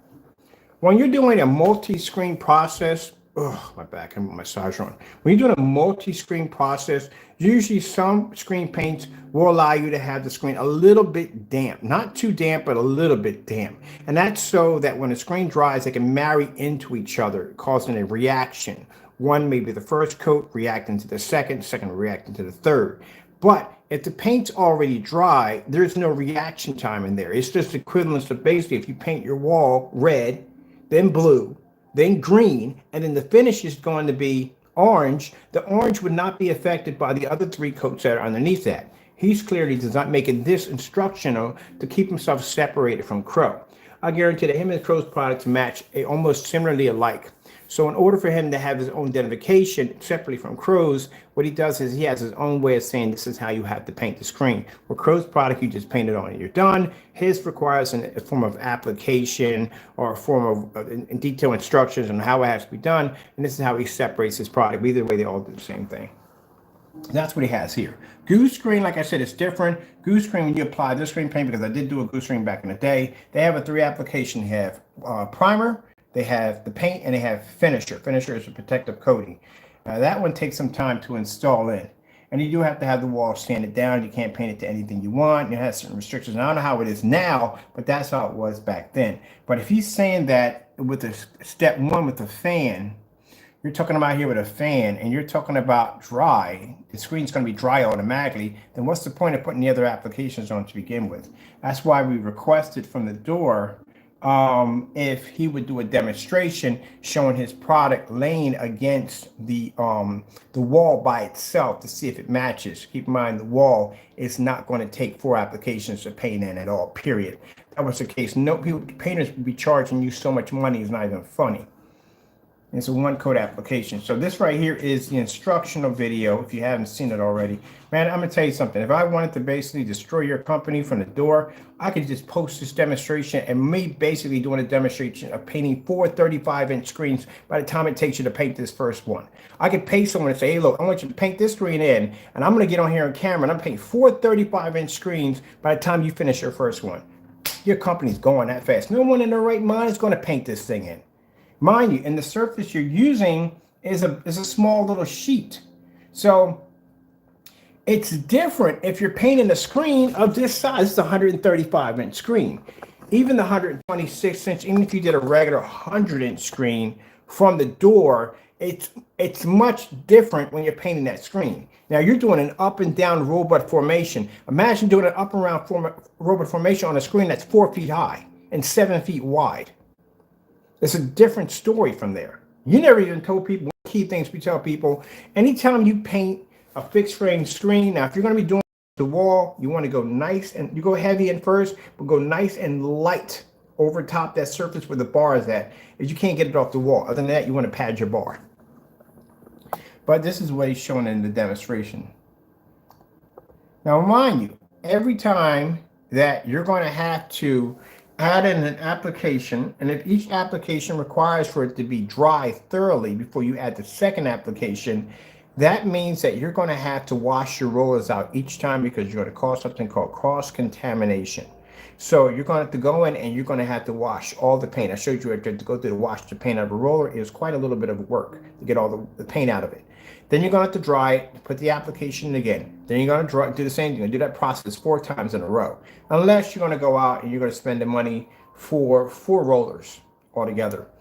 There's a couple of things I got to talk to you about that. You're no one's going to waste 4 rollers on one screen. It's just not going to happen. At the end of the day, you're still going to wash out all 4 rollers. If you're using a paint sprayer, you're going to have to wash out your cannon like 3 times. If you're using a professional paint sprayer that comes with a hose and a cup, you're going to be flushing out the hose in order to, you ever flush out a hose on a professional paint sprayer? It's not pretty. It's not fun. So you're going to have to flush that out 4 times in a row, or buy 4 of them, or buy 4 paint sprayers, and then they gave them about $240. If you get the Wagner 250s, that's $60. That's what it's going to cost you. But another thing, you never want to use a roller that small, especially if you're doing a large application screen. And the reason why is because you will streak the crap out of your screen. Mind you want to go with a 9-inch nap roller. That's what you want to go with. If you're using anything bigger than that, if you're going to roll the screen in, then they have rollers that are much larger than that for larger applications. But when have you ever seen a painter use a roller that small to paint a large wall? They don't. 9-inch net roller is what you want to start with, because you will streak your screen. You leave all kinds of paint marks in your screens. You know how long it would take you to paint a 100-inch screen with a roller that freaking small? No. Hope you got a time clock. You might want to get punched and paid for that one. So this right here, as we're looking at the demonstration, this is where you have to put in the 3-inch line of paint. Now, say if you put in 4, or say you can't, you're definitely not painting it to the wall, and you're not doing it to my stationary 135 over there. So we've been to this one already. I painted it in. You got to start off in the middle.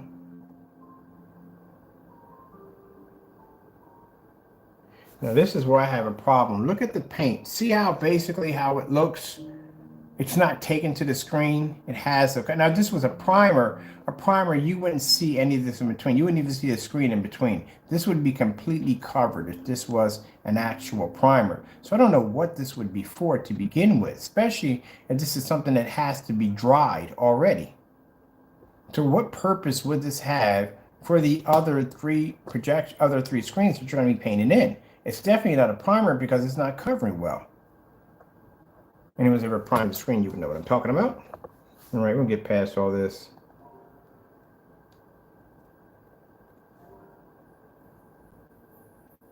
Now you went all over the entire screen just to revert back to going up and down formation. Why don't you just start off with the up and down formation to begin with? So if I have a 110 screen or 100-inch screen, I'm going to have to paint the entire screen by slopping it on and then going back and forth with a roller like this.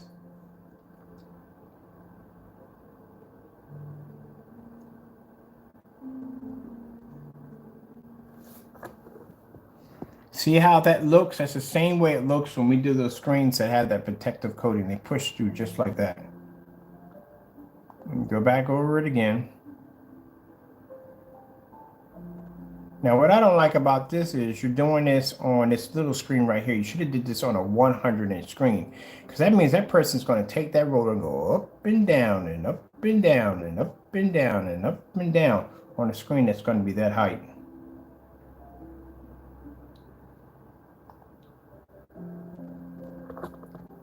All right, move your formula cover. So we already read through all that already. I'm not reading that. We just did that a few minutes ago, read through that instruction sheet. Now, what he requests you here to rinse and clean your rollers out with warm water. You're going to have to do that because you're going to go through cross-contamination. Now, I'm going to do another coat right here. We just put two, yes, it's 2 coats.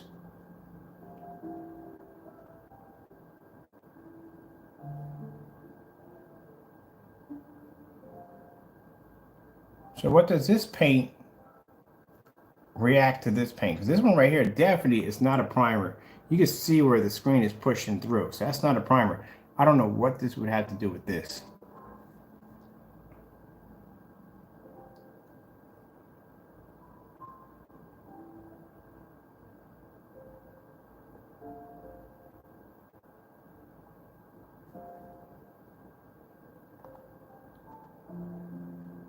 I pass over this.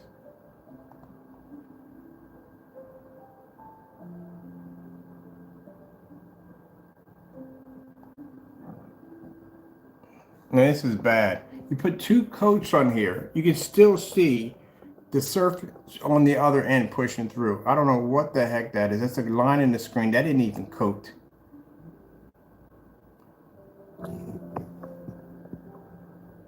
Why does that even look that way after 2 applications of paint? I put 1 application on and I'm done. That shouldn't even be there to begin with at all, period. And let it dry. Again, the screen drying. You still see the line marks in there, line marks here, here, and here, and here. But the product didn't, for my, I'm sorry, I don't even know why you would put 2 coats of paint on that. At least for curl, when I paint this paint, is 1 application and I'm done. Not good, but at least it's 1 application. It's less work for me to do at the end of the day. Now there's the 3rd coat that's being applied on. Mind, you're going to be doing this at least 4 times on a screen of 100 to 120 inches. This is what you're going to be doing. I'm not yawning for the simple fact that the video is taking forever. I'm basically yawning because I'm tired. I was up early in the morning. I was at 1 o'clock.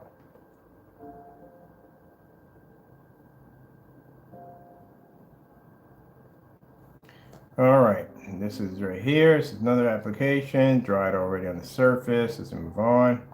This is going to be drying right now. Then we come back in and we do another application. Cheese, hechas de queso 100% real y horneadas. Para momentos que cuentan, cuenta con cheese.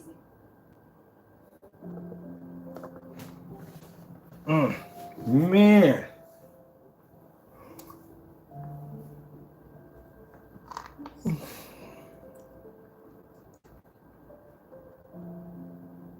Where is the data results? Anything, demonstrations, contrast levels. Anytime we do a paint and dry demonstrations, we show contrast levels, colors, the whole 9 yards. We even put it against certified screens right from the door.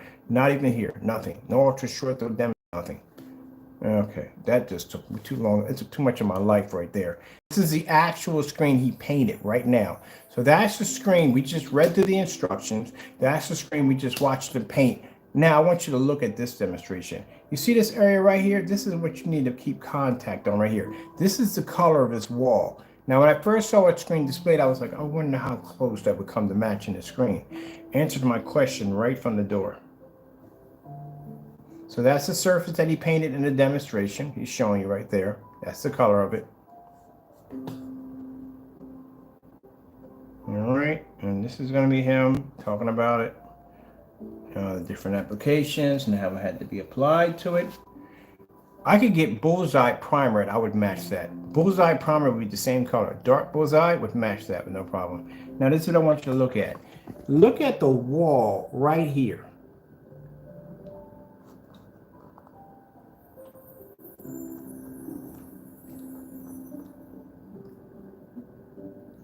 How is that matching your wall right there in your theater room? This is why we requested him to do a demonstration. The demonstration, we wanted him to take that sample sheet. We'll do it all over again, first things first. And then do the application and put it against the gray wall.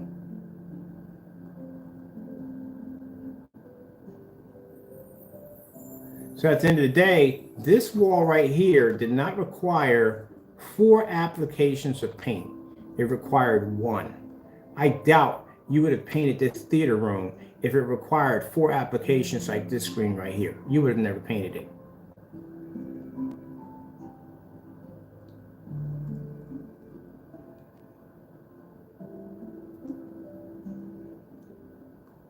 Look at that. Even the commercials freaking match that wall. Look at that, from here to here. Perfect match, right from here. So we just read through those instructions, watch you paint the screen on, just to watch and sit there and have your gray wall match your screen. It only required 1 application. I bet you that test wasn't done yet either, I guarantee it. So I already have the color code to your walls, just want to let you know, we already have it here. We already ordered it from Home Depot, that's where we picked it up at. And as soon as your paint becomes available, I'm going to buy it and I'm going to match it against this screen right here, this wall right here. Because you sat there and said, I mean, we gave you plenty of time to do the demonstration and you didn't do it. So we'll do it for you. And I'm going to go pick up myself some bullseye primer. They make that in a dark gray, kind of a mid-gray, just like this. And we're going to match your product. That's why I clearly told you at the end of the day, when I sat there and told you that you want to mind your own business when it comes to me. Because I'm very thorough about my work. I'm very thorough about it.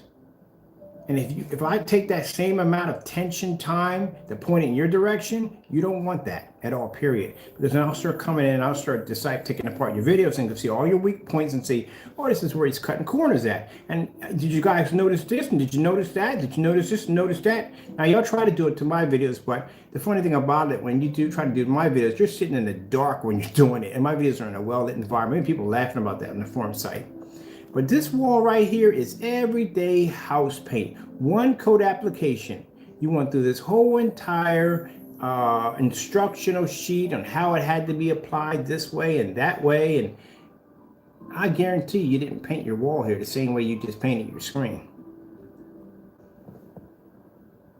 That's why we requested him to paint the screen over again and put it against this wall right here. It was never done. Oh, please do zoom in so we can see that too.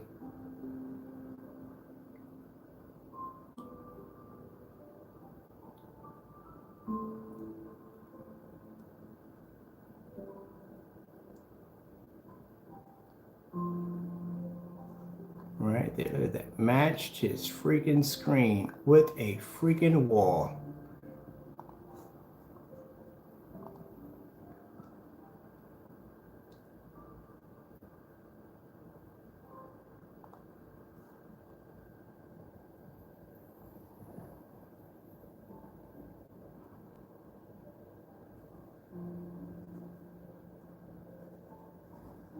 That's what you did.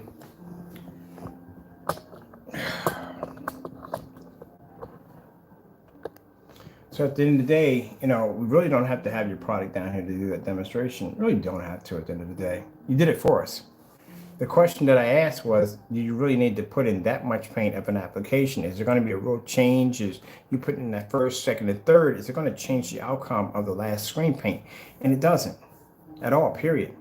It did the exact same thing that your wall just did. It took one coat application. I'm pretty sure you paid for the good stuff. One coat application to paint that wall. Or you probably just primed it. That's basically about it. And then you added that paint onto it. But that's it. This is just a bunch of hoopla.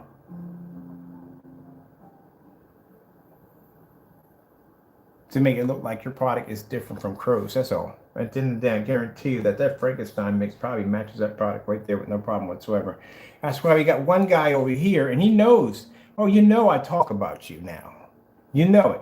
At first I said we don't mention your name. I was giving you a break. You know that when I was telling you over and over again that I don't mention your name, we don't take you seriously. We don't take you serious at all. But I was telling we just ignore you. I was giving you a break.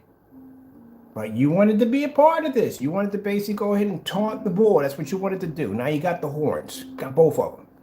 Now you got yourself in a situation now that you're going to have to back your product. You can't do those easy demonstrations anymore. That doesn't exist for you anymore. Can't go out there and paint the screen and say, no, no, no. You got to go through the same thing our technology has to go through. We're doing brutal demonstrations. You got to go through it. If your screen falls in the process, it falls in the process. You should have never stepped up and made those accusations that your product is just as good as mine. Now, I could go buy as soon as your shopping cart becomes activated, or we can put the pressure on and your shopping carts will never open up again because you know that we'll be hunting for your paint. If you're that terrified of my test demonstrations and you don't have that kind of confidence in your product, why are your shopping carts locked? They're locked due to the fact that you know that if those shopping carts open and we get your product down here, it's not going to compete with their technology.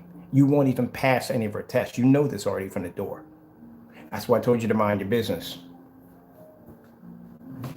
Same thing, we got Crow backed into a corner. Crow can't go anywhere. He can't make product anymore. You know why he can't make product anymore? Number one, we got a website that shows our stuff doing the same thing that this product did. And our product was made 7 years ago.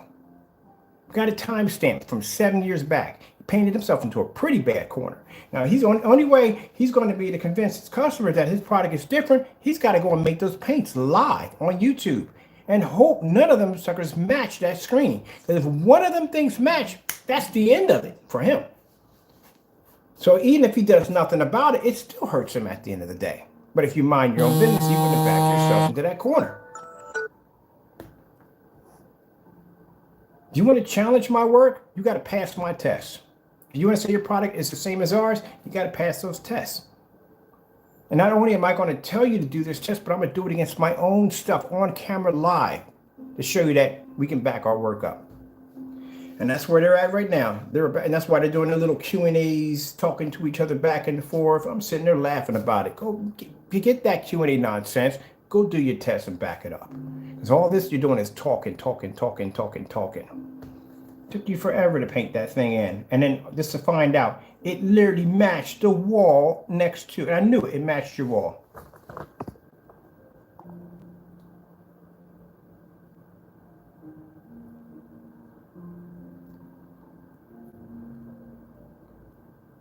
Look at that. That is just freaking, I told you it was going to match. And I sat there right in the video before we even saw this. And I saw his screen come down. I said, that would match his wall perfectly. And sure enough, it did. I can get some bullseye primer right now. I can match your product. I'm going to make a version of your screen paint. I'm going to match it. As soon as your shopping cart pops open, we're going to match it. We already had this already. We already ordered this from Home Depot. We got an exact duplicate of your wall. It's here. We need to, when your shopping cart opens up, we're going to get this. Now let's see how long his shopping carts stay closed. So we got one person who's a cancel king, who's afraid, even though he gave us the invite to buy. Think of our track record right now for you hobbyists that want to run your mouths too much and don't even know what you're getting yourself into. Again, I already told you, I got a history of already developing your stuff already years ago. And then you want to challenge my new technology. You're so terrified of my new technology. You get on camera, you run all these mouths about Q&As and all that stuff. Let me tell you what it comes down to. We got one fellow here whose shopping carts are remaining locked because he knows if he opens up some shopping carts, we'll get access to his products. We'll have them down here, and they'll go through the same process that Crow went through. Go through. He don't want to go through that, so he'll keep his shopping carts locked. We have another one who basically can't even back up his own products, let alone that he gave us an invite to buy from us, but is so terrified that he canceled every single order to make sure it wouldn't come down here. So we figured, hey, okay, he's going to cancel the orders. Let's give him another task. Let's put him against the digital one crystal screen paint. He's terrified to go against that because he knows if it matches his product, and that's ingredients that given out for free, then why would people pay $85 for a product that can match your product from the door and spend all that money when they can just basically just go in and just make it for free on the website? So he's not going to do the review. That's never going to happen. Then the ingredients are posted for him to go in and make it. He doesn't even have to have it shipped to his house. We don't even need his permission. It's right there posted. Demonstrations were never done. So he can't back his product. You can't back that it's not black and white paint. And there's a video floating around of him making it. There's not one of him at all, period, but there's one of Pro. So he can't make any money really off his product until he backs it. Until then, that website's going to stay there. So we got another cancel light here. Let me see. Other Mr. Bird, Mr. Bird, Mr. Bird, Mr. Bird. Now, this is the reason why we tell you guys at the end of the day, mind your own freaking business at the end of the day. We mind our business. We don't care what goes on in your videos at the end of the day. I got other people who make screen paints right over there on freaking eBay. They mind their own business. They're making their products. I wish them the best of luck. I really do. I don't care if they're making accusations about this, that, and the other. That's their business. As long as you don't stick my name into it and try to use me as a springboard, then you're going to get my attention, and then it's going to end up bad for you at the end. Let me know, Jamie, if you ever got one of these. Now, this is what I told you. I back everything up. This is right around the time when we had Digital 1 4K Crystal Onyx, the black technology I showed you in the demonstration. Remember that? That's right around the time where we dropped the contract overseas and we developed a new company that had the black technology around in 2015. All the dates line up. Go to the Facebook page. That's right around the time we started having. You start seeing that black onyx pop up on their page. We threw that up on their page to let them know that change was coming, that we were about to drop their contract and we were about to go about our business. But you'll see parts of it popping up on the page. That's the black technology right there, just to show them what they could have got and what they're not going to get. And this is right around the time that we got contacted by Screen Innovation. Hey, good talking to you. This morning, sorry I woke you up. That's pretty early in the morning when they contacted me. As I stated, we are interested. Pro, you ever getting by a company like this saying they're interested? We even got messages from, is it Vivistorm? Vivistorm asking for samples. Let's see, looking forward to your product. They're interested in looking forward to your product. We are interested in looking into your product. Okay, all you naysayers want to come around your mouth about my product's not this, that, and the other. Let me get this straight. So you're a fellow sitting at home watching TV, and this is a multi-million-dollar corporation that basically specializes in projection screen technology. But your opinion doesn't mean jack to me at the end of the day, naysayers, because like I said, I got emails like this all the time in my accounts. All right, let's see. Let me know when you're ready to continue the discussion. There you go. You can look up all the information. Make sure the company is legit right there. So when you come into my channel running your mouth about, oh, this, this, and that, and blah, blah, blah, blah, blah. Yeah, sure. All right, so let's get out of that one right there. And let's go over to the other part of this craziness. There's the sample sheet right there, the punch sheet that we got from Screen Innovation. That's what my buddy June brought down for me when I first started doing the testing. We're not going to go down this road right here. It's just not necessary. All right. So then this is where their attorney contacted us, because in the process of the attorney, and that's not my address anymore, so good luck. But anyway, in the process of us having the screen paint, a little argument broke out. I told you argument broke out. We had lawyers sticked on us. Now, the reason why they didn't want us doing any more demonstrations against the products, no videos, nothing, show anything. We just did a side-by-side demonstration like Coke versus Pepsi, Nintendo versus Genesis, if you remember those back in the day. That's all we did. And because we did this and they didn't like the outcome of our screen being outperforming their product, and yes, I'm going to say outperforming their product because I gave them the opportunity to go against the Phantom and they didn't basically take to the offer at all. But anyway, don't care anyway. At the end of the day, we know where we stand at now. So anyway, so they basically felt that I was basically degrading their product, or whatever you want to call it. We didn't call them scammers. We didn't say their product was junk. We said nothing like that whatsoever. We just did a basic side-by-side. Our product was able to produce almost matched, well, actually did match the screen. It was able to pull a 190-degree viewing angle, where I told you that certain screens have that narrow viewing comb effect that doesn't pop up all so well for them, and they had some issues with that. So they sent out this document right here, which was the biggest mistake they could have ever sent to me. They should have just ignored me. That's what they should have did, but they didn't. So I use this now against them. See?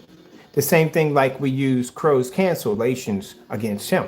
The same thing that every time we go on the Partay's website to buy his products, are out of order. You see where we stand at now? So when people sit there and say, oh, your products are too expensive, our products were able to take on Black Diamond. So you consider a screen that's going to cost you $5,000 to a technology that will allow you to paint a screen up to 150 inches of black technology, not dark gray, not gunmetal. Black. That's what they were threatening us, because the screen was literally jet black. Produce high white levels, produce amazing contrast levels, couldn't even match the black paint. Ultra short throw compatible technology, where you don't have to go out and spend separate money for a separate screen, because this screen does ultra short throw, but that screen doesn't do ultra short throw. You don't have to spend thousands and thousands of dollars for an expensive projector, because the projector is making up for what the screen can't do. You can use it in fully lit environments. See how much money my technology is worth? It's worth quite a lot of money. When I've got companies like this either asking me for samples or trying to shut me down at the end of the day because they are threatened by my technology. And if they're not threatened by my technology, I give them the opportunity to go side by side to the Phantom, which we did try to do, which it deteriorated into nothing. But that's what this order is for us to basically back away from the product. That's what it's for.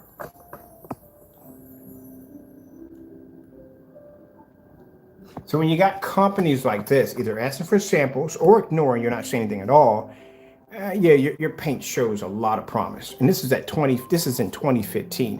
What we have now is way beyond 2015 technology. Well, there it is right there. Let's go through here. That's some other screen right there in the next room.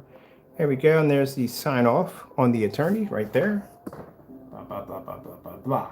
So bottom line, what they wanted for me to do was they wanted me to go in and remove all the video demonstrations, all the pictures, anything that has anything affiliated with their screen. What they did at the end of the day, they bullied me, because at the time I was in a small little rented room, didn't have a lot of connections at the time, and I was happy to even for them to contact me. I was really excited about that. But when I asked for an NDA, because they wanted me to come down to Dallas, they wanted me to come down to one of their facilities, they wanted me to bring down the product that we had, and they wanted at least, they wanted me to bring this product down. Now, if I bring this product down, I know somewhere along the line they're going to say, hey, why don't you leave this here? You can trust us. No, we required an NDA, a non-disclosure agreement, which means if I bring that product down to you, if you 4 or 5 people sign your name to that agreement, and I sign my name to that agreement, and I walk into your facility and say I see something interesting that no one's ever seen before, well, you're saying that I'm spreading lies, right? How am I spreading lies if the documents are right here? All right, then move on.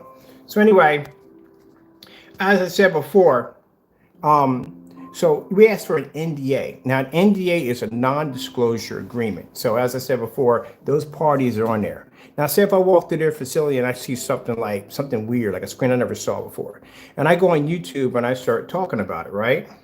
What I'm going to do, or read it. Bottom line is, I'm going to post this link for you to read yourself. It's a long document. All right. All right. I'll help you out with that. Actually, I have this posted to my Facebook fan page on top of that.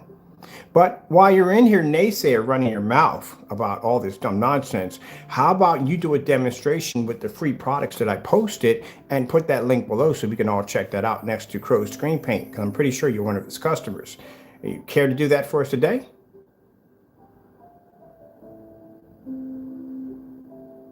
Yes or no? Who was the guy who made the judgment? Let me see. Right here. Can you give us a yes or no that you're willing to put that demonstration today? I'll give you the link to the website. You can make the product. Oh, I thought not. As usual, they run their mouths, and then when I give them the option to back themselves up, all they do is get quiet. Bye-bye. I'm going to put you in timeout, but you still have to do that. For now on, any naysayers that want to come in the room and carry on and act up, here's the thing for you. You're going to make the product off the website. We'll put the link at the bottom, match it against your product, and post your video at the bottom of the link. We'll come back again and check and see how many of you guys have actually posted. All right. So anyway, so the non-disclosure agreement, basically, if I saw something in their facility that I wasn't supposed to see, like nobody knows about, and I went on YouTube and say, hey, look, this is what I saw, blah, blah, blah, blah, blah, they could sue me for the amount of money that I agreed for in the non-disclosure agreement. And that's what we needed for protection on our product. And because we didn't get the protection, arguments started breaking out left and right. We started having little discussions back and forth. And this is when we got contacted by this fellow right here. So let me see.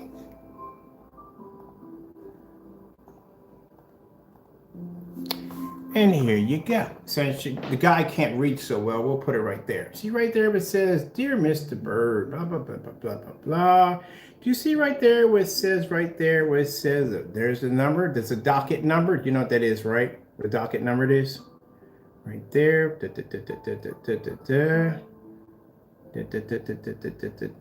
And I'll put the link at the bottom so you can read it yourself. Grab yourself a cup of coffee.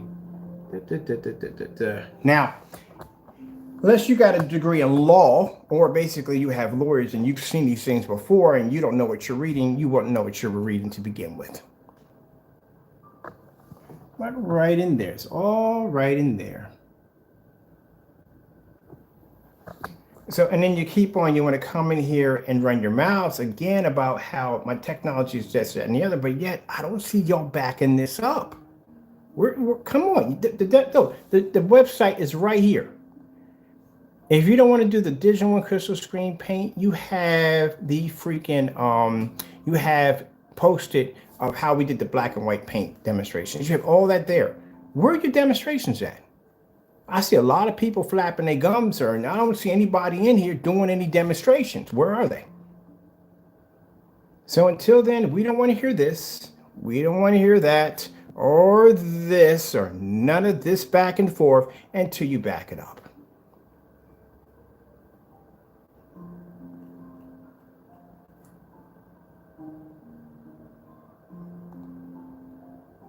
Let me see. I'm going to go in here and grab. Let's grab out of here videos right here. Right here. Grab right over here. Showed you my technology in well-lit environments beyond what you see on YouTube. Showed you demonstrations of ultra short throw projectors displayed outside, 180-inch screens, 150-inch screens, dual 150-inch screens outside. And yet I don't see none of y'all backing this up. I show you links upon links of me basically testing my products against black paint, even making gunmetal screen paints against my product, all kinds of test demonstrations. And yet I don't see any of y'all backing this up. So I don't want to hear any more up, blip, blip, blip, blip, blip, and blip, blip, blip, blip, blip, blip, blip. At the end of the day, either you do the demonstrations with the paint on demonstrations as we requested, make every single item. As a matter of fact, to you customers, how about you do this? How about you make them live? You got a YouTube channel. You come on here and talk. So how about you go on at the end of the day, you make any one of those free ingredients live so everybody can see you make it. I'm going to use the same challenge as I just gave him. Make them live and paint it on your screen and show a massive difference. So now you got to include it into it too now. So now we're going to make that. I'm going to make a special video that Crow's customers and Crow, can they back the product? Can they make them live? No, and so you don't want to be involved in that, do you? You don't want to be a part of that. All right, then. Let's see what we got here. We did that one already right there, right? There's the digital crystal screen paint. Boom. We need that one activated because I need to put that link in there. Here you go. Here is the link right here to the page. We'll go to the beginning of the home page here for you. There we go. I'm going to put that in there right there for you. You copy down these ingredients right here. You put that against your screen. I expect to see that demonstration by tomorrow. Well, the day is tomorrow. We'll give you a day because it's going to take time for you to get. They're only going to take time to get the product. Just go to Home Depot and pick it up, for God's sakes. Just go over there and pick it up, make it, do the demonstration, and post it back here.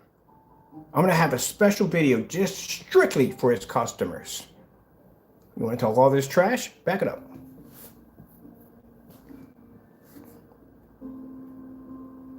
Because I guarantee, I think some of them right now have done it already. I think they have. I think they've done it behind closed doors, and they're pretty much like, what the freak? Are you kidding me? I just paid $85 for this. I know what's going through your head right now.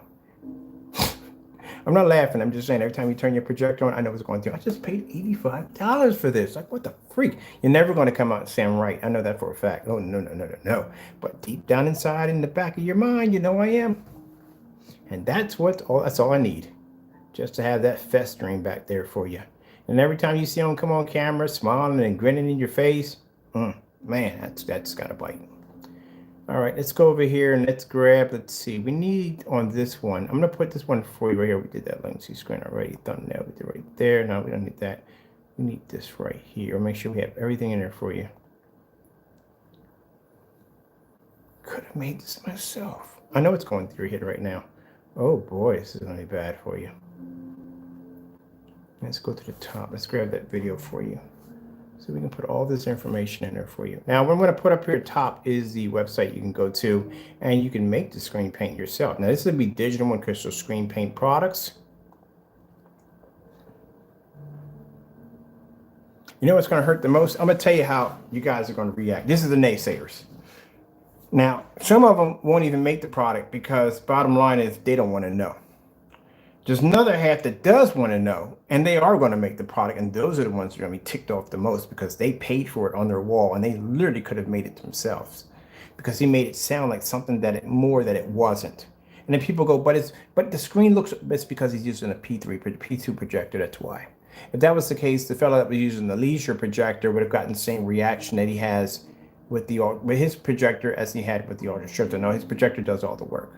If you know anything about projection screen setups, when they set up those rooms for those projectors to display them, they're calibrated projectors. They control the ambient light. They control what kind of videos are going to be played on the videos. They don't do random swap outs, none of that stuff at all whatsoever. And they choose a high-end projector because the high-end projector is going to give the screen back so much more than what the screen originally can't do. There's no way in the world you're going to go down and sit in a booth. We're going to have a high-end projection screen. And the projector behind there is going to be 50 or maybe 30 or 20 grand sitting back there behind you. There's no way in the world you're going to go home and get the exact same image that you saw in the booth. Because the first thing they're going to say to you is, well, you have to use an ambient light environment, and you're going to have to calibrate your projector. But at the end of the day, there's no way in the world that your $3,000 lumen projector or $3,000 projector is going to compete with that $50,000 coffee table of a Sony projector. It's the reason why that projector costs 50 grand.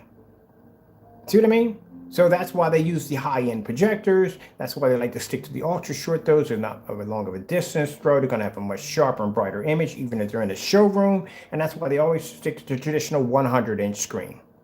So that's what you guys got. You got a 100-inch screen, ultra short throw projector sitting next to the screen. Majority of the demonstrations are done in the dark. And that's what you got. You got script, calibrated projectors calibrated. You got script at the end of the day. There you go. The only way you're going to be to achieve that picture quality, you're just going to have to get the same projector or better. Where in our technology, our screens do all the work. I don't go out and spend $3,000 for projectors. If you look at all my projectors in my area, anybody can buy those with no problem whatsoever. And I could do mine in fully lit environments and elements that he can't even begin to even have his projection screens even functioning correctly. All right then. All right, enough proving that one. As a matter of fact, I'm going on eBay to buy a bunch of projectors today because I got a really good sale going on right now. I want to buy some stuff. All right, let me see. Let's go over here to the live demonstration. We're going to post this in here right now for you. Right here, if you want to get the free screen paint mixes. And for those of you who already had the screen paint mix of his product, you can do a side-by-side test demonstration. As I said before, if you have not put your hand through your wall or through anything through a glass window, you have passed the anger test. Free screen paint mixes.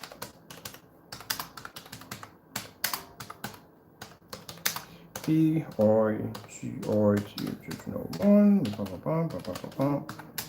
Mind you, we gave him the option to make these products himself, and he has not made that. So what does that tell you at the end of the day?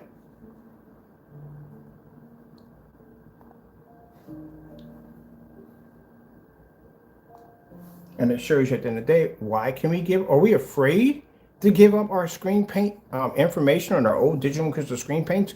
Would that conflict with our orders? No, it won't at all, period. So that tells you right there that, you know, what we make over here is completely different what we made 7 years ago, because in order for me to give up the free ingredients on my digital crystal screen paint, and if it was anything like the stuff we made now, why would I be giving you the information for free to begin with? Because it's an old product, we don't make it anymore, and anything that's in it has nothing affiliated with anything we develop over here. That's why we laugh when he tries to make a black screen paint, because you're literally trying to make products that we were experimenting with 7 years ago.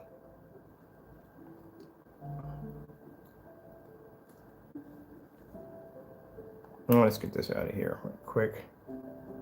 All right, we'll take that. I'm gonna leave everything else in there for you guys. Would you like some other screen paint products to make free also? All right, I want to be generous with you here. I'm going to activate this right now for you. We're going to go in and give you some other ones. Now, the ones we have on the website under Digital Crystal Screen Paints are not the same as the ones we're going to have here posted. The ones we have under digital have silver in them and gold glitter or silver glitter and stuff like that. These are the ones we made using the black and white demonstration when he made his product out of black and white paint. This is where these come from. Let me see. We also too have our demonstrations in there too. What is the demonstration I'm supposed to add in here? It's one of my funnier ones. Let me see. It wasn't that one. Which was the one? That's the one where we're painting the screen. You see that right there? Look at that. You can't even get the OLED display to pop up on that gray screen paint. We're going to do some demonstrations on that today. Which one was it? This one where I painted on the wall over here. Let me see. This is gray screen paint mixes we did over here. Yeah. Hey, you want to see what it looks like on my Facebook page? How they're reacting to that gray screen paint versus black paint on contrast levels only? You want to see that? I'll show that to you in a few minutes. All right. Now, mind you, customers, I'm not talking to you this way. This is the naysayers I'm talking to. This is how I talk to them. Now, sooner or later, you're going to force me to bring out a sock puppet sooner or later in one of these conversations, naysayers. You're me itching for it. I'm trying to be polite here, but I'm really thinking about buying some sock puppets for you guys. Unbelievable, some of the dumb things they ask me is unfreaking believable. Now, I'm saying all crow boys, we don't call them crow boys, we call them the naysayers. They're not all of them are bad. Don't get me wrong, not all of them are bad. Don't judge them all being bad. Some of them are actually quite polite. I've actually bumped into a few of them that were very, very polite, very respectful. The other ones that come on, I don't know what's going on with them. I don't know. I really don't at the end of the day. You see that? My table was so stacked. And it's stacking up right now. I got to get busy right now because I got the new 48s just came in a few minutes ago. And we got to get ready to get them set up already. Well, yeah, go ahead and knock yourself out.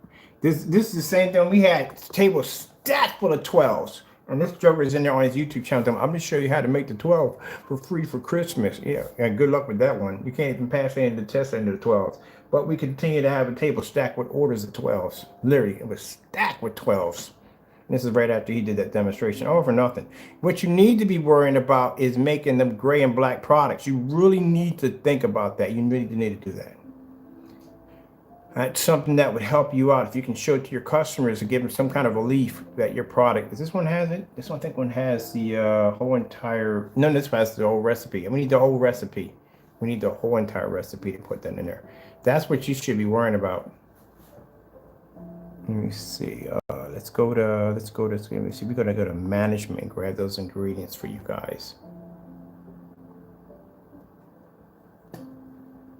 And then saying you got to paint the whole screen, paint a little sample sheet. That's all you got to do. Put it against the screen, see what happens. Just paint a little sample sheet. A little square sample sheet, that's all you got to do. Unless you're afraid at the end of the day. Were you afraid of me being right? And this kind of helps out on our end, like I said, because this is our digital crystal screen paint. This helps out because, like I said, we got some people, even though our products are beyond what's out there on the market, we still got some customers that may not be able to afford that product. So at least they can have this. I mean, but I want to let them know at the end of the day, it's not going to be like what we have here, but at least it's something. At least it's not $85 out of your pocket. Did we do it on that one over there? No. This was live. This is live. We did this from live from here. I still have a paint on demonstration due downstairs. I have one. We actually have another version of the digital crystal screen paint. It's a darker, it's a mid gray. We're going to do that demonstration. The one we had downstairs is a light gray, and we're going to put that against the black screen downstairs. We need that for the disclaimer and for Facebook. Let me see. I think we have it under this one. Oh, here we go. Yeah, we got the complete collection of paints here. All right, now this is where we duplicated. Like I said, when we did this demonstration, our intentions weren't to make his product. It was to see how close we could come to them, especially after seeing that bare silver screen demonstration where that screen paint literally would have matched the screen if he added in a couple of tablespoons of black paint in there. He could have easily matched that screen, but he left that out. Well, of course, we all know why. Let me see what we got going on here. There we go. We're gonna. That's the other one we're at. We're not that one. Where is the other video? Is it this one? Nope, not that one either.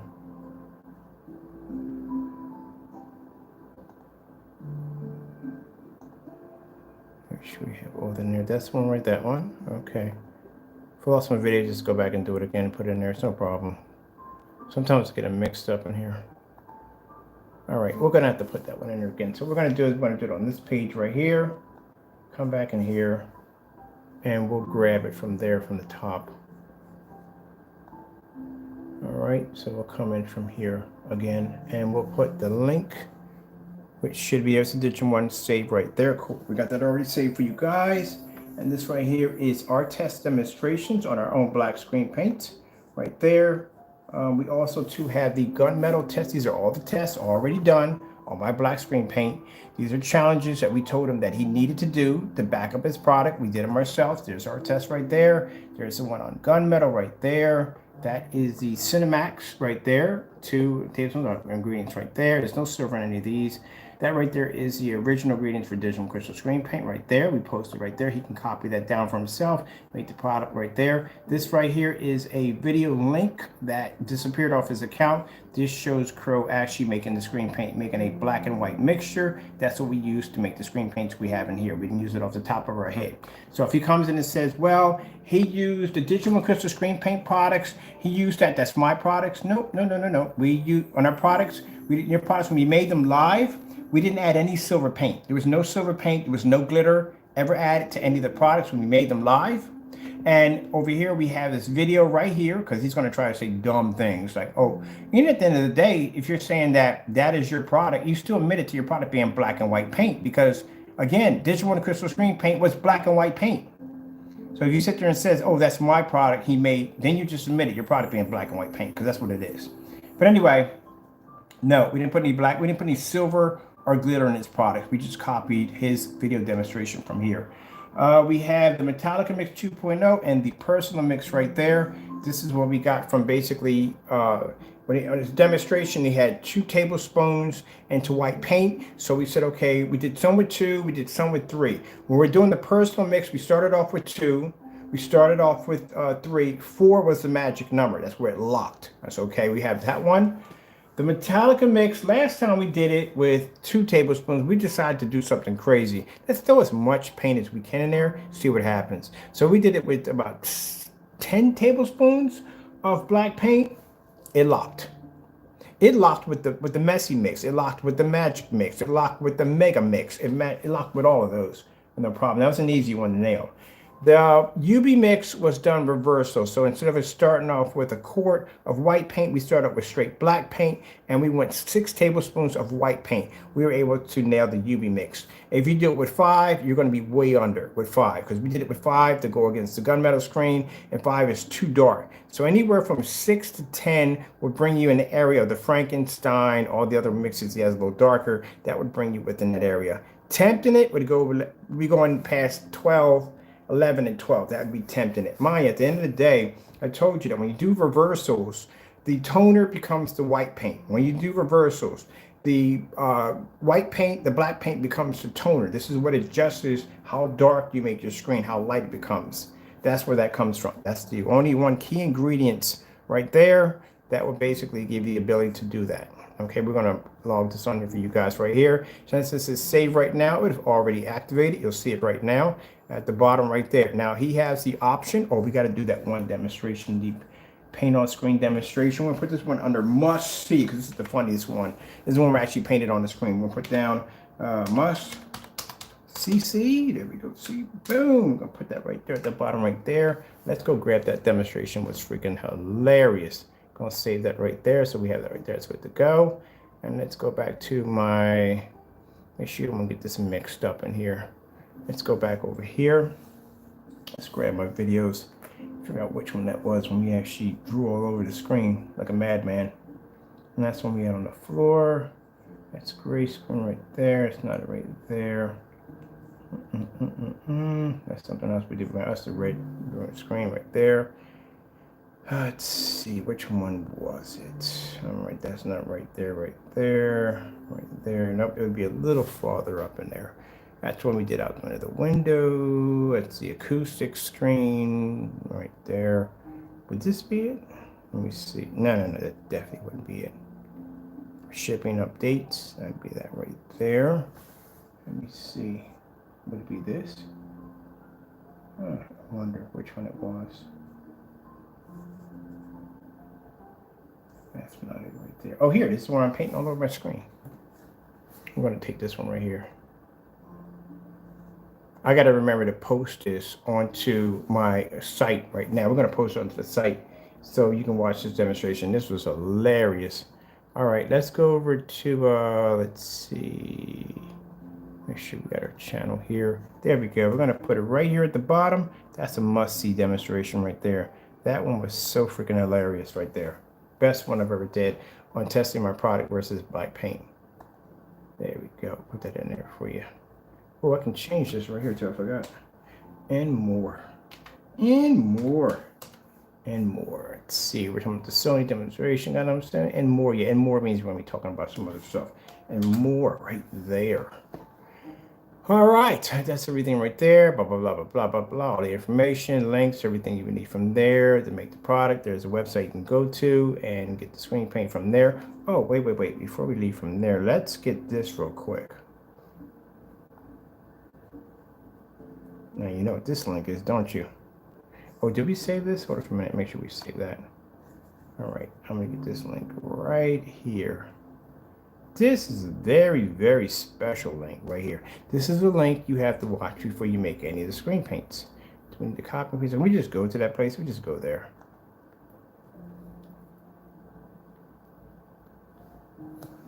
I want to go there now.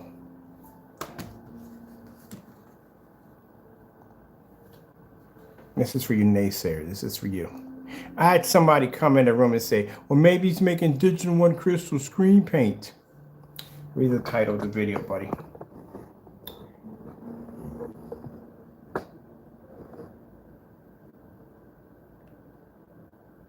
Metallica projection screen paint mix. 2 tablespoons of flat black paint.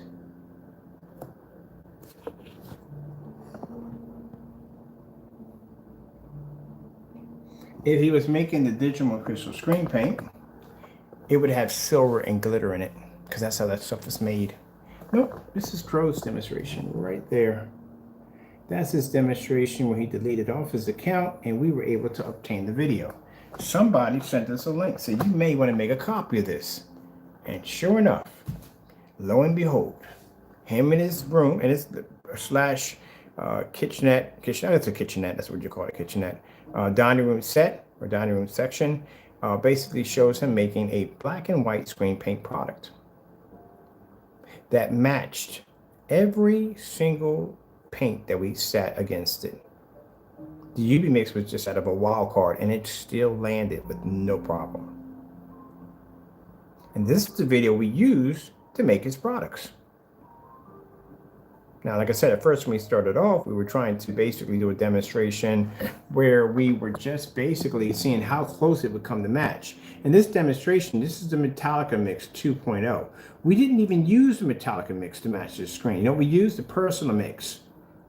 We wanted to see if we made this black and white product, could we match anything to do with his screen paint, which was the Personal Mix, and it matched. We did the demonstration again, it still matched the Personal Mix. There you go, enjoy. That link is in there for you to watch.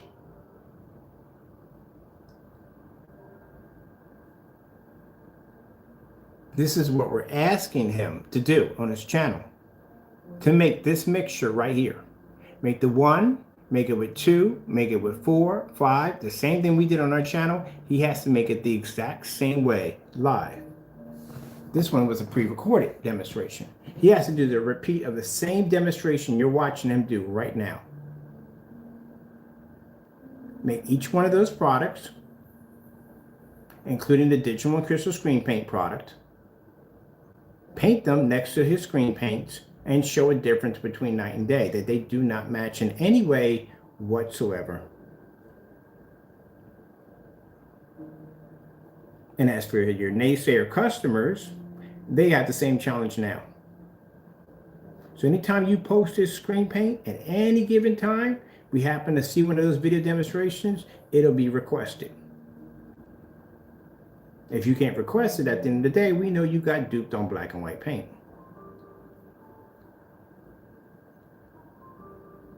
Or what I'll do is I'll paint your product to a screen and I'll mimic your exact same demonstration.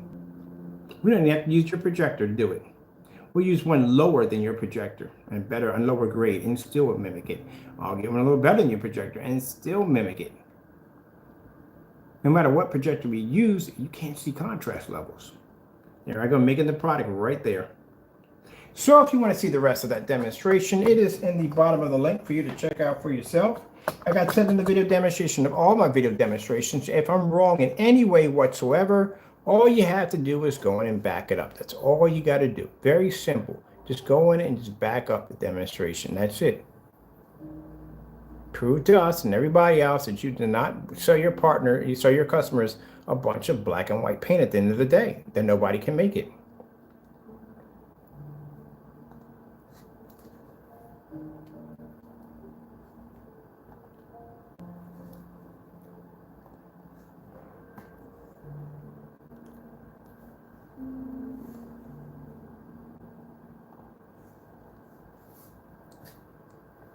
You see that right there? You know what that is? That's my screen. That's my Phantom. See those marks all over it? You know what that's it? That's black paint. See, in order, if you have a real 100% Phantom in your possession, Phantoms produce higher white levels than any black surface, including black paint. That's the demonstration where I went in and I took black paint and I drew all over my screen with it. Show you how they look side by side. Both look black. One doesn't look gray, one doesn't look black. They both look black. See that? I can do a pour out easily. That's the difference. So anyone who does a false demonstration and you claim that our product came up looking like black paint, I can take you to court and show you that it's not, and win with no problem whatsoever. Because one of the things the Phantom has that makes it different from any other black screen is it pulls an extremely high white level. Black paint doesn't match it. And if you do a false demonstration, when we drag you into court, I can say, look, Your Honor, that's the product right there. I can paint that right in the courtroom right there. That's going to be a separate lawsuit, by the way. If you do something that's stupid. I already have the initial lawsuit on you already, but this is going to be a separate law. I'm going to file another separate lawsuit for you for this alone. Sue you for another $250,000. I'll bury you in so much debt, man, you wouldn't be able to lift your head up. You would have to die 20 times over, and you still wouldn't be able to break even on the lawsuits. I'll land on top of you. So you have to be to back your product. That's what that's for, to back my product. If any company we're doing business with and they come back and say, oh, no, this is your black screen, this is how dark it is, this is how it's reacting. All I would have to do is take my screen paint and write it into that screen and hit it with a projector, and our image will come up, boom, bright. And I would go, no, that's not my product. This is our product right here. See you in court? Bye. That's it. That's the end of the conversation. There's no discussing this. There's no discussing that. You violated the contract. I will see you in court. That's it. That's the end of it. You talk to my attorneys after this. Oh, that's a good demonstration. Okay, we're doing that next. We're going to paint a screen with everyday black paint, and this time we're going to do the reverse. We're going to write my screen. Oh, that's going to be fun. All right, I got some things to do. All right, we're going to paint over the screen downstairs. We're going to paint it with regular black paint. We're going to paint our screen paint into this time and have our screen come up in bright and the reversal. See, I got to think of stuff to have fun with this stuff. These jokers are sitting over there scared to death to do these demonstrations, keeping their shopping carts locked, canceling orders, and I'm over here thinking of crazy stuff to do to my screen. Look at that, just do paint on it, bow, splashing paint all over it. Because I can back my work. Look at that, look at that, look at that, marking the screen up. Where y'all demonstrations at? Let me see y'all do that with one of y'all great, with one of them gray screen paints and freaking other products that we made below. Y'all can't touch me, please. I'm good at what I do. Y'all can't touch me. I've been in this business for too long. And that's what they don't like. They over there right now, biting their bottom lips, upset. Yeah, Mr. Bird did the same thing, but I went over and beyond with my demonstrations. Let's go even farther. I gotta sit back and think of stuff to do to my technology, to challenge it. And y'all can't do one simple demonstration comparing your stuff to black and white paint at the end of the day. You're coming in here to splatter with the paint. Look at that. At the end of the day, I can back my product. Not just on white levels. We can show you on color too. Not even going to pick up.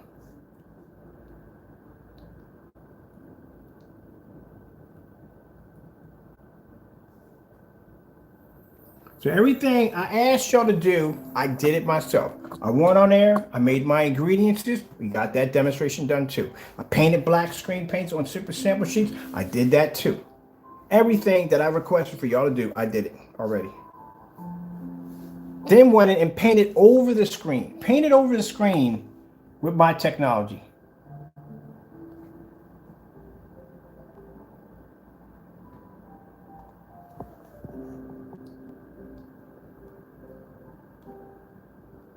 Painted the screen 4 times on the camera. 3 times? 3 times on the camera. One of the first time painted it, let it dry. Hit it a second time, let it dry. Third time, let it dry.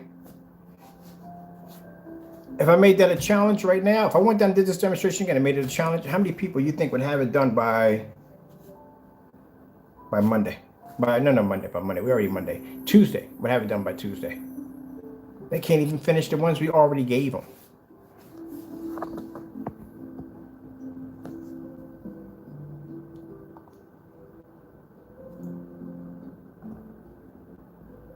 That's black fabric. That's black speaker fabric.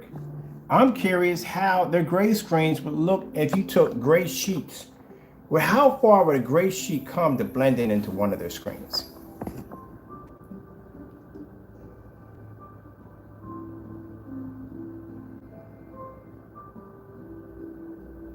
So we're going to order some gray sheets today. I'm going to order 3 different shades of gray sheets. I wonder if I could do the same thing on this screen paint that I can do with an everyday bed sheet.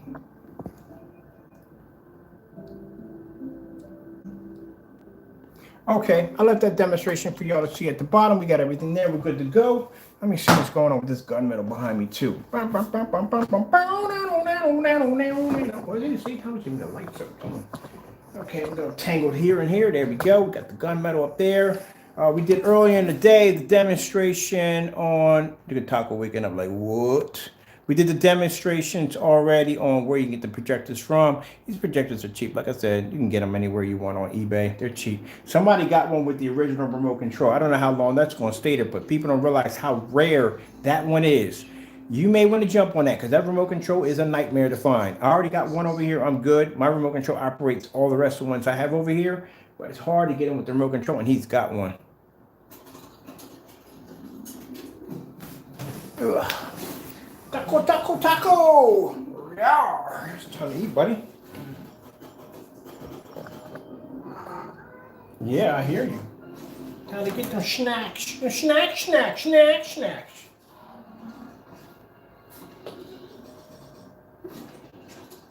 wonder if I got angry email. I always get angry emails after these things. Angry emails. Rawr. Rawr. Don't eat the cord, man. Leave the cord alone. So why you gotta mess with my cell phone? What's the deal with my cell phone cord and you? Don't touch it. Leave the cord alone.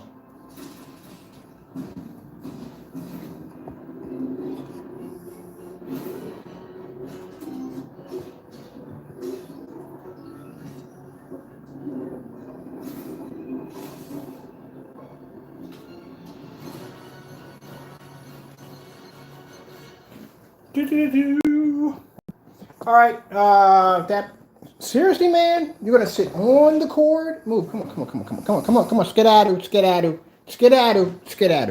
Go over there. I love how you're moving something really heavy, and a cat will sit there, lay down in front of you, and look at you like, what?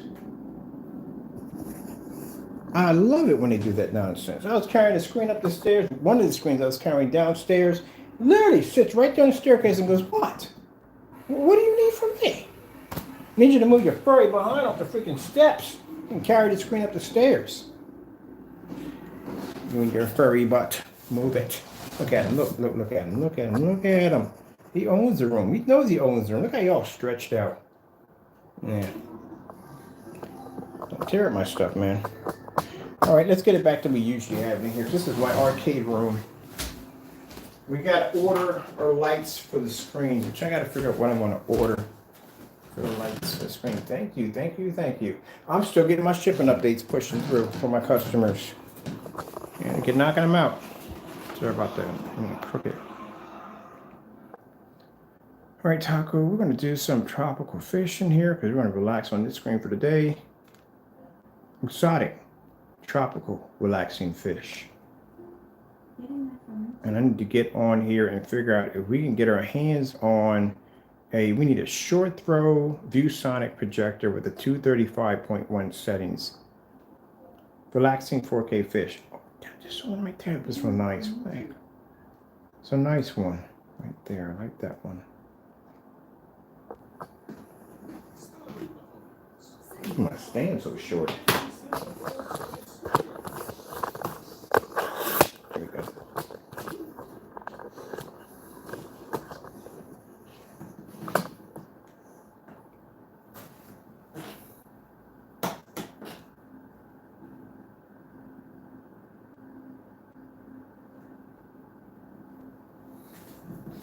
All right, I think I'm gonna get these lights right here. I like these lights right here the most. I like these chasers. I think I'm gonna get them, but that'd be too much. I got chasers going off over here, but then again, it is an arcade screen, so that's an arcade screen. So if you wonder why the screen has a weird shape to it, it's a 4.3. That's for my Dreamcast and all that stuff. We're just running this stuff right now through it. Taco, I need you to do me a favor. You got this attraction to, for some reason, when it slams to my cell phone cable, go over there, out there, go to your room. 5 minutes in here without you doing something crazy. All right, so we're going to remove this right here and put up my other stuff right now. I want to get one of my games set up for later on for a demonstration. We need power cord. That's going to stay in. I just need this equipment right here. And downstairs for another demonstration. I'm going to run, I might run a RetroPie to this too. So, you have to run the RetroPie. The RetroPie. Ooh, this is why I need another get one of these projectors right here, because I need to run my RetroPie and I need to run my RetroPie HDMI. That'll run through here real nicely. Or I can do picture in picture or both of them side by side. Yes, I could. Okay, let me see. So this right here is for the Dreamcast. All right. And I can run my RetroPie through there. I'm just gonna buy another one for the back room. All right, and let me see. This one is gonna go through. Well, let me see. No, it has to go through. It has to go through the adapter.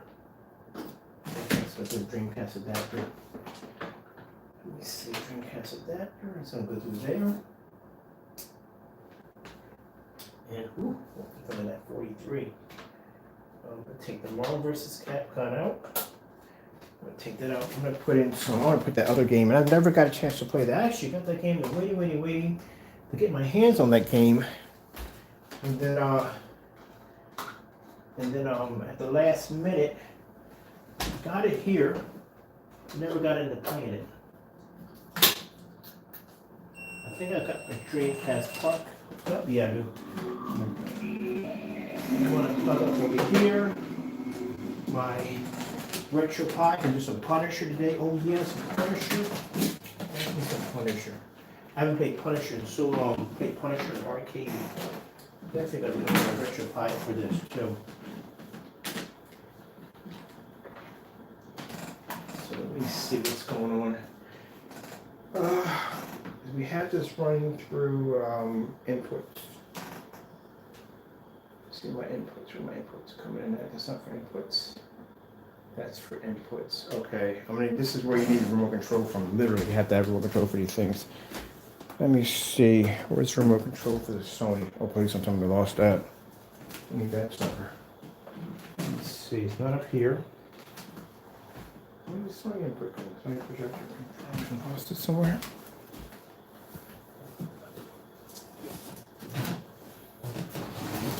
Oh man, Taco, I would literally blame you, but you don't have posable thumbs, so it's virtually impossible for you to pick that up and take it from an A to B. Somewhere where Mr. Bird laid it on the floor and lost it. Which I don't know how it is with remote control that big to begin with. Alright, so while I'm in here, let me grab all this stuff out here real quick. These cables and wires, get this stuff over here, because I need this for a demonstration downstairs. And just to make sure we have everything. Where are you at, buddy? I just saw you move. Leave that alone. That projector's not for you. Leave it be. It's not for you. Leave it alone. Skedaddle. Now. I'm trying to sort my mess out here. Making my life a little harder for me.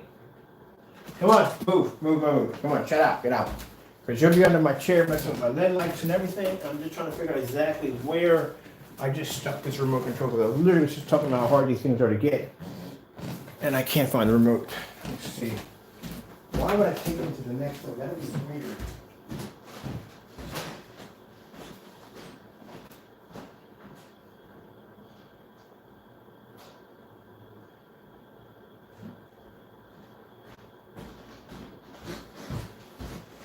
Not in the next room.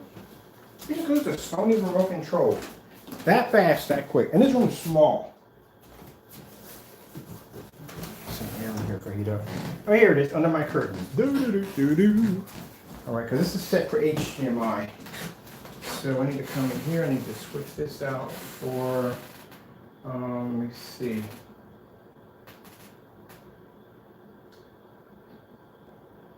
You're going to work with me on here?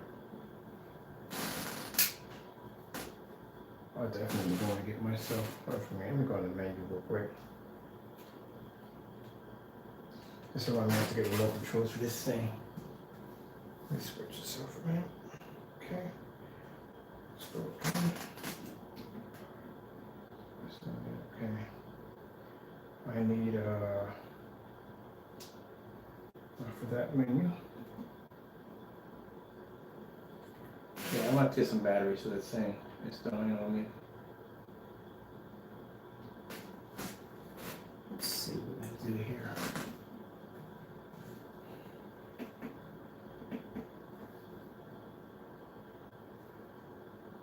Yeah, remote control's not activating anything. Chances are remote control batteries are near dead.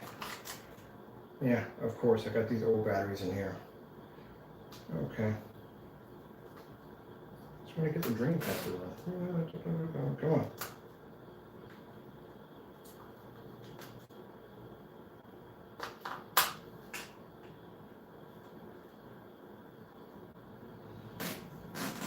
people. I'll figure it out. It's running through. It's just the fact that my remote control is not activating because I think my batteries are near dead.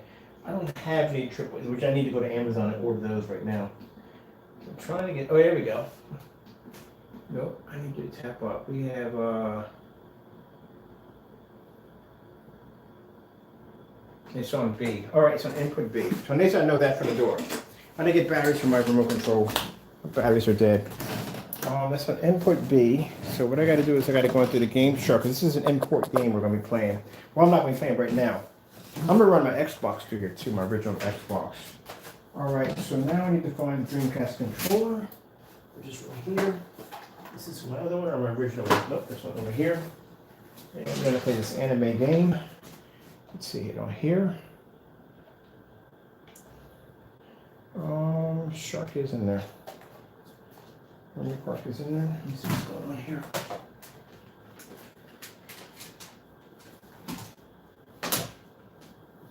That's the joy I like about having wireless controllers. All over the place. That's the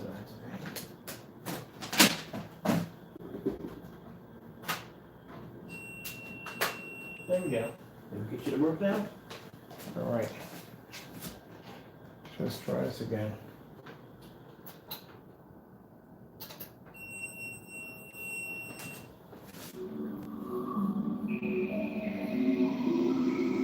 There we go. See, 4.3.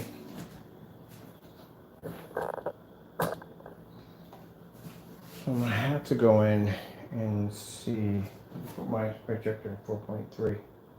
Oh, we can blow it up a little bit. Okay, cool.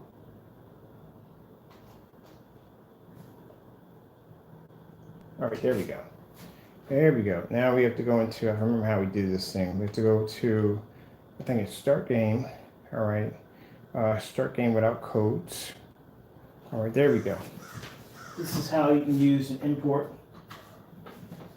games on your Dreamcast. There's my actual game. I've been playing this game so long. Got it for my birthday. Just been so busy, haven't had time to do it. There's a story about the fellow I bought it from, who basically, I bought this game from him, and it came from the UK. It's a really hard game to get.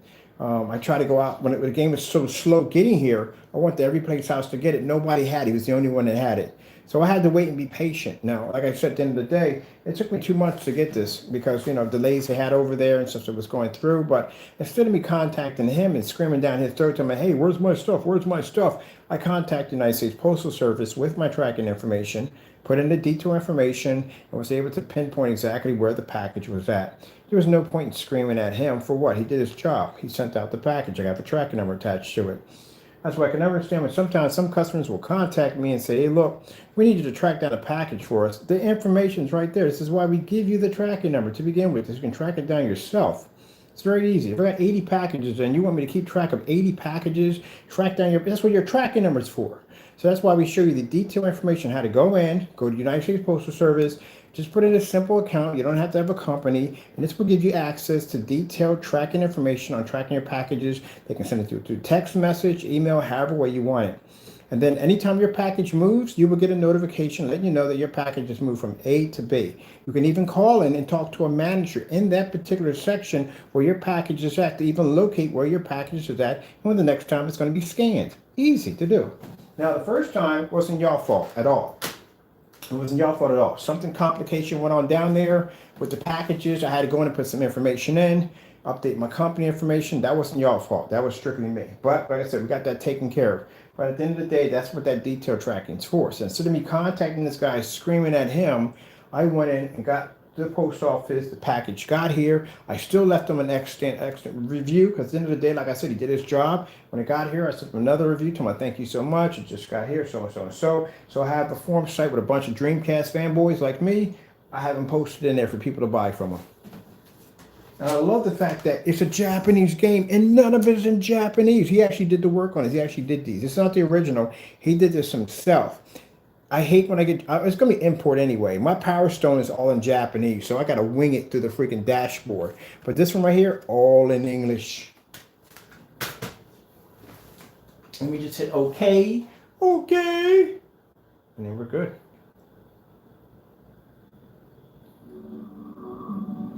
I got my Power Stone, and all my other ones don't have any Power Stone in so long. I'm gonna invite the game over so I can kick her butt in Power Stone 2. I need another person there to speak their behind in that one. I'm gonna invite her in over there for that. Because I got my second controller, I got my second Dreamcast controller right over there. So when, come on man, I'm all twisted up in here, like what's going on here? I'm taking this out, we don't need this anymore, I'm charged. So right there, that's my second controller, right there. So when the driver comes over, I can kick her butt. Freaking Power Stone. Oh no! Oh no! Power Stone. I'm gonna hook up the RetroPie to this too, because I like the fact that everything in the front of this projector is right out front, nothing's in the back. I can slam it right to the wall. I'm gonna run, I got my Dreamcast running through a VGA adapter, and I'm gonna run my RetroPie through the HDMI port.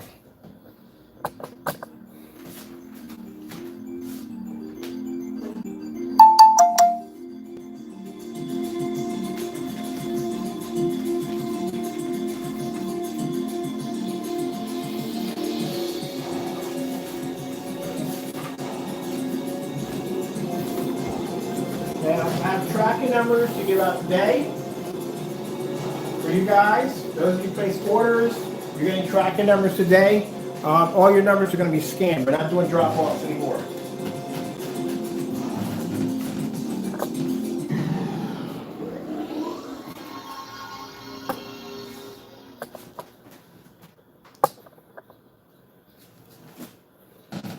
Oh, stone.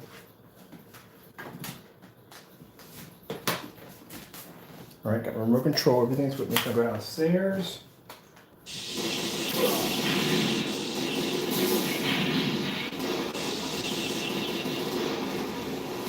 Oh, this is going to be so much fun. I cannot wait.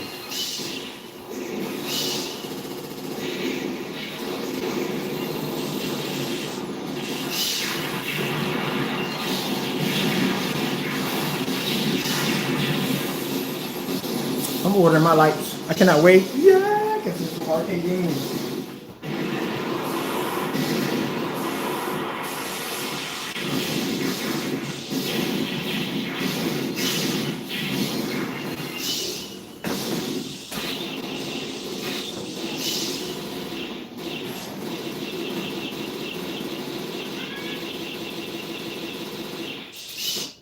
Oh, it's time to get it on. I gotta get my work done first. I can play this.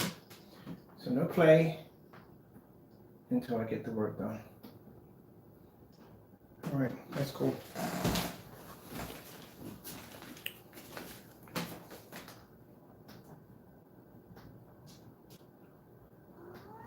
Mm-hmm. You're whining about. That's because I disconnected the cable.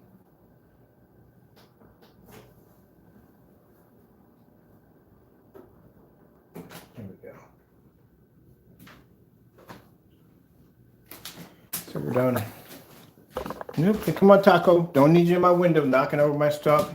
Give me any System 32s on my keyboard. Don't need that today. Come on, out. You got your own window right now. You got your own room, your own window. Don't need to be in mine. No, period. I want the kitchen catch in here. Come on, I need to stand alone.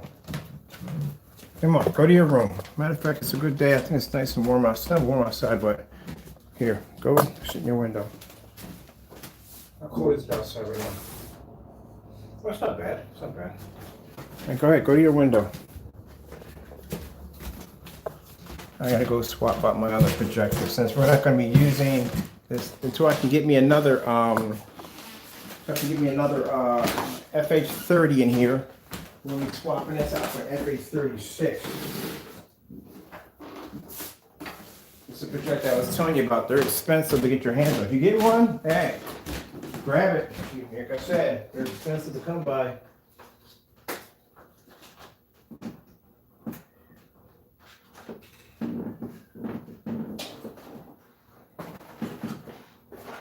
So anytime you see me with this black projector right here, this is a 5200 Sony FH36s. These things are not cheap.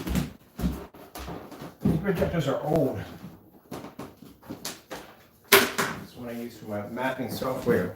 Those projectors are old, and those projectors still cost $3,000.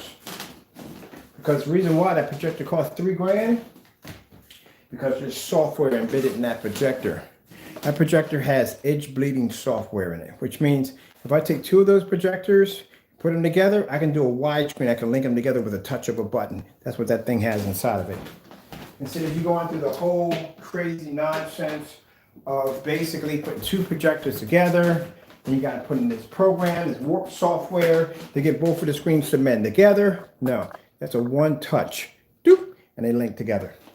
That projector right there, that Chrissy projector, has stacking technology in it. If you ever heard of stacking the projectors, you can get more lumens. That projector is 5,000 lumens. I put two of them, that's a 10,000 lumen projector. Three of them, that's 15,000. Four of them, that's 20. If you ever seen how you do stack a projector, you have to take the projector, stack on top of each other. You have to run software. Number one, you definitely need software to do it.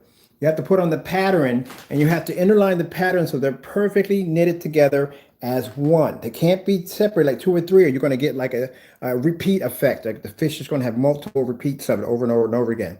Everything has to synchronize into one screen only. So imagine how much of a nightmare that is to get the patterns to all link together, so it becomes one visual effects. You see one visual image, and instead of seeing a slight little overlap where you're going to have a little bit of a 3D effect to it. All of them have to link together perfectly, and that's what that little grid display is for, and the programming and all the software. But those projectors have a stack program in them, which means all I would have to do is just daisy chain them together, run them through a computer, hit that freaking activation button, and they link, boop, all together. That's what I like about Venue. Venue projectors have all kinds of interesting features in them that the everyday projector will never have, because these were designed for work projectors. All right, let me see if I can find the rest of my stuff. I gotta be downstairs to paint on demonstration next. Gotta be cat, catty cat, catty cat, catty cat, catty cat, catty cat. What the heck is wrong with you, man? Trying to know where to see what ain't like that. Are you crazy? Are you crazy? I come up here minding my own business. All I hear is catty cat, catty cat, catty cat, catty cat, catty cat. Like, what is wrong with you? Why I'm crazy half the time? Because I gotta hear you announcing my name all over the house like a crazy man. Catty cat. How come we don't have? Oh, we do have it right there. I'm like, where the heck is my stuff at? All right. Hey, I don't even know. I might do some gaming here today. I'm deciding. Catty cat, catty cat. Come on, catty cat. Come on, Taco. Come on. See what I mean? Out of the doorway, Taco. I gotta shut the door. Thank you.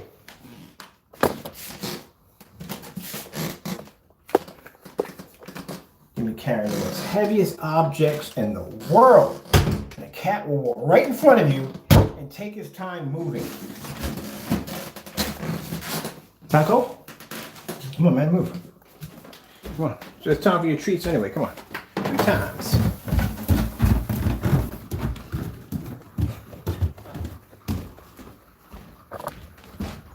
All right, I'll show you what we're doing next real quick. And this is also to update for my customers real quick. The containers came in. So there's the containers right there. The 48 ounce containers are just waiting for us. So tracking numbers are going out today for you guys. We already have them. Already ordered the ingredients, so we're good on that. And we'll have you guys set up for the for the fellow who ordered the invisible technology from us. We're going to be switching you out to the new Black Phantom invisible technology, which I'm going to be contacting you again. I did leave a message on your answer machine, so it has to be good right there. What is going on? Oh yeah, and this one we have a Black Phantom, Red Phantom, and a Gunmetal Phantom. And these for customers right here. We're contacting you too also today. We've got to order more containers because we're out. So I got more coming in as we speak. This is another project on its own right here. Ooh, hey, what are you doing? Nut job. So Mr. Dirt, you ever heard of something called backsplash? Never heard of that before. So eventually when you wash dishes and stuff like that, water constantly hits the back of your tiles and stuff, and water can get behind there. and loosen up your tiles. So that's what that's for. So that's another project on its own right there. You know anything about tile work? Yes, I do. Yes, I do. Yes, I do. Oh, we're down in the shop today, are we not? So this is going to be the next demonstration. So this is the crystal edge we have in here. We have, no crystal, I'm talking about digital one crystal screen paint. This is a darker version than the one we painted. We're going to be painting that, putting that against the screen. It's waiting for the disclaimer demonstration, because I don't want people thinking at the end of the day that they're going to be to make this paint and get the same thing we have over here. It's not going to work out that way. All right, with that being said, I'll be back on later on. I got some things to do real quick. I got to take care of my customers first, and then I'll be back on for this. Thank you all for your time. I have to go in.